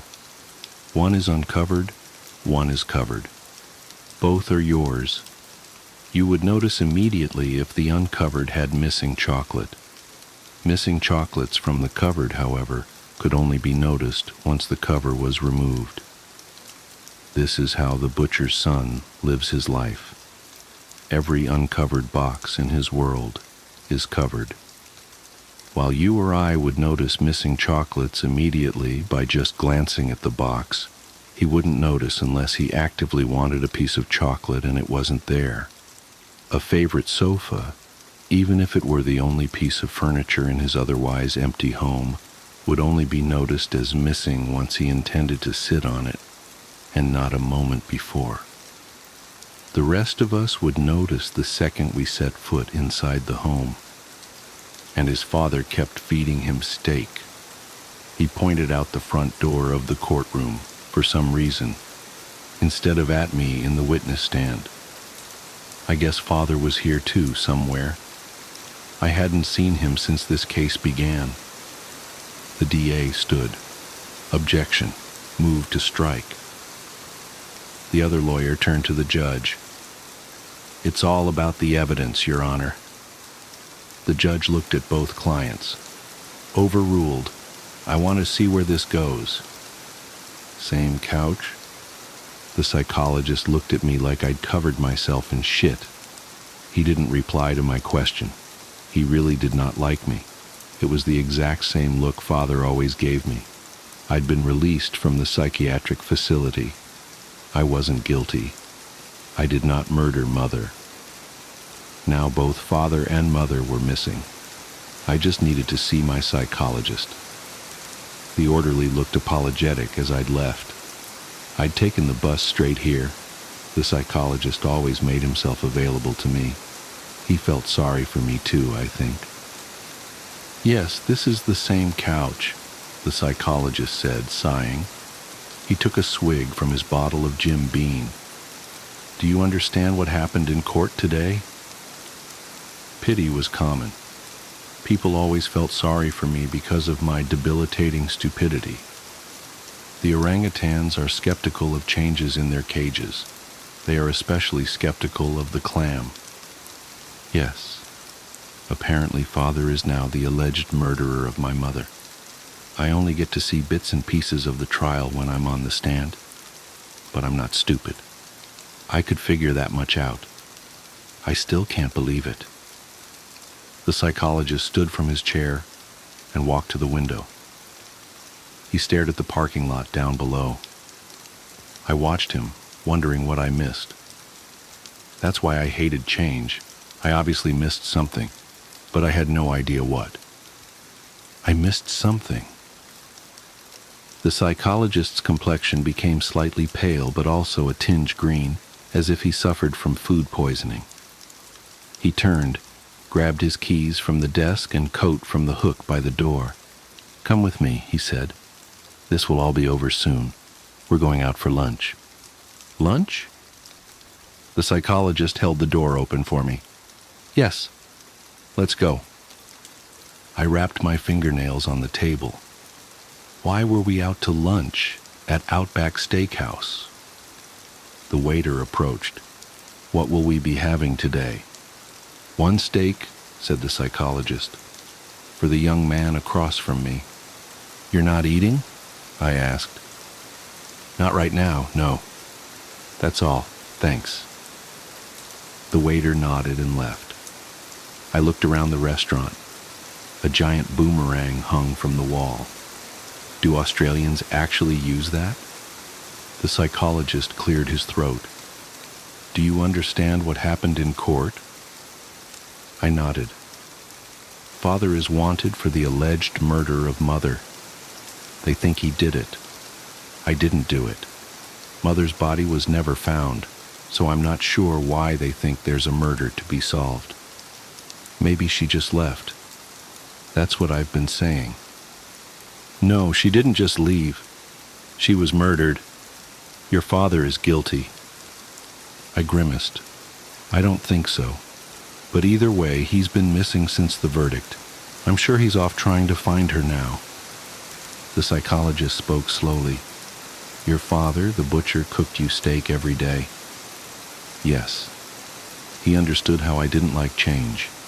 I don't notice it, and it makes me nervous and uncomfortable. He'd tell me we'd have steak, and that I'd always be having steak, and I always did. If he never repeated himself, then one day gave me fish or chicken or something, I'd never notice. I know it doesn't sound like a big deal, but I hate not realizing that something is different. I'm smart enough to realize how brain dead this all makes me. I wish so badly I could notice change, because then I'd be completely normal. But I can't, and I hate that so much. Most messed up people like me can't imagine what they're missing. I can. I can imagine it. I see normal, And no, I'll never be that. But I've accepted that, I guess. The waiter returned and placed the steak in front of me. Is this definitely steak? I asked. The waiter looked at the psychologist and then back at me with a slight grin. He thought I was joking. I wasn't. It's definitely steak. Okay. The psychologist frowned at me. Try it. A strange bubbling grew in my stomach. I began to feel nauseous. I really did not want the steak. It didn't look good at all. It looked weird. I scratched my cuticles. I'm not really hungry. Eat the steak. I really don't want it. I scratched my cuticles harder. The scabs made way for fresh blood. I'm not going to ask again. Eat the steak now. I stared at the psychologist. He glared back at me. I really did not want the steak. Now, he repeated. I begrudgingly stabbed the beef with my fork, cut off a chunk, and placed it in my mouth. Notice anything? He asked as I chewed. I felt nauseous, but forced it down. I placed the fork down and took a large sip of water. I did not want to be here, and I did not want to eat this steak. Of course not. Nothing? I shook my head. Nothing. Take another bite now. What you have there is a T-bone steak. That's an expensive cut, from the short loin and, if the butcher did it right, a tiny piece of the tenderloin. That's my favorite part of the T-bone steak. The psychologist pointed again. Take another bite. I forced myself to pick up the fork, cut off another piece, and chew. It doesn't taste different to you? The nausea subsided. I chewed slower. I suppose I'm enjoying this taste more than I remember enjoying the taste of Father's steak. So you notice a difference. I suppose I do. Yeah. So I'll just tell you exactly what someone without your condition would notice. He would have immediately noticed that the steak he's eating now tastes far different from the steak his father fed him. He would have noticed it looked way different, smelled way different, and even felt way different.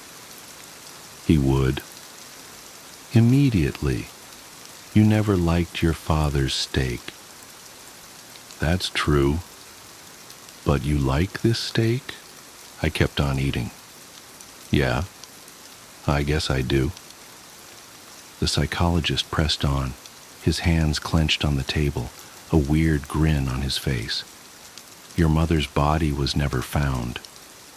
We can't even be sure that she was murdered. I already told you she was murdered. You never had steak for dinner, the psychologist said. He looked excited. He was smiling. Yes, I did.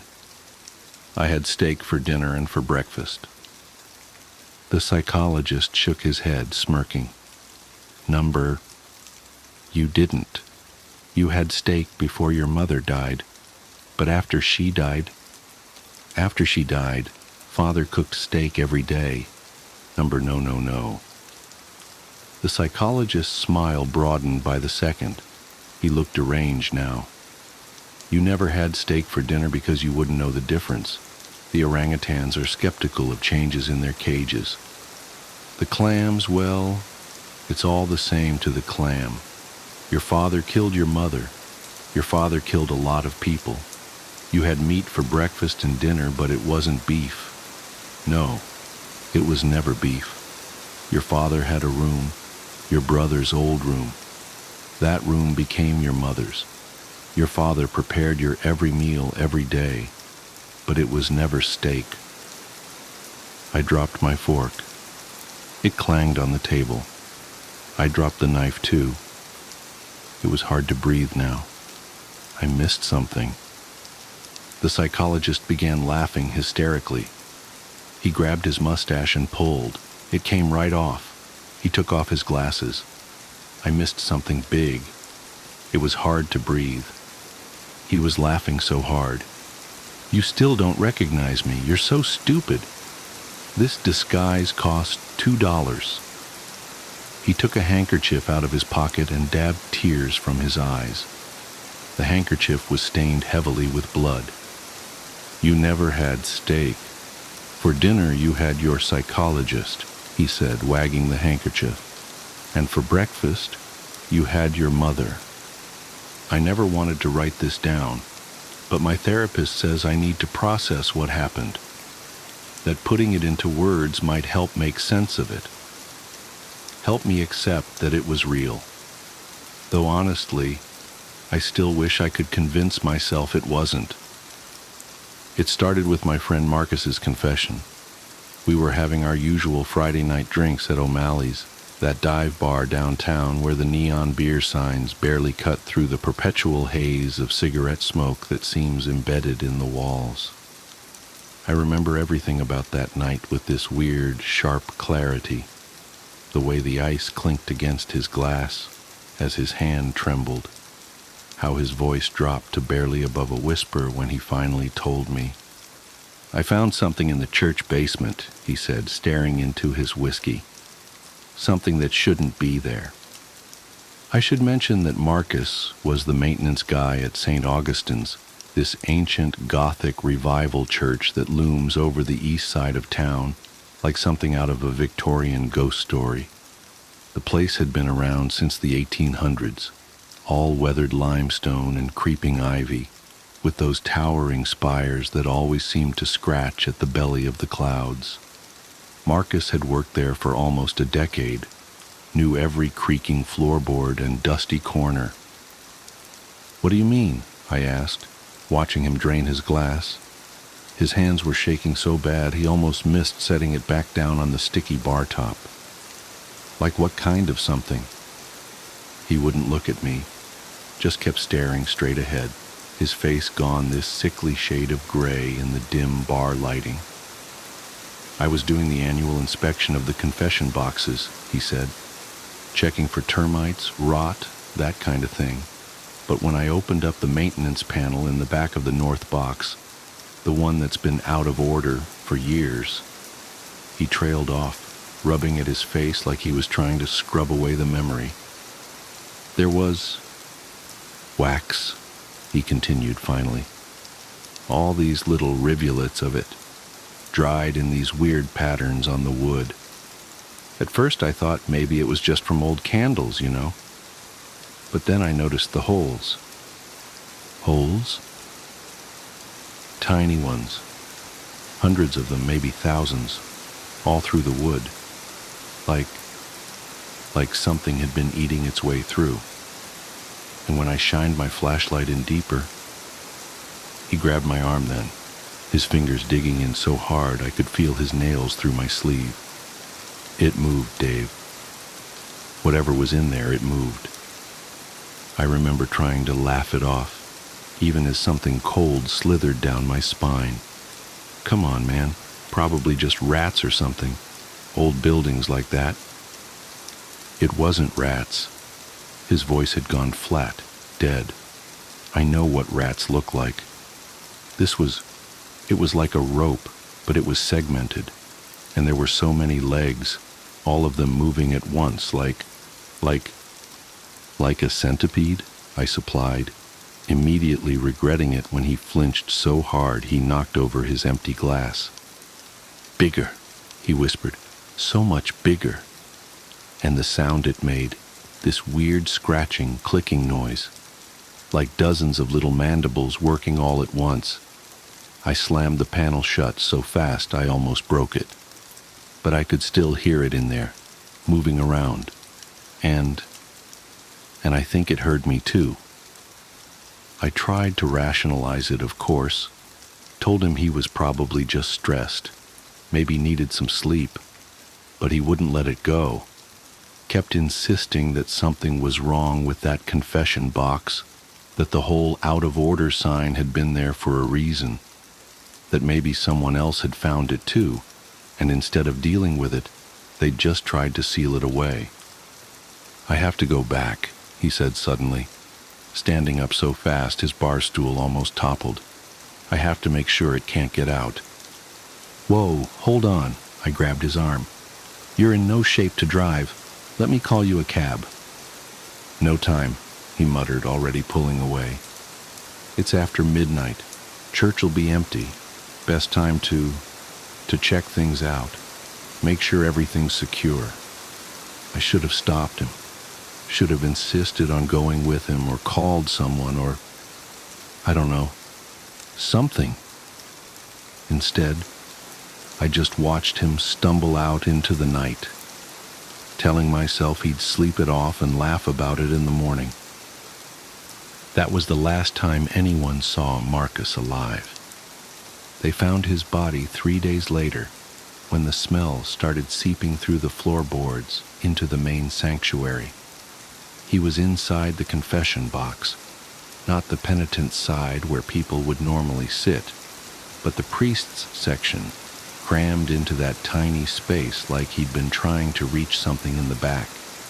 The official cause of death was listed as accidental asphyxiation, which I guess makes sense given how narrow that space was, but they never explained the weird waxy residue they found all over his clothes and skin, or the hundreds of tiny puncture wounds, each no bigger than a pinhead, that covered his body. I couldn't let it go. Maybe it was guilt, or maybe I just needed to prove to myself that Marcus hadn't been crazy. But a week after the funeral, I found myself picking the lock on St. Augustine's side door at 2 a.m., armed with nothing but a heavy-duty flashlight and a crowbar I'd borrowed from my garage. The church was different at night. During the day, it was all polished wood and filtered sunlight through stained glass. But in the darkness, it felt ancient, hungry. My footsteps echoed off the vaulted ceiling, despite my attempts to walk quietly, and the air had this thick, waxy smell that caught in the back of my throat, like old candles, but wrong somehow. Too sweet, with this underlying note of decay that made my stomach turn. The confession box looked innocent enough from the outside, just another piece of antique furniture, its dark wood gleaming dully in my flashlight beam. The out-of-order sign was still there, yellowed with age and curling at the corners.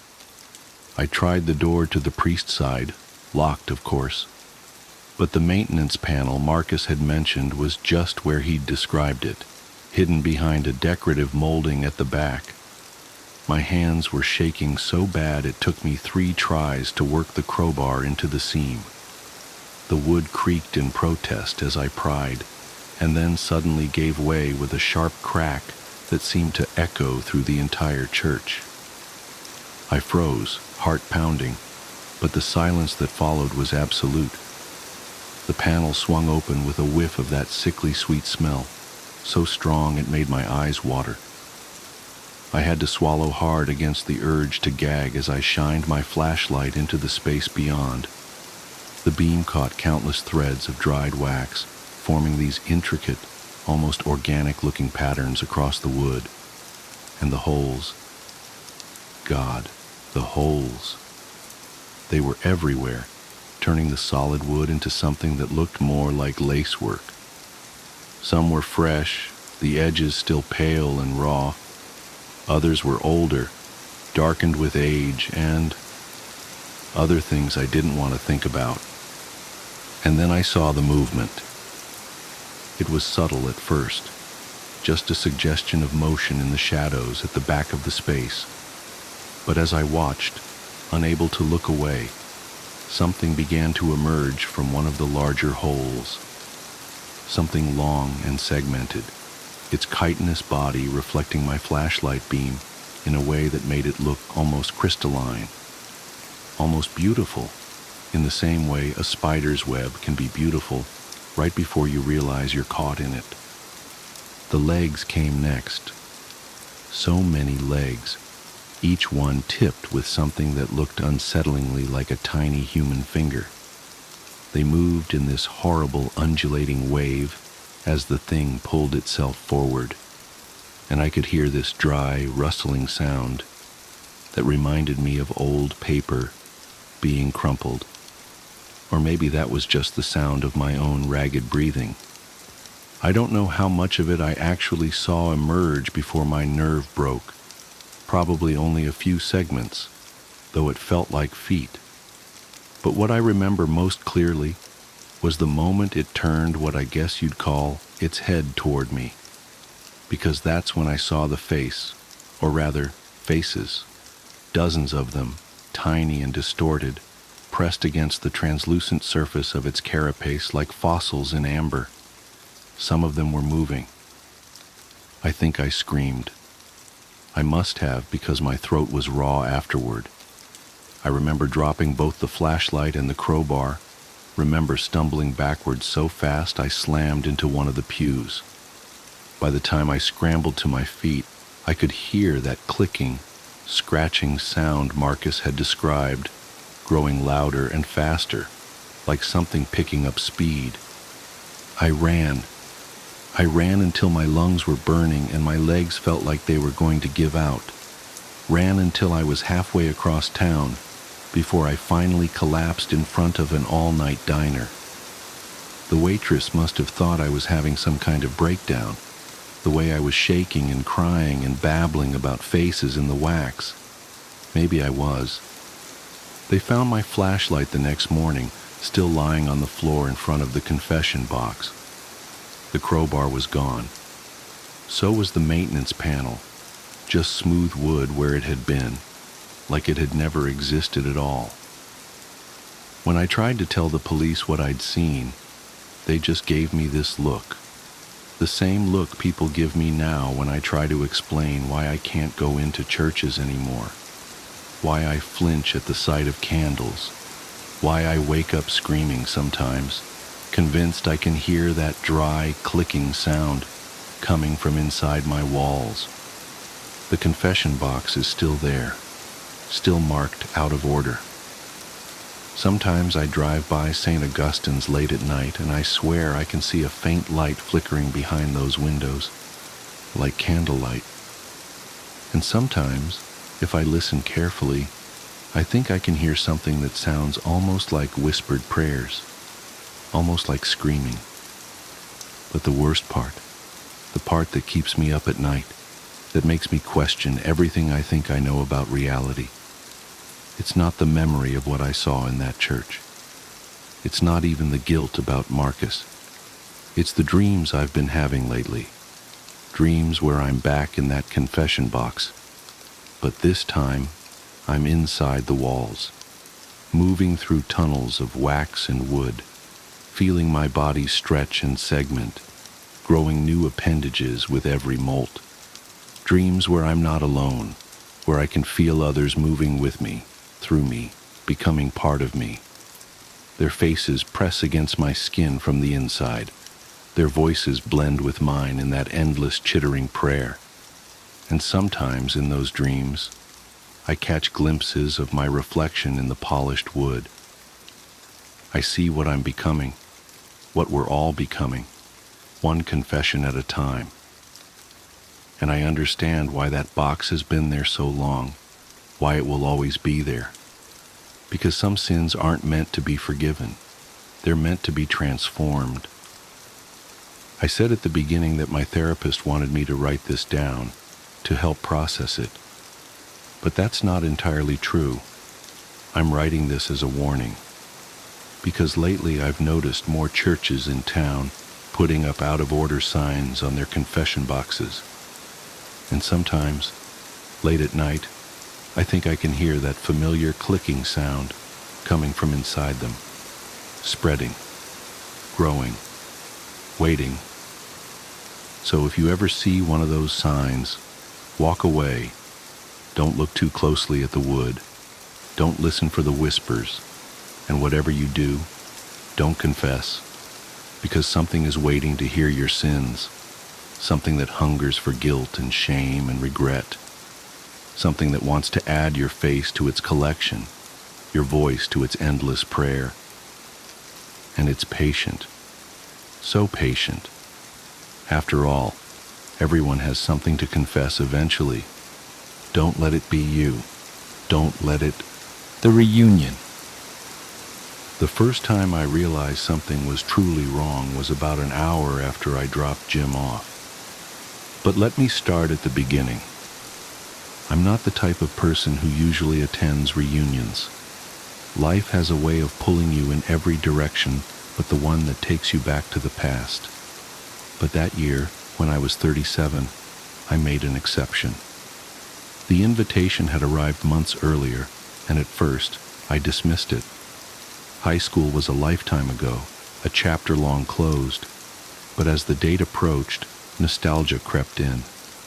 I thought about old friends, familiar faces, and stories left unfinished.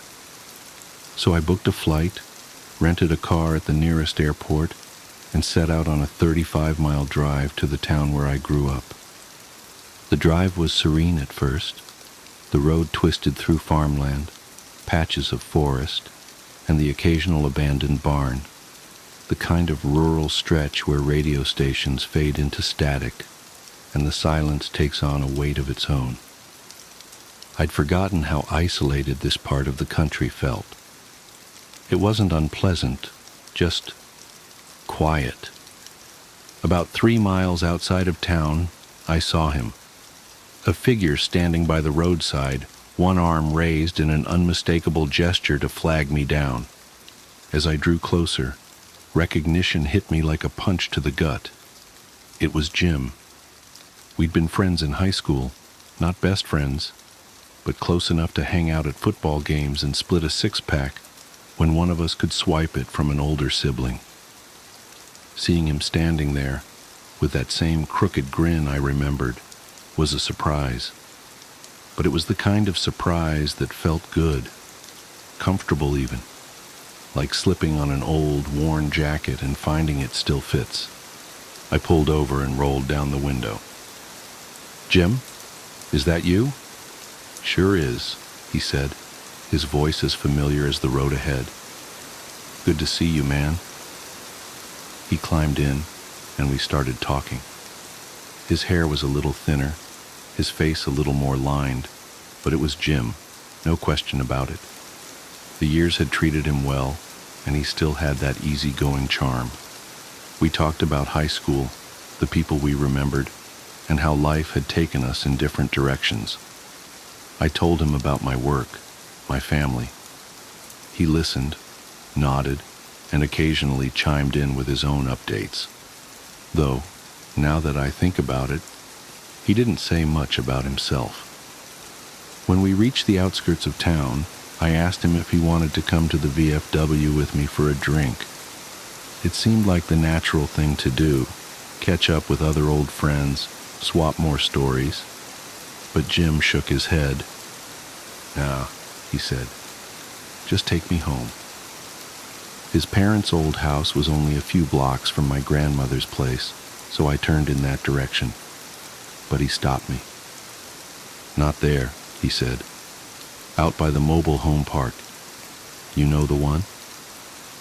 I did. It was at the edge of town, past where the streetlights gave way to darkness. I hadn't been there in years, but I remembered the way. When we got to the turnoff, he told me to stop.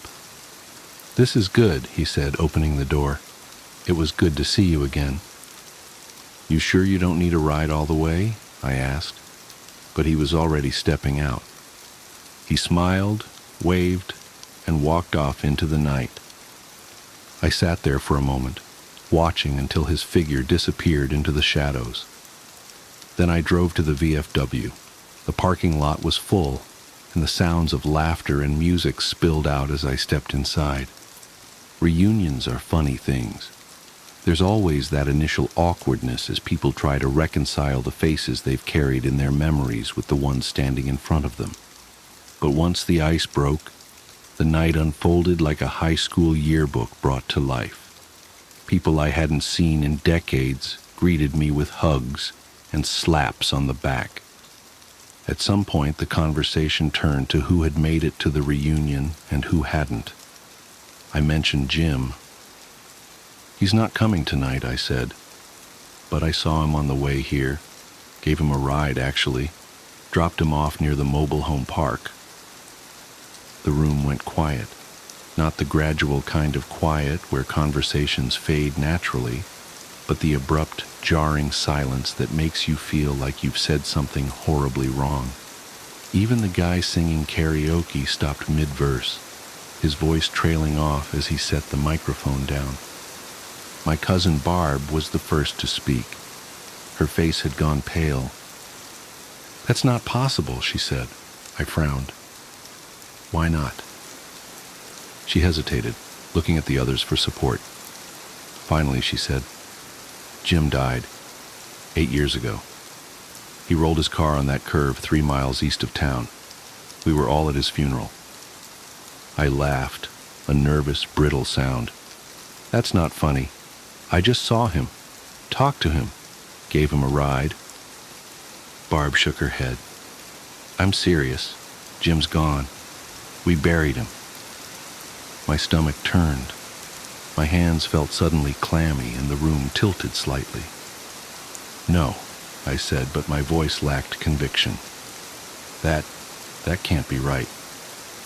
Without another word, I turned and walked out to the parking lot. I needed air, needed to clear my head.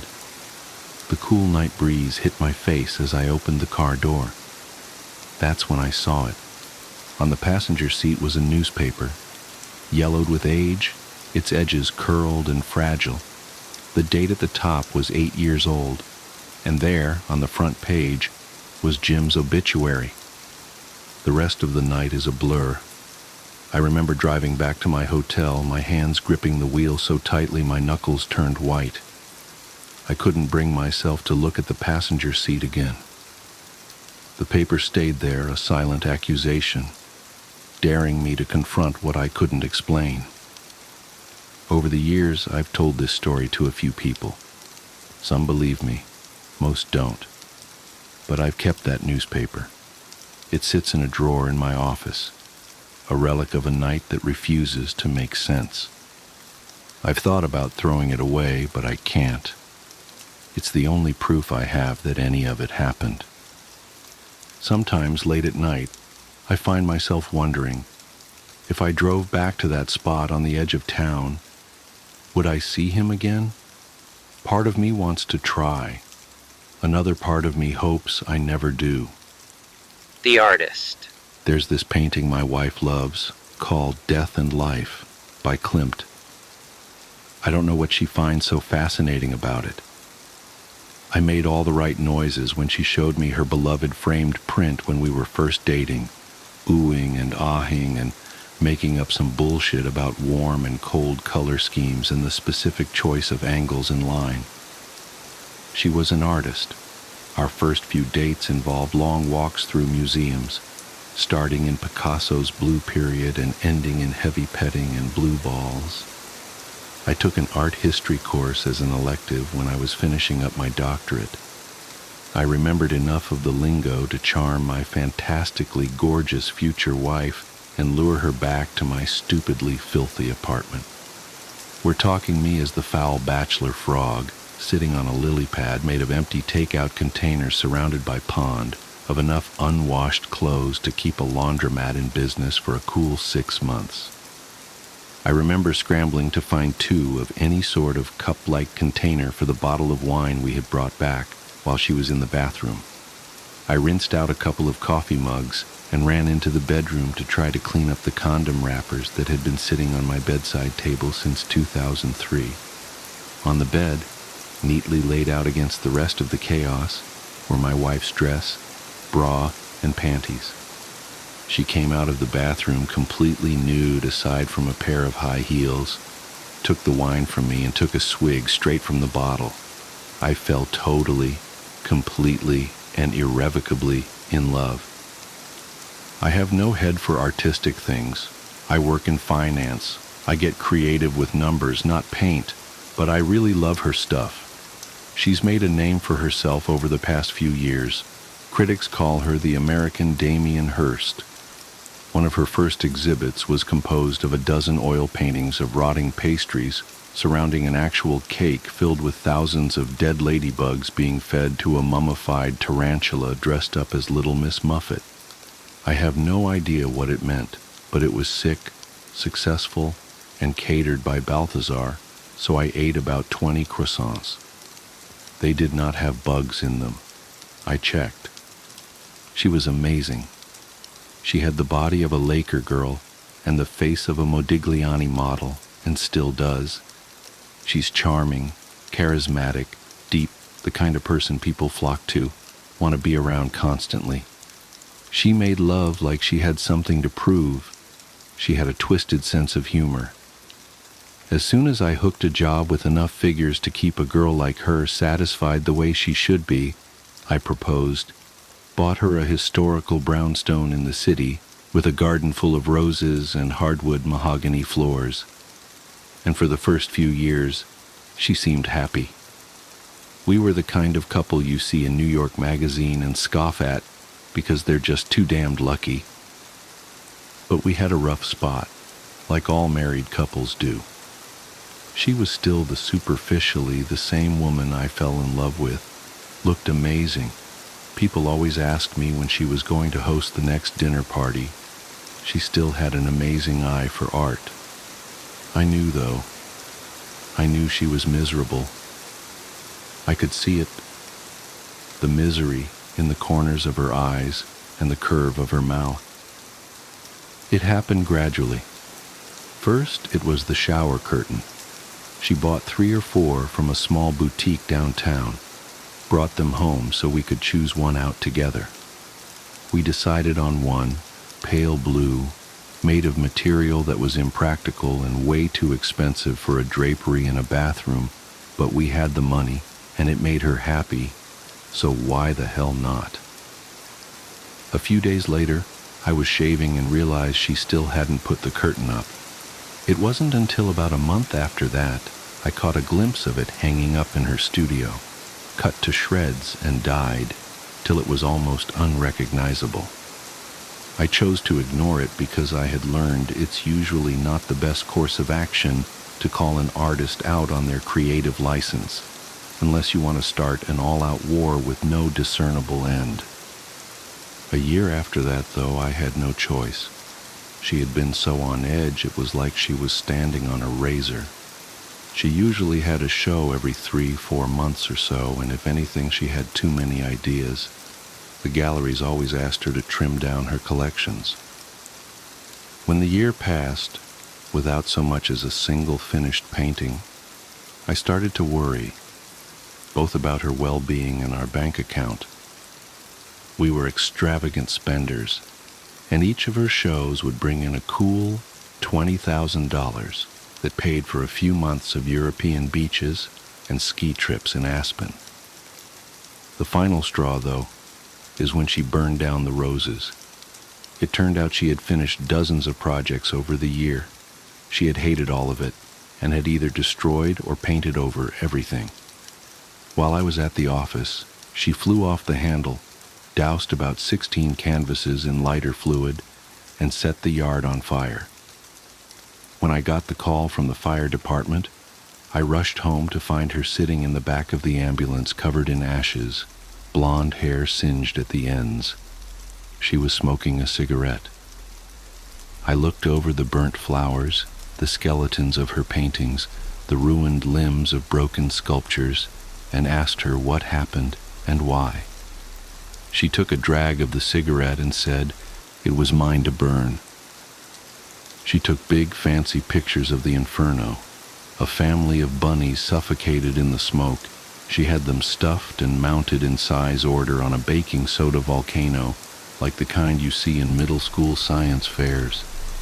She gathered up a few of the charred bits and pieces, wired it together, and made some warped, pained-looking kind of phoenix thing weighing in at 400 pounds and easily over 8 feet high.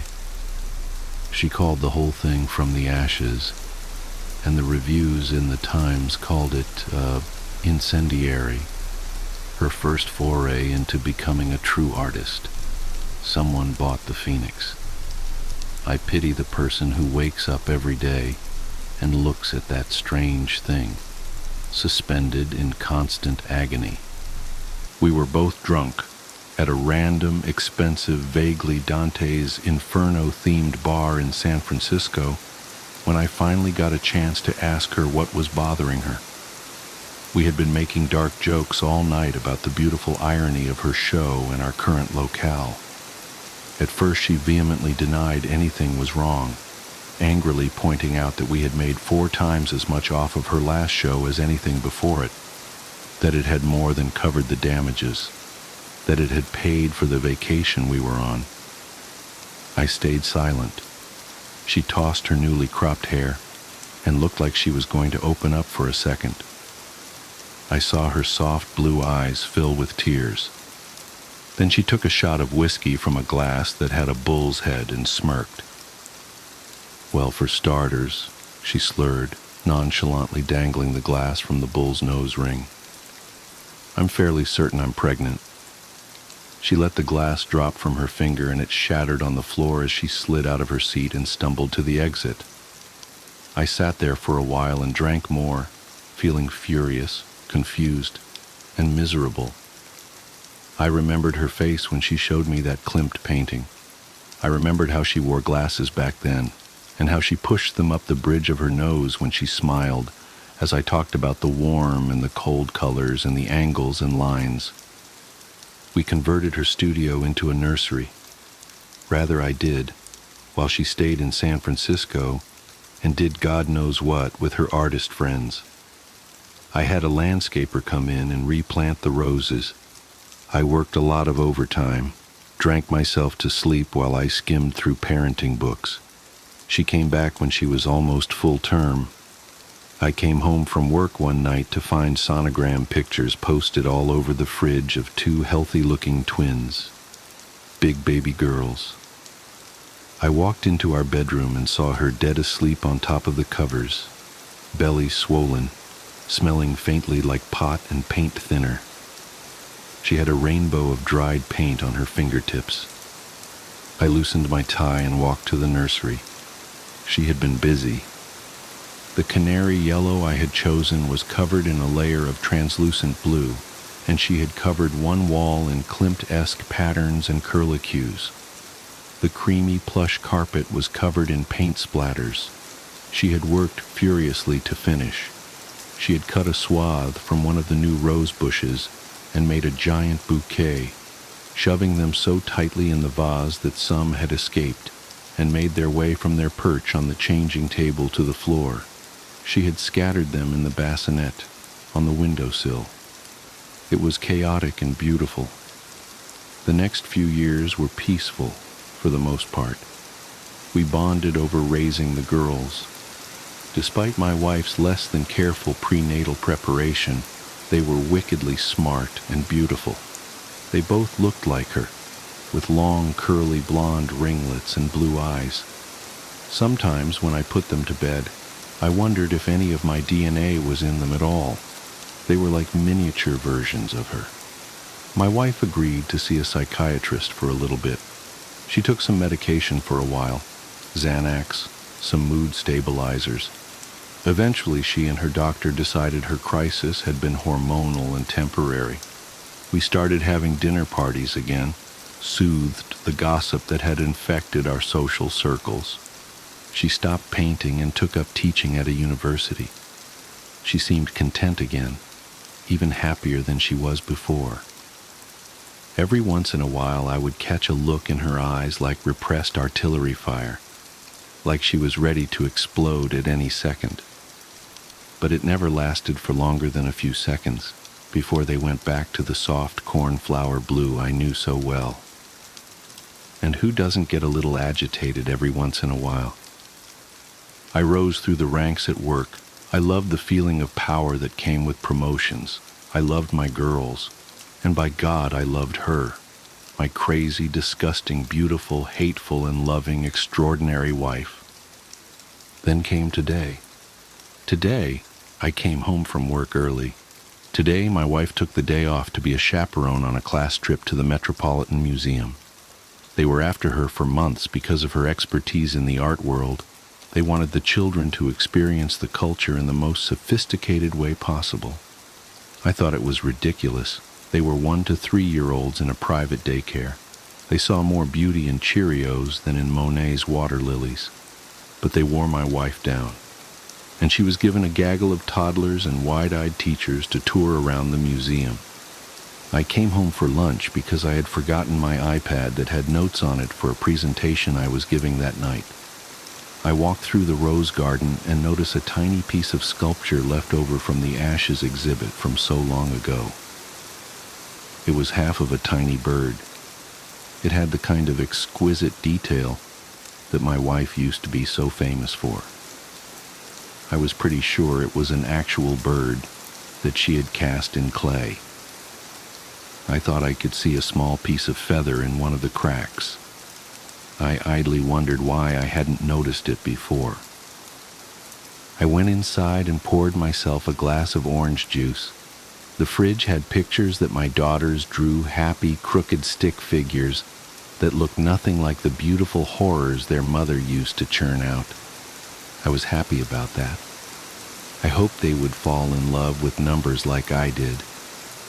It was absolutely silent, and I sipped the sweet citrus and enjoyed the nothingness.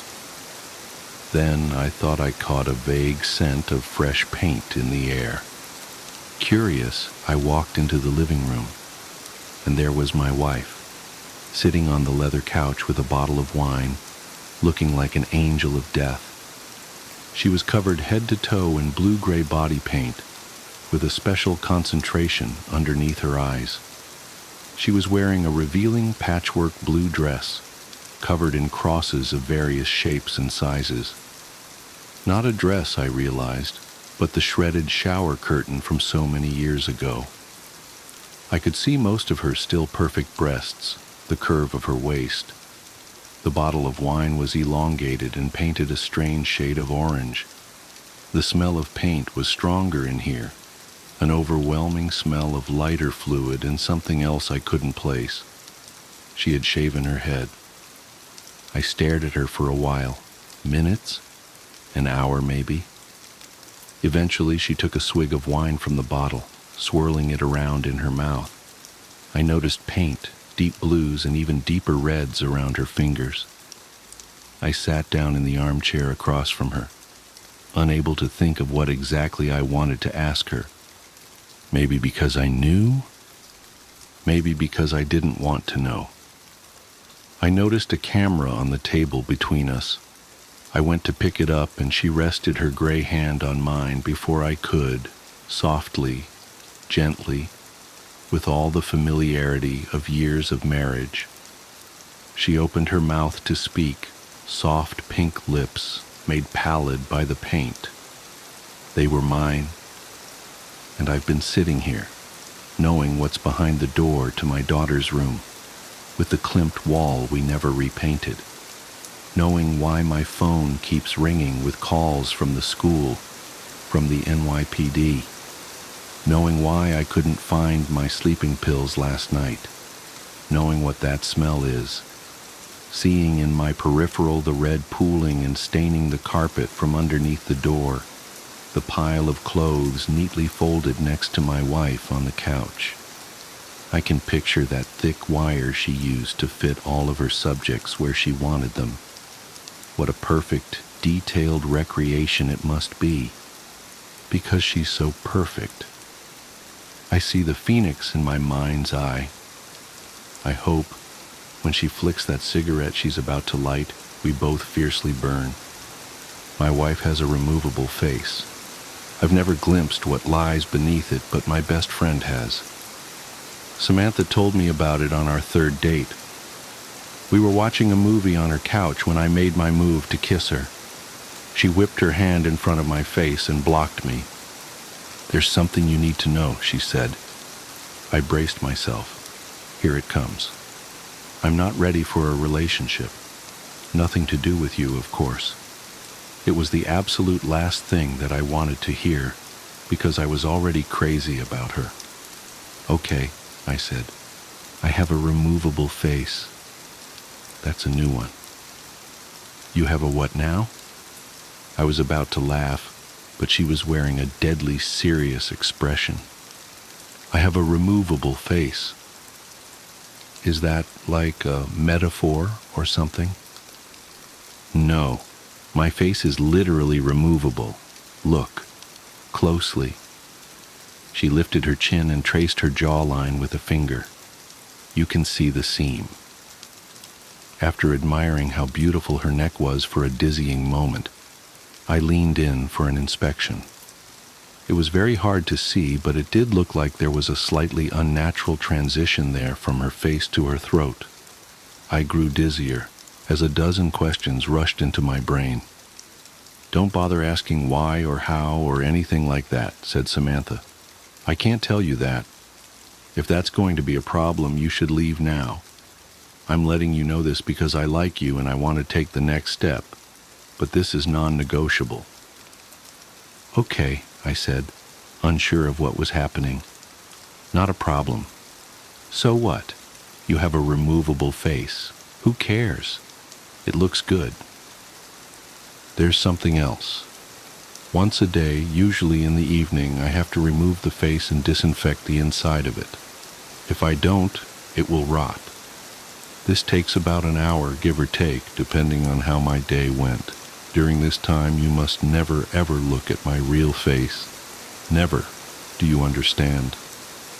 Yes. Got it. Don't ask about it. Don't look at your real face. Samantha stood up. Now, I'm going to go into the bathroom and clean my face. That will give you plenty of time to think about what I've told you. If you're here when I'm done, that's great. I would like that. But if you're gone, I'll understand. She turned and walked into her bedroom. I sat in stunned silence as I heard the bathroom door close. I gave the thing some serious thought. It was possible that it was a joke of some kind. It was possible that it was a delusion. Was it possible that it was true? Well, it was certainly possible to transform an actor's face with movie makeup, so I supposed it was possible that Samantha wore a removable face every day. Maybe she had had a horrible accident where her flesh had been mangled. Maybe her face had been melted by acid or burned by fire, or the skin shorn off by heavy machinery. If it had, I would never know, because she would never tell me, and I would never see it. I pictured a face of raw, naked muscle rotting away. Could I kiss her, if that was what I was kissing? But wasn't that what we all were, under the skin? Just muscle and bone and blood and squishy organs. I paced around the living room, running my hand through my hair. I liked Samantha a lot. She was smart and funny and beautiful. But was that beauty real? Did it count? Did it matter if it was real or not? Was I being superficial, even worrying about it? When she came out of the bathroom, I was still there. I looked at her face. She smiled, and I was in love. We dated. We moved in together. We decided to get married. For the most part, it was a completely normal relationship, typical of two young people in love, building a life together. During the day, it was easy to forget about the face altogether. It looked natural enough, and only in certain positions, in certain lights, was there ever any indication that it wasn't natural. But every night was the same.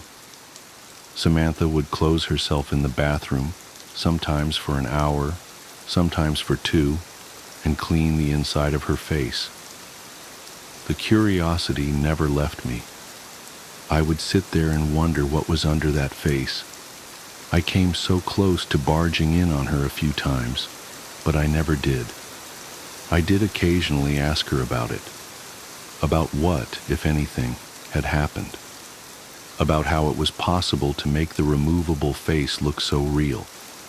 About what it really looked like underneath. I tried to coax her into showing me, assuring her that I loved her no matter what, and didn't give a damn what her real face looked like. I was just curious, that's all. She never showed me or told me the story behind it. She didn't get upset at me, unless I was really badgering her. She'd just shrug and say, "You know you can't see it. You know I can't tell you about it." I never told anybody about Samantha's removable face. It's not that she asked me not to. I just didn't think it was anybody's business. Except once, I did tell somebody. It was during my bachelor's party. We had rented several cabins in Big Sur and spent the night drinking and packing our noses with powders that we shouldn't have been packing our noses with. Everyone else had passed out, and the sun was creeping up behind us as I stood on the majestic cliffs with my friend Chris, looking down on the Pacific waves crashing against the rocks. Chris was my best friend, as close to a brother as I'd known. We'd grown up together and visited each other at college often, and spent the summers together. After college, we'd moved to different cities, but we stayed in close contact. Standing there on the cliffs, I told Chris about Samantha's removable face. At first, he thought I was joking. Then he had 1,000 questions, most of which I couldn't answer. "What's underneath?" "I don't know, man. I don't know." "Doesn't that drive you crazy, not knowing?" I shrugged. "Lots of stuff I don't know. Don't know how to do calculus, and I don't know what happens when we die." "But dude, she's about to be your wife, and you don't even know what she looks like. I mean, I'd have to take a look. Like, you could set a camera up in the bathroom. That's where she does it, right? Set up a camera and have a look, and then you'll know." I sighed.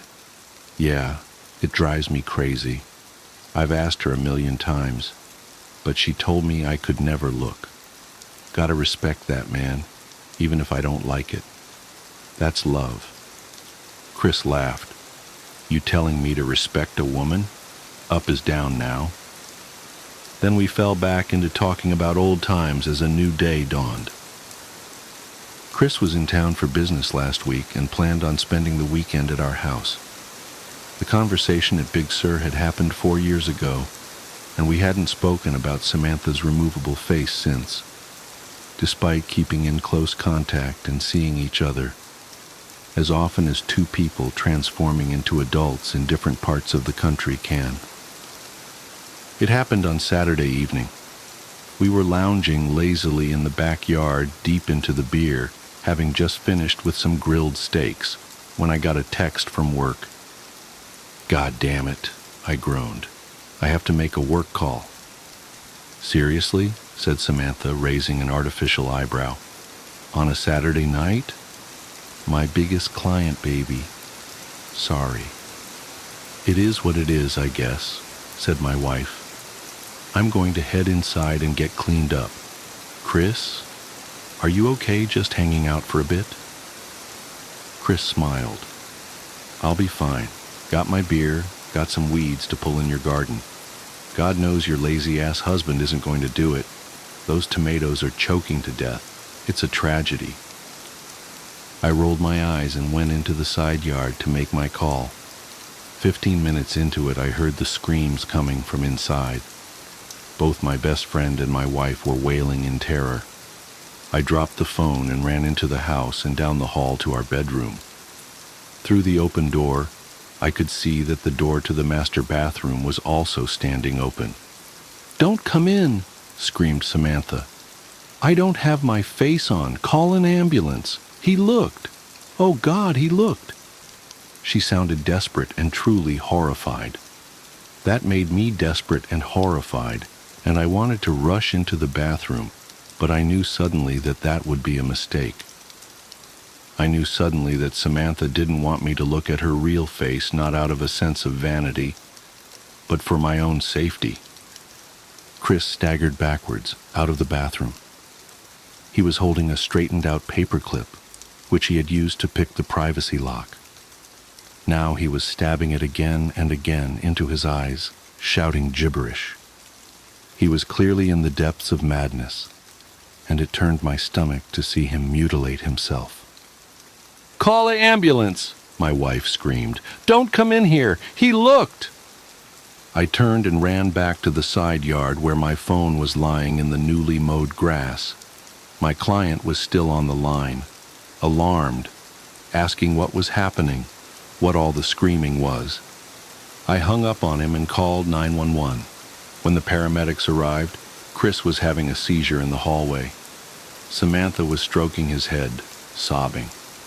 Her face was on, but it had been done hastily, and everything looked a little off. My world has been dark this past week. My best friend is in a psychiatric hospital under suicide watch. He's completely blind and mostly catatonic, except when he slips into a violent, babbling mania. The doctors are optimistic that his state is temporary, but they don't know the truth about what caused it, because I told the paramedics that Chris had taken a large dose of psychedelic mushrooms and fallen into psychosis. I saw no good reason to tell the truth about what had happened. Who would believe that one look at my wife's real face would make somebody insane?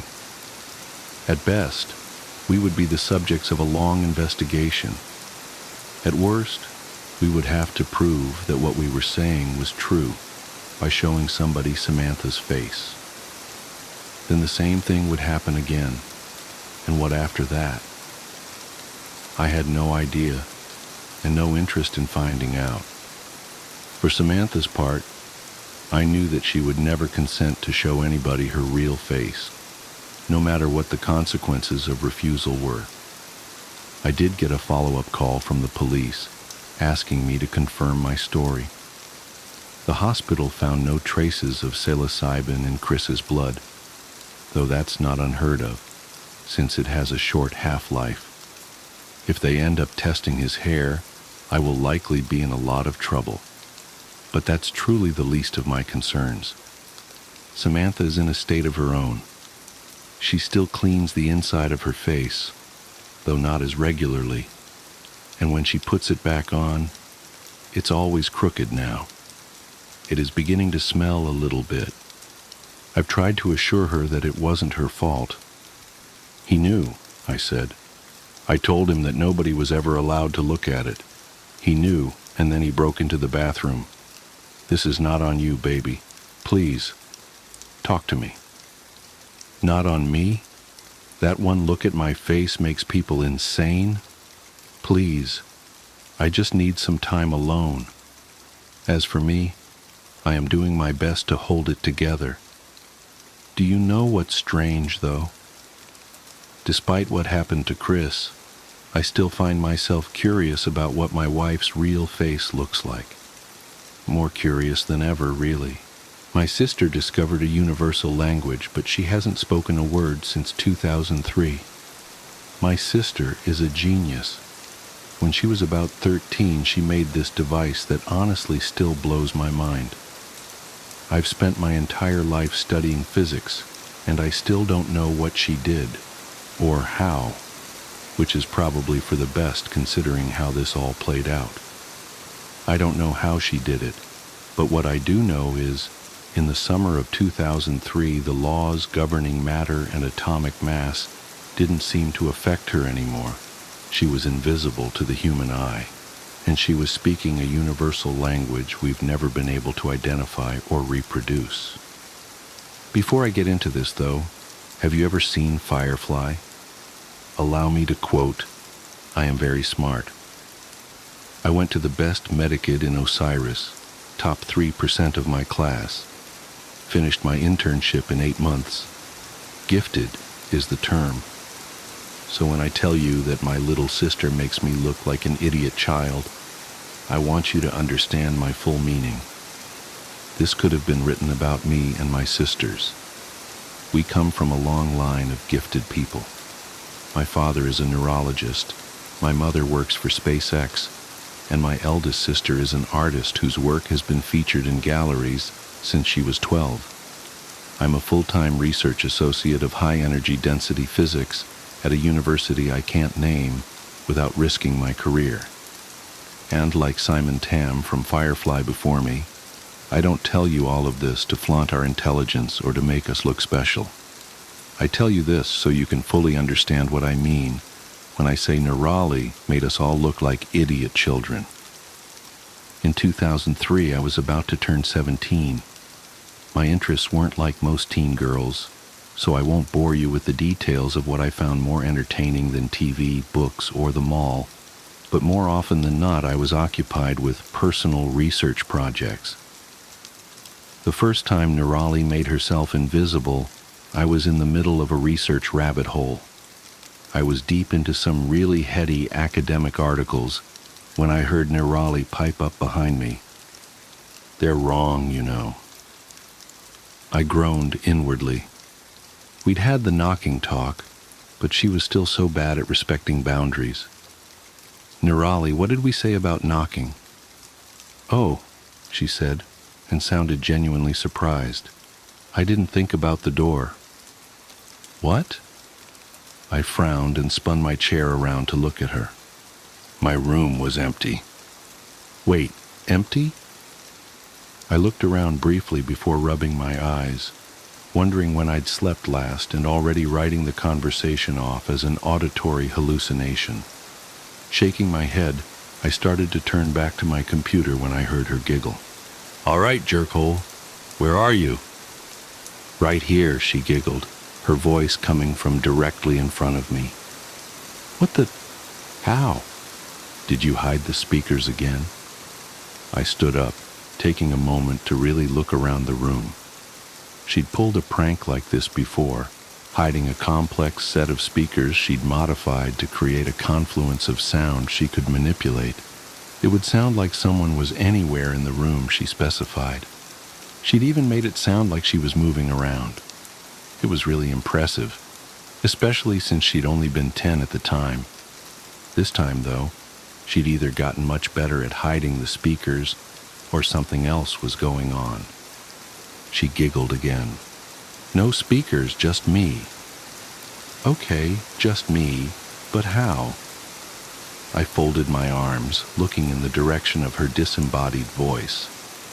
"That's going to be hard to explain." That was Nerali for "you won't get it." "Try me," I said, "because I'm stubborn." She did, though, and I didn't. I had the beginnings of a migraine chewing on my right eye by the time she was done. Almost none of it made sense. There was something about atomic frequencies and post-dimensional drift, superliminal desynchronization, and something she dubbed the Planck supertemporal parallel. It was all way over my head. "Okay," I said, rubbing my temple as I tried to digest it all. "But how did you get here?" I walked. Infuriating. "I mean, how did you get in here?" I gestured widely to the door, which was closed, and the walls around us. "Oh." I could hear the shrug in her voice. "I just walked where the walls weren't." I squinted at the spot I thought she was standing. "You... what?" She sighed. It was a special sigh. It was the kind of sigh that told you someone much smarter than you was put out at having to dumb something down enough for you to understand. An embarrassed heat flooded my cheeks. I knew she was smarter than me, smarter than all of us, but it still made me feel like I'd failed simple math in front of Neil deGrasse Tyson and a puppy, and they were both disappointed. "I walked where the walls weren't. The walls aren't everywhere, Divya. In fact, in most places, like realities, the walls aren't there at all, so I just walked in those places."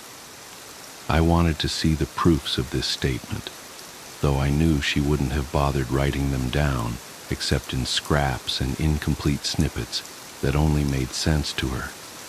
I also knew the proofs wouldn't make any more sense than her original explanation. Even so, it bothered me that I only understood what she meant in the vaguest, most conceptual way. It wasn't natural for me.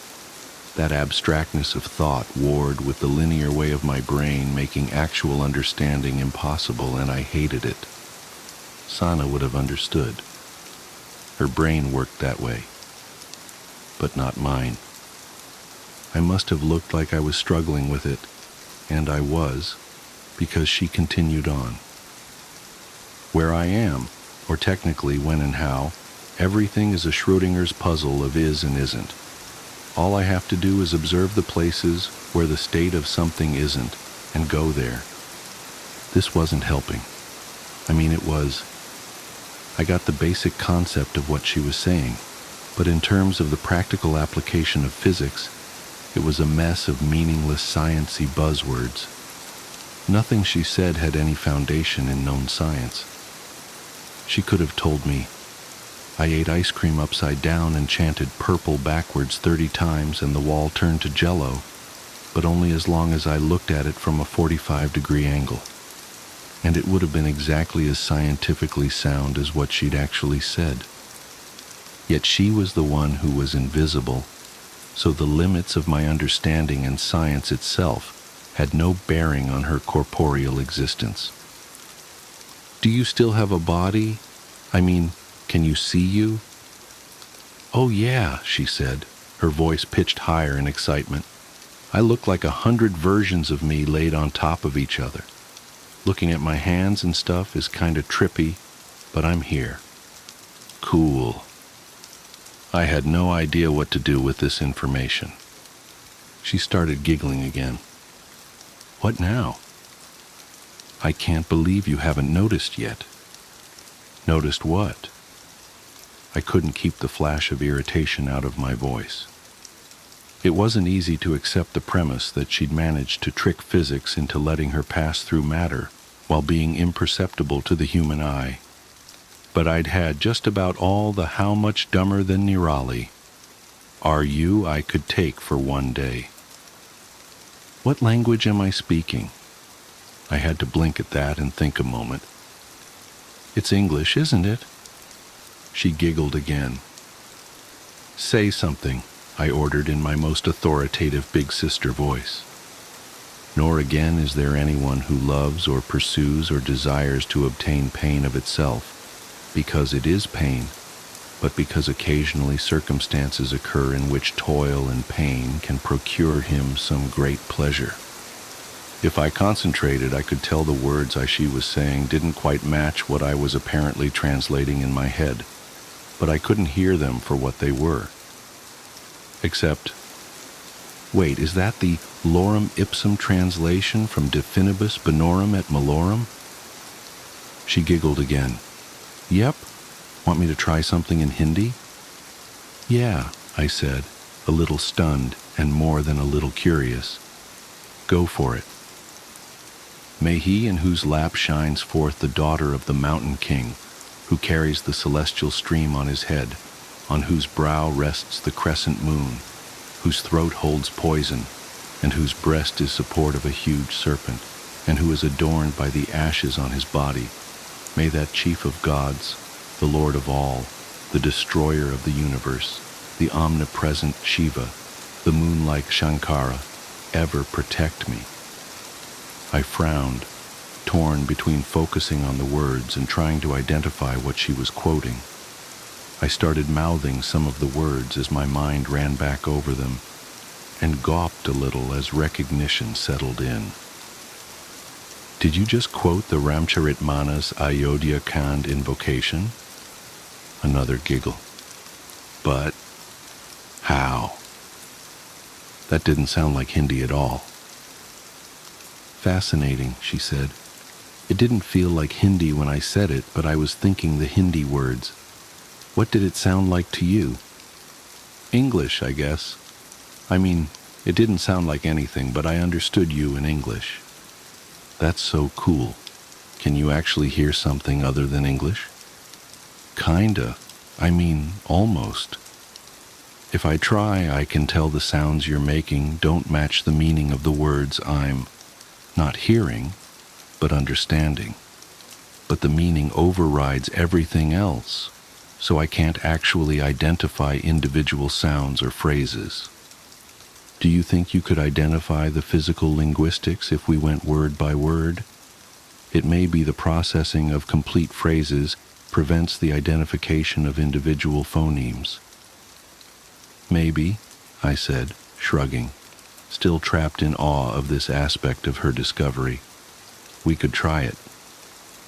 She had me run her through some general object identification to give me a chance to listen for the sounds she was making and how they differed from the words I knew, the words I was hearing. But I only ever caught the ghosts of divergent beginnings and ends. She thought this was hilarious. I thought it was magical. She started making regular trips to my room in this state, usually after lights out or when our parents were at work. I didn't blame her for sneaking.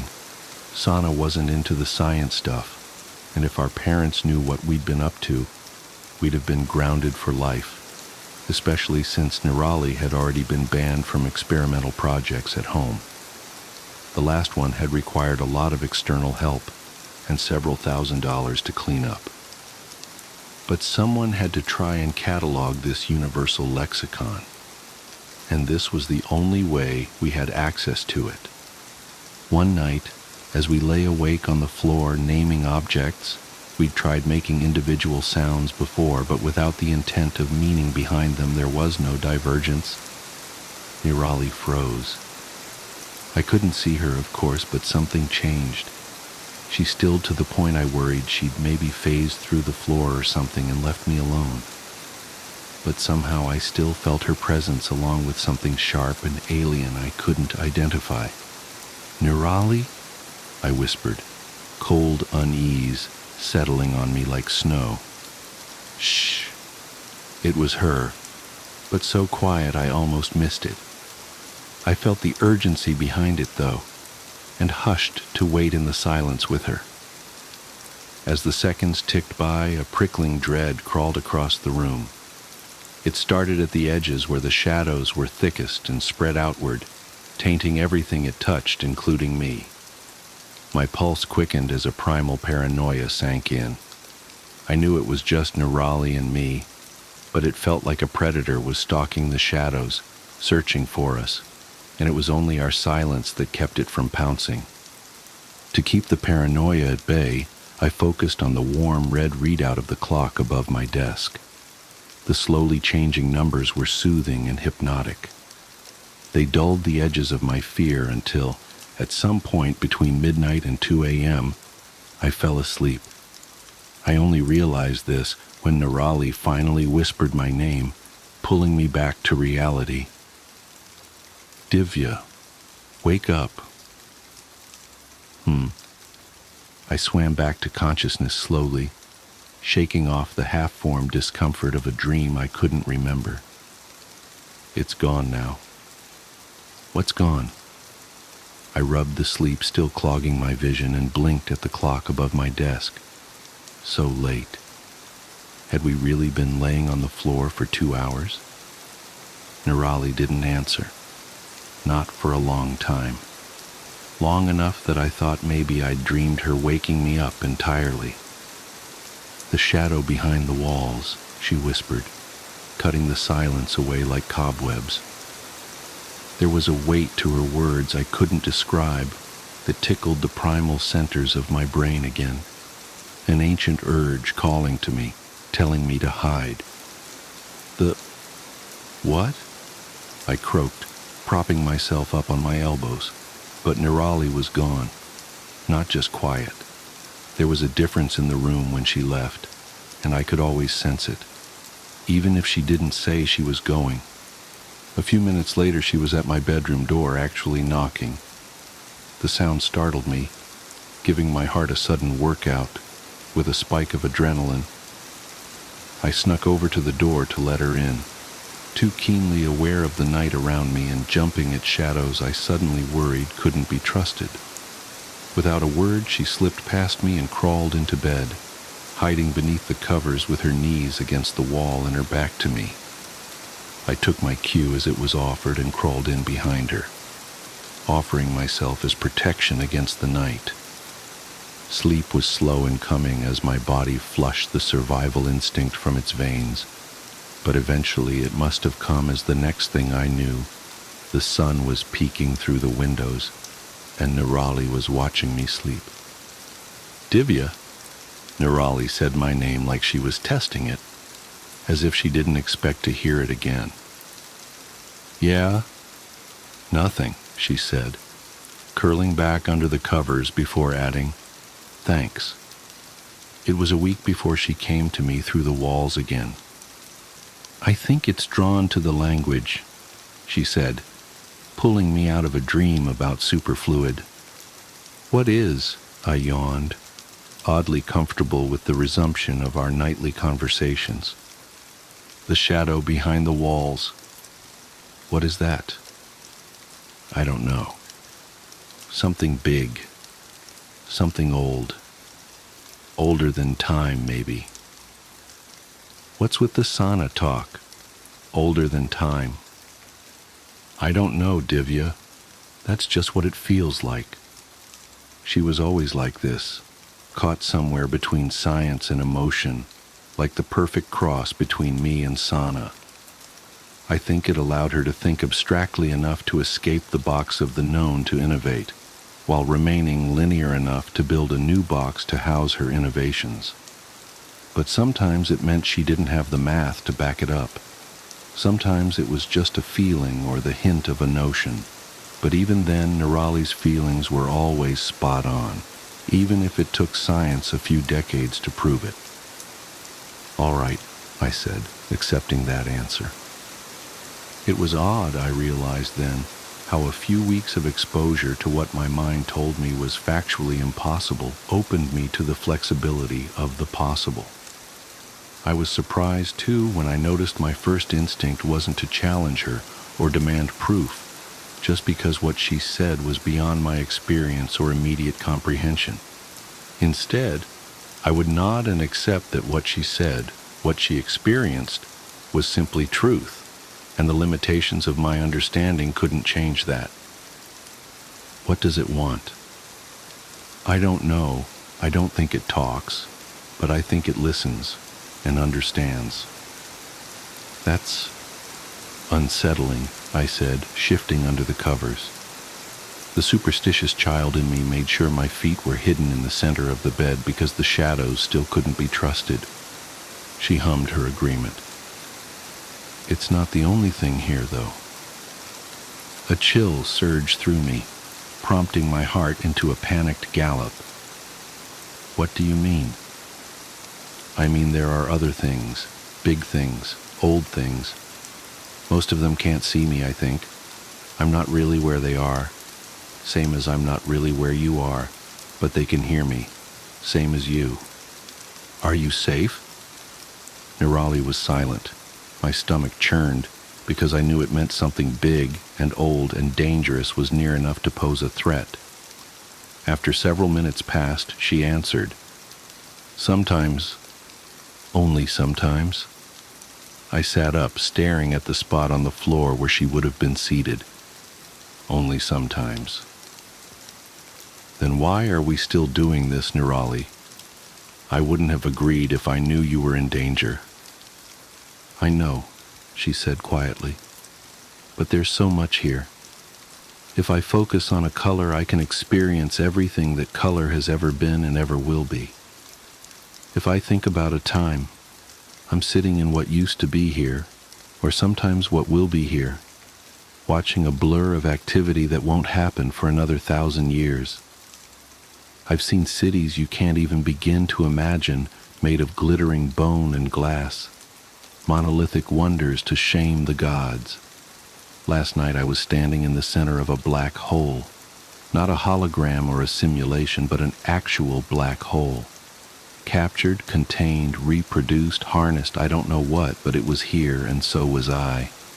And through the black hole I saw so many other universes, all laid out like mirrors into infinity." "Nirali," I whispered, both awed and terrified. Had she been experiencing these things every night? All the hours we talked about nothing and nonsense? "But there are also bigger things," she said, her voice dipping into darkness. "Things that hide in the glint of starlight on glass. Things that follow me back from the future and wait for me in the past.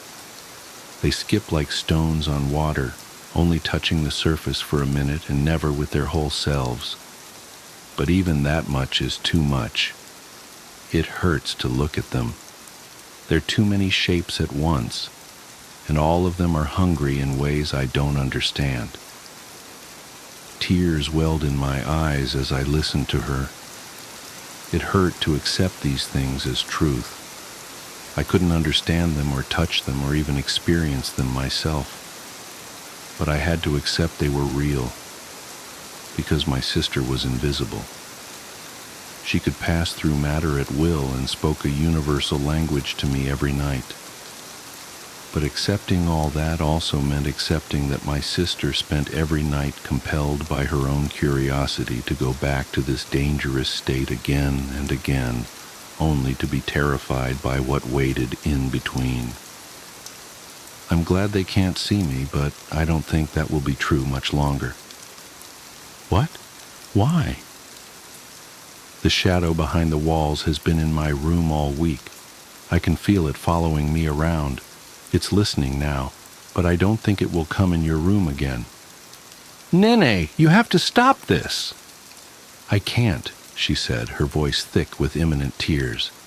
Of course you can. Just come back and we'll destroy whatever you've been using to shift. We can fix this. No, she said. The word wet and bent beneath an anguish no 13-year-old should have known. You don't understand. What could possibly be worth the risk? My heart broke in the silence that stretched between us. An eternity of pain and longing swirled between us, and one final fragile breath spoke of the tears she held back when she found her voice again. I can't speak English anymore. I didn't understand. Like the first time she described the math to me, this statement defied understanding. What do you mean you can't speak English anymore? I mean I can't speak anything but this stupid between language, Divya. I tried and tried all week, but all that comes out now is this ugly mess of gurgles and scrapes and noises I don't recognize, and I'm so scared. I'm so scared, because they can still hear me when I'm out there with you, and out there I'm not invisible. And you, and Sana, and Mom and Dad aren't invisible, and none of us are safe when I'm out there, and the only time I can talk right is when I'm in here, she sobbed. When I'm here with you, my heart turned somersaults in my stomach. I let this happen. I should have stopped her the day she showed me her stupid, science-shattering trick.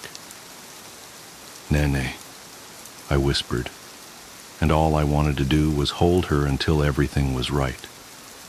You have to come back. I don't know what we'll do to fix this, but you can't stay there. I know, she said through a heavy veil of tears. I just didn't want to lose you, to lose us. You still have me, but I won't out there, not like this. I didn't have a good answer for her. We'll find a way to fix it, was all I could say, and we both knew it wasn't enough. We also knew that it had to be, because we didn't have a choice. I felt her presence fade, and a few minutes later there was a quiet knock at my door. Nirali stood on the other side, shaking as silent sobs racked her narrow frame. I gathered her up, shutting the door behind her, and together we curled around each other on the floor and cried. We cried until we passed out from exhaustion and woke up long after the sun had risen. I woke to Nirali watching me again and blinked away the haze of tear-stained sleep. Nirali? She nodded, mute, a sadness hanging over her shoulders. Can you? She shook her head. Nothing? She glanced up, looking over me and toward the hall as someone passed by. I could tell a million thoughts were flitting through her head in that moment, most of them conflicting, but after a minute or so, a stony resolution had settled in her eyes, and she scooted closer, waving for me to do the same. Her mouth was almost against my ear when something unimaginably foul rattled from her lips. A shudder of revulsion rocked through me at the sound of each mangled phoneme. I've never been so disgusted and terrified in my life. I could hear her voice, but it was dripping with caustic venom, dragging over hot coals, buried in the deepest ocean and clawing at the edges of sanity with angry talons. It was wrong. And to this day, it was the most vile, viscerally upsetting experience of my life. The words, this language, was never meant to be spoken by man. Science won't support me, but I know in my bones these words have power man wasn't meant to use. And yet, despite my mind rebelling from the mere sound of her voice warped around these hideous words, I still knew what she'd meant, as if she'd said it in English. Don't tell Mom and Dad. I've been trying to leave my bathroom for the past 30 minutes. I can't leave my bathroom. About 30 minutes ago, I got out of the shower and dried off, put on my PJs, opened the door and walked out, only to find myself back in my bathroom, staring at the closed door. I stopped and tried to rationalize what had just happened to me. I convinced myself that I had simply imagined that I had opened the door and stepped out, so I tried again. I pushed the door handle down, opened it, stepped out, and yet again found myself in my bathroom, standing in front of a closed door. This has happened every single time I've tried to leave. I keep my phone in the bathroom with me when I'm showering. I live alone, so I keep it with me just in case, for safety. The first thing I did was call my parents.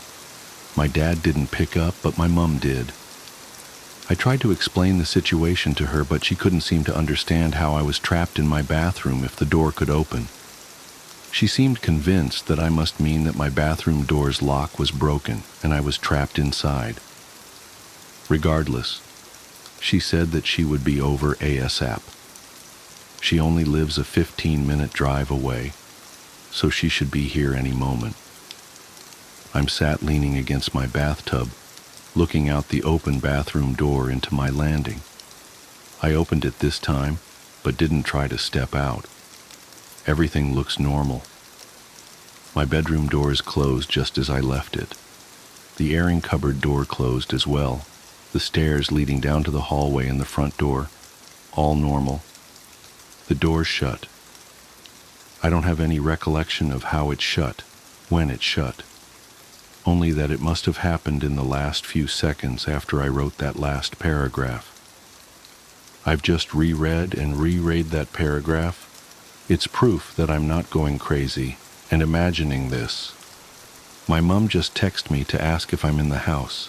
I said yes, of course I am. I'm trapped in the bathroom. That's the whole reason that I called you here. This is what she has sent. Mom, why aren't you saying anything? Me, what do you mean? Mom, are you even in there? Me, yes, I'm in here. Are you here? Mom, I'm outside the bathroom door. I've been calling your name. I don't understand. I can't hear anything through the door. I'm going to open it. I can see my landing, my stairs, my front door. But no, Mom. I tried to walk out, but it was fruitless. Back staring at the closed bathroom door. My mom tried the handle of the door from her side, but it won't open. She brought tools to unscrew the lock. She says she's doing it now, but I can't hear anything, and I can't see the handle moving. Okay. Mom texts me to say the lock is taken out, but the door still won't open on her side. She looked through the circular hole in the door where the lock was, but just saw my bathroom. Empty. There's no hole on my side of the door. The handle and lock are intact. I have no idea what's happening, or how I can get out. After much convincing my mom that I am in fact in here, she said she is calling someone to possibly knock the door down. I'm worried that once they do that, they will find an empty bathroom, and yet I will still be here, trapped in my bathroom. There's no plug sockets in here, never mind my phone charger. My phone will die at some point. I'm already on 24%. When it runs out, I might lose my only point of contact with the rest of the world. I don't know what to do. Mum's left now to get help. I'm sat wondering what I can do. I tried to break the door down myself. I knew it wouldn't work, but I had to try. I remember reading once on Reddit that you shouldn't use your shoulder. You should try to kick the door by the lock because it's the weak point. It didn't work. I'm not sure any part of this door has a weak point now. The window is small, and I'm not sure if I'd actually be able to fit out of it. Scratch that. The window won't open either. There are locks on the windows in my house. You can lock them with a little key, but I never received any when I moved in, so I've never been able to lock them. It's locked now, though. It's got one of those white plastic cheap blinds covering it. I ended up ripping it down. It's pulled some plaster down with it, but now I can get at the window better. It's straight above the toilet, so I am kneeling on top of the toilet lid, yanking at the window handle. It won't. Wait, it opened. I didn't notice how dark it was outside. It shouldn't be dark. It's midday. I looked around, desperately trying to see anyone. No one's around. Everything looks kind of muted. I can't describe it. Nor can I describe the deep-seated feeling of dread and wrongness as I look out into my neighborhood. My instincts are telling me not to, but I stick my head out to look down to where I could possibly drop to. My window's closed. I never felt myself move, but my window's closed. Even the fucking plastic blind is back in place. I'm sat on the floor now, as far away from the window and door as I can get. I feel sick. Mum came back along with her work friend. He helped her unscrew the hinges and remove the door. I'm not in there. They can't see me. My mum sent a photo of her inside the bathroom, with no me. She thinks this has all been a joke, and is refusing to reply to my texts or answer my calls. I'm on 14% battery. I don't know if I will ever get to leave. This might be my only chance to say goodbye to my mum, but she won't answer her phone. Edit. I've ripped down the shower curtain, and yet I'm staring at it right now, hung up, hanging over the side of my bath. I looked out the window again. I think I heard a rumbling, low, quiet rumbling. I haven't opened the window since. My phone's on 1%. If I get out, I will update this post.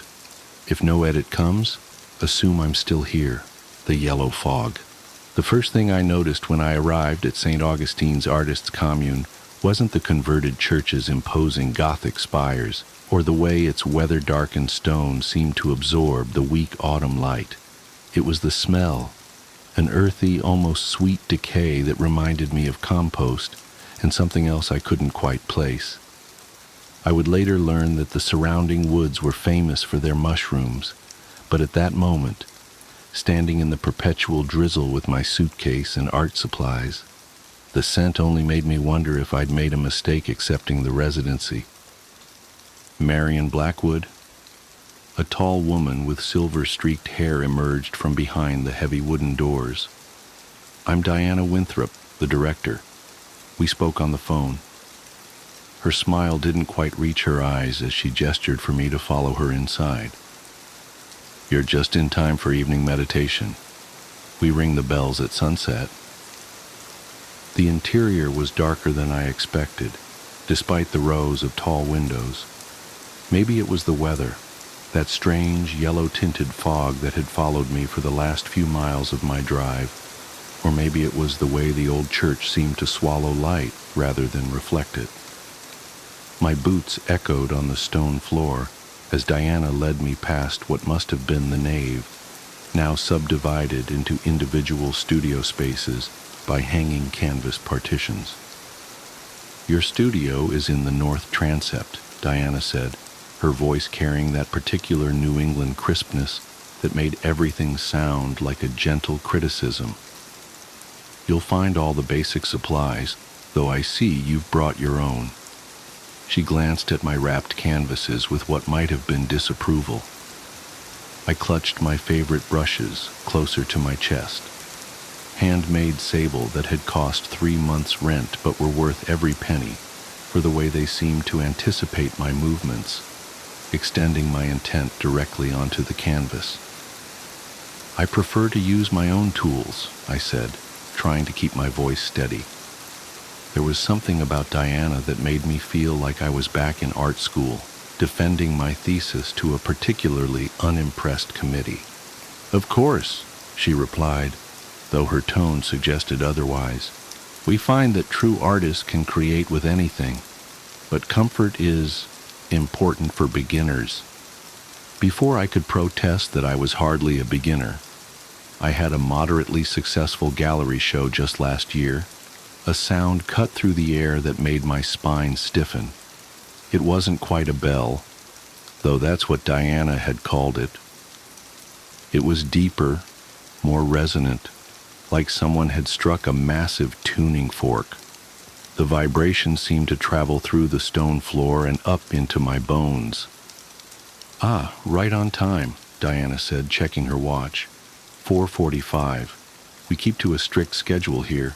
You'll learn to appreciate the routine." She turned to me with that same not-quite smile. "Would you like to settle in first, or join us for meditation?" My head was starting to ache, either from the drive or that strange bell tone that seemed to linger in the air. "I think I'll unpack," I said. "It was a long trip." "As you wish."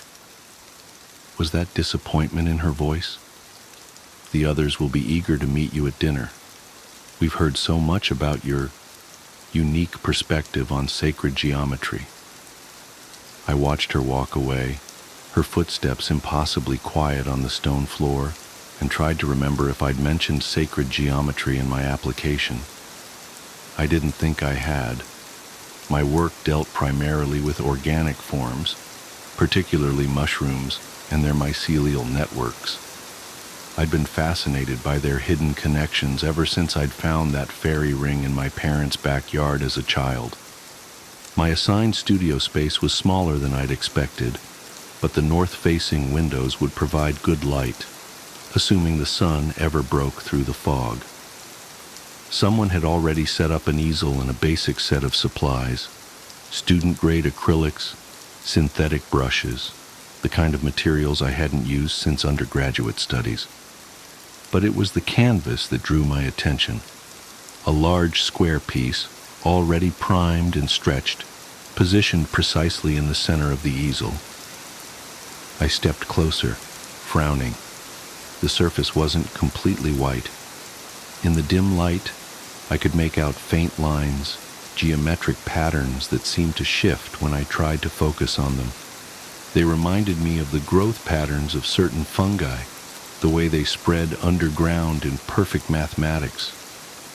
"Oh, don't mind that." The voice behind me made me jump. A young man stood in the doorway, pale and thin with dark circles under his eyes that looked almost like bruises.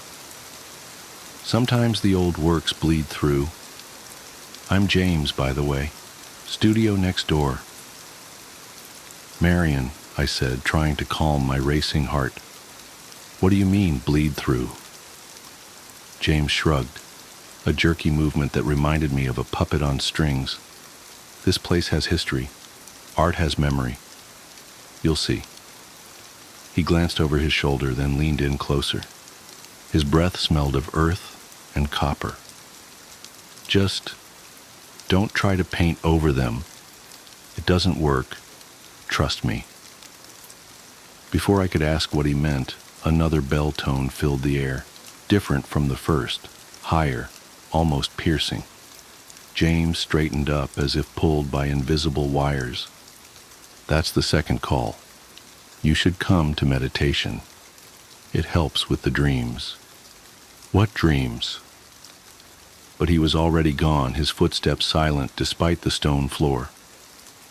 I turned back to the canvas, but in the fading light I couldn't make out the patterns anymore. Just white space, waiting to be filled. I spent the next hour unpacking, trying to arrange my space into something that felt like mine. The studio had a small attached bedroom, more of a cell really, with just enough room for a narrow bed and a dresser. The bathroom was shared down the hall. As I hung my clothes in the tiny closet, I noticed a faint discoloration on the wall behind it, spreading up from the baseboard like watercolor blooming on wet paper. In the yellow light filtering through the windows, it almost looked like it was moving. The third bell came just as I was setting up my paints. This one was different again, deeper than the first, but with harmonics that made my teeth ache. I had to grip the edge of the table until it passed, leaving behind a ringing in my ears and a metallic taste in my mouth. Dinner, it turned out, was served in what must have been the church's refectory, a long, narrow room with a vaulted ceiling that made every clink of cutlery echo. There were 12 other residents, I learned, though only 8 were at dinner that night. The others are deep in their work, Diana explained from her place at the head of the table. We don't disturb the process once it really takes hold. The food was simple but strange, mushroom soup that tasted both familiar and wrong somehow, and bread that had an odd yellow tinge to it. I found myself eating more than I meant to, though I wasn't particularly hungry.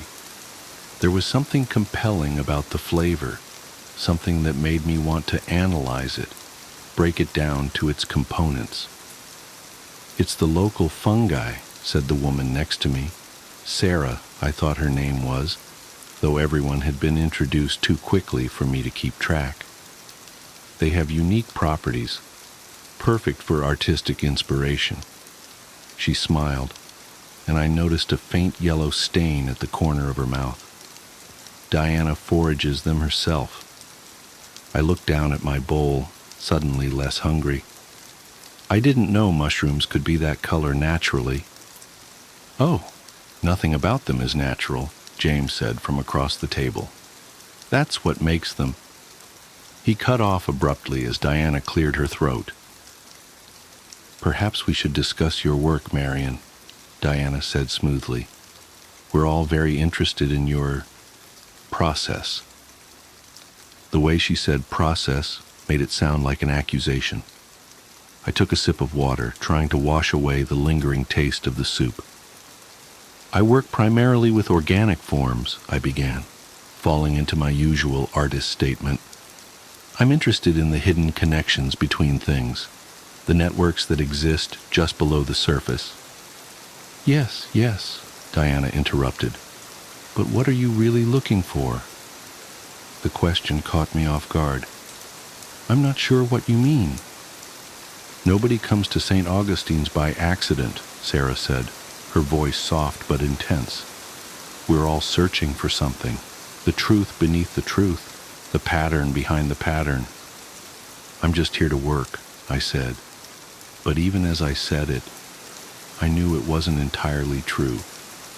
There was something else, something that had drawn me to this place when I saw the residency listing. Something about the way the application had seemed to read my thoughts before I had them. Of course you are, Diana said, that not quite smile again. And work you shall, starting tomorrow. The morning bell rings at sunrise. That night I dreamed of mushrooms. They pushed up through the floorboards of my small room, pale and pulsing with their own inner light. In the dream, I watched them grow, fascinated by their geometric perfection. They formed patterns, circles, spirals, complex fractals that seemed to contain infinite depth. I wanted to paint them, to capture their impossible mathematics, but when I reached for my brushes, they squirmed in my hand like living things. I woke to the first bell of morning, my sheets damp with sweat despite the chill in the room. The dream clung to me like cobwebs, and for a moment I could have sworn I saw faint circles on the floor, glowing in the pre-dawn light. But when I blinked, they were gone. The fog was thicker than ever, pressing against the windows like something alive. Its yellow tint seemed stronger in the morning light, giving everything a jaundiced, sickly cast. I dressed quickly, shivering. The heat didn't seem to work properly in this part of the building, and made my way to the bathroom. The mirrors were all covered with cloth. When I tried to pull one down, I found it had been nailed in place. "We find reflections distracting," said a voice behind me. I turned to see an older man I didn't remember from dinner. His eyes were the same yellow as the fog. "Best to focus inward here. That's where the truth lies." I nodded as if this made perfect sense and hurried back to my studio. The canvas was waiting for me, those faint geometric patterns more visible in the morning light. They seemed to pulse slightly, like a heartbeat, though I told myself it must be a trick of the light. I set up my paints, laying out my brushes with careful precision. They were my touchstone, my connection to the real world of galleries and critics and normal artistic concerns. I picked up my favorite, the finest sable for detail work, and turned to the canvas. The patterns were gone. The surface was pristine white, as if newly primed. But when I moved my head slightly, I could see them again, just at the edge of my vision, like after images from staring at the sun. "They do that," James said from the doorway. I hadn't heard him approach. "They hide themselves until they're ready to be seen, like mushrooms before they fruit." "There's nothing there," I said firmly, more to convince myself than him. "It's just a blank canvas." He made that puppet jerk shrug again. "If you say so. But you might want to try working with them instead of fighting them. It's easier that way. Less painful." Before I could ask what he meant, the second bell rang. This time the sound seemed to have color, a deep, pulsing yellow that matched the fog. I closed my eyes, but I could still see it behind my eyelids, forming those same geometric patterns I'd seen on the canvas. "Time for morning meditation," James said. His voice sounded distant, as if coming through water. "You should come. It helps with the adjustment." I wanted to refuse, to stay in my studio and start working on something normal, a still life maybe, or some preliminary sketches. But my feet were already moving, following James down the corridor to what had once been the church's main sanctuary. The other residents were already there, sitting in a circle on cushions. Diana stood in the center, holding something that looked like a bell, but wasn't quite. In the yellow light filtering through the windows, its surface seemed to ripple and flow. "Ah, Marian," she said, "I'm glad you decided to join us. Please sit. We were just about to begin today's visualization." I sat between James and Sarah, trying to ignore the way the floor seemed to pulse beneath me. Diana struck the not-quite bell, and the sound filled the space like liquid light. I felt it in my bones, in my teeth, behind my eyes. "Close your eyes," Diana instructed, "and look for the patterns. They're always there, just beneath the surface, waiting to be found." I closed my eyes, but I could still see geometric forms spinning and multiplying, mushrooms growing in perfect Fibonacci spirals, mycelial networks spreading like neural pathways. They were beautiful, terrifying, true. When I opened my eyes again, the room was empty except for Diana.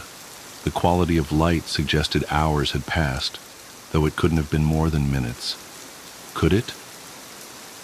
"How do you feel?" Diana asked, helping me to my feet.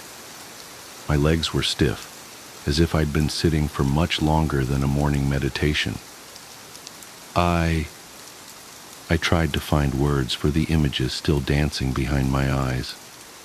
I saw. Yes, she said. You did. And now you're ready to begin your real work. I stumbled back to my studio, my head swimming with visions. The canvas was waiting for me, but it wasn't blank anymore. The patterns were clear now, impossible to ignore. They wanted to be painted, needed to be painted. I picked up my brush, my beautiful, expensive sable brush, and dipped it in yellow paint that I didn't remember mixing. The bristles writhed against my fingers like tiny tentacles, but that was fine. That was right.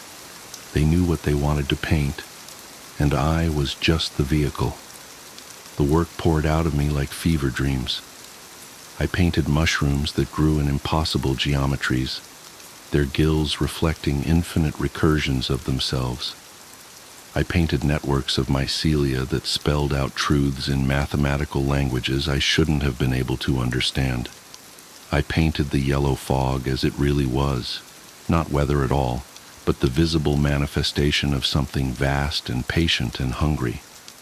I painted until my brushes wore down to nubs, their sable bristles falling out like shed skin.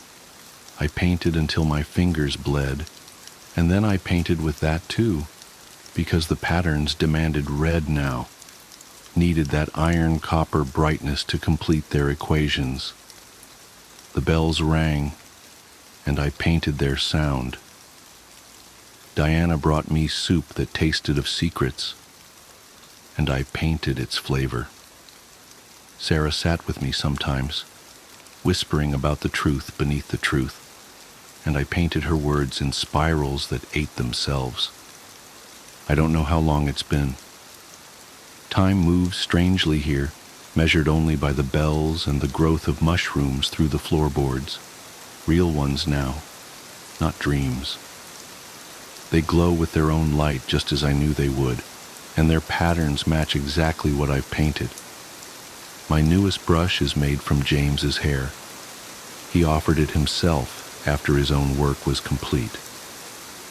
I saw his final piece yesterday, or maybe last week, a masterwork of sacred geometry that had somehow captured the sound of all three bells combined.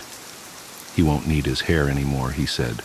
Where he's going, he won't need anything at all. I understand now why the mirrors are covered. We don't need to see our reflections to know how we've changed. I can feel the mushrooms growing inside me, their mycelia threading through my brain in perfect, beautiful patterns. Soon, my work will be complete too. I'm writing this because I found my old phone while looking for more red paint.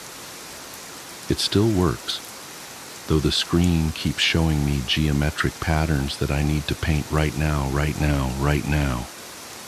But I wanted to record this first, to explain to whoever finds it why I had to accept the residency, why I had to paint the truth, why we all did. The third bell is ringing. The yellow fog is very thick now, and the mushrooms are so beautiful, geometry made flesh, mathematics made real. Diana says I'm almost ready. One last painting, she says. One final pattern to complete the sequence. I can see it now, growing behind my eyes. It's so perfect, so true. I just need a little more red paint.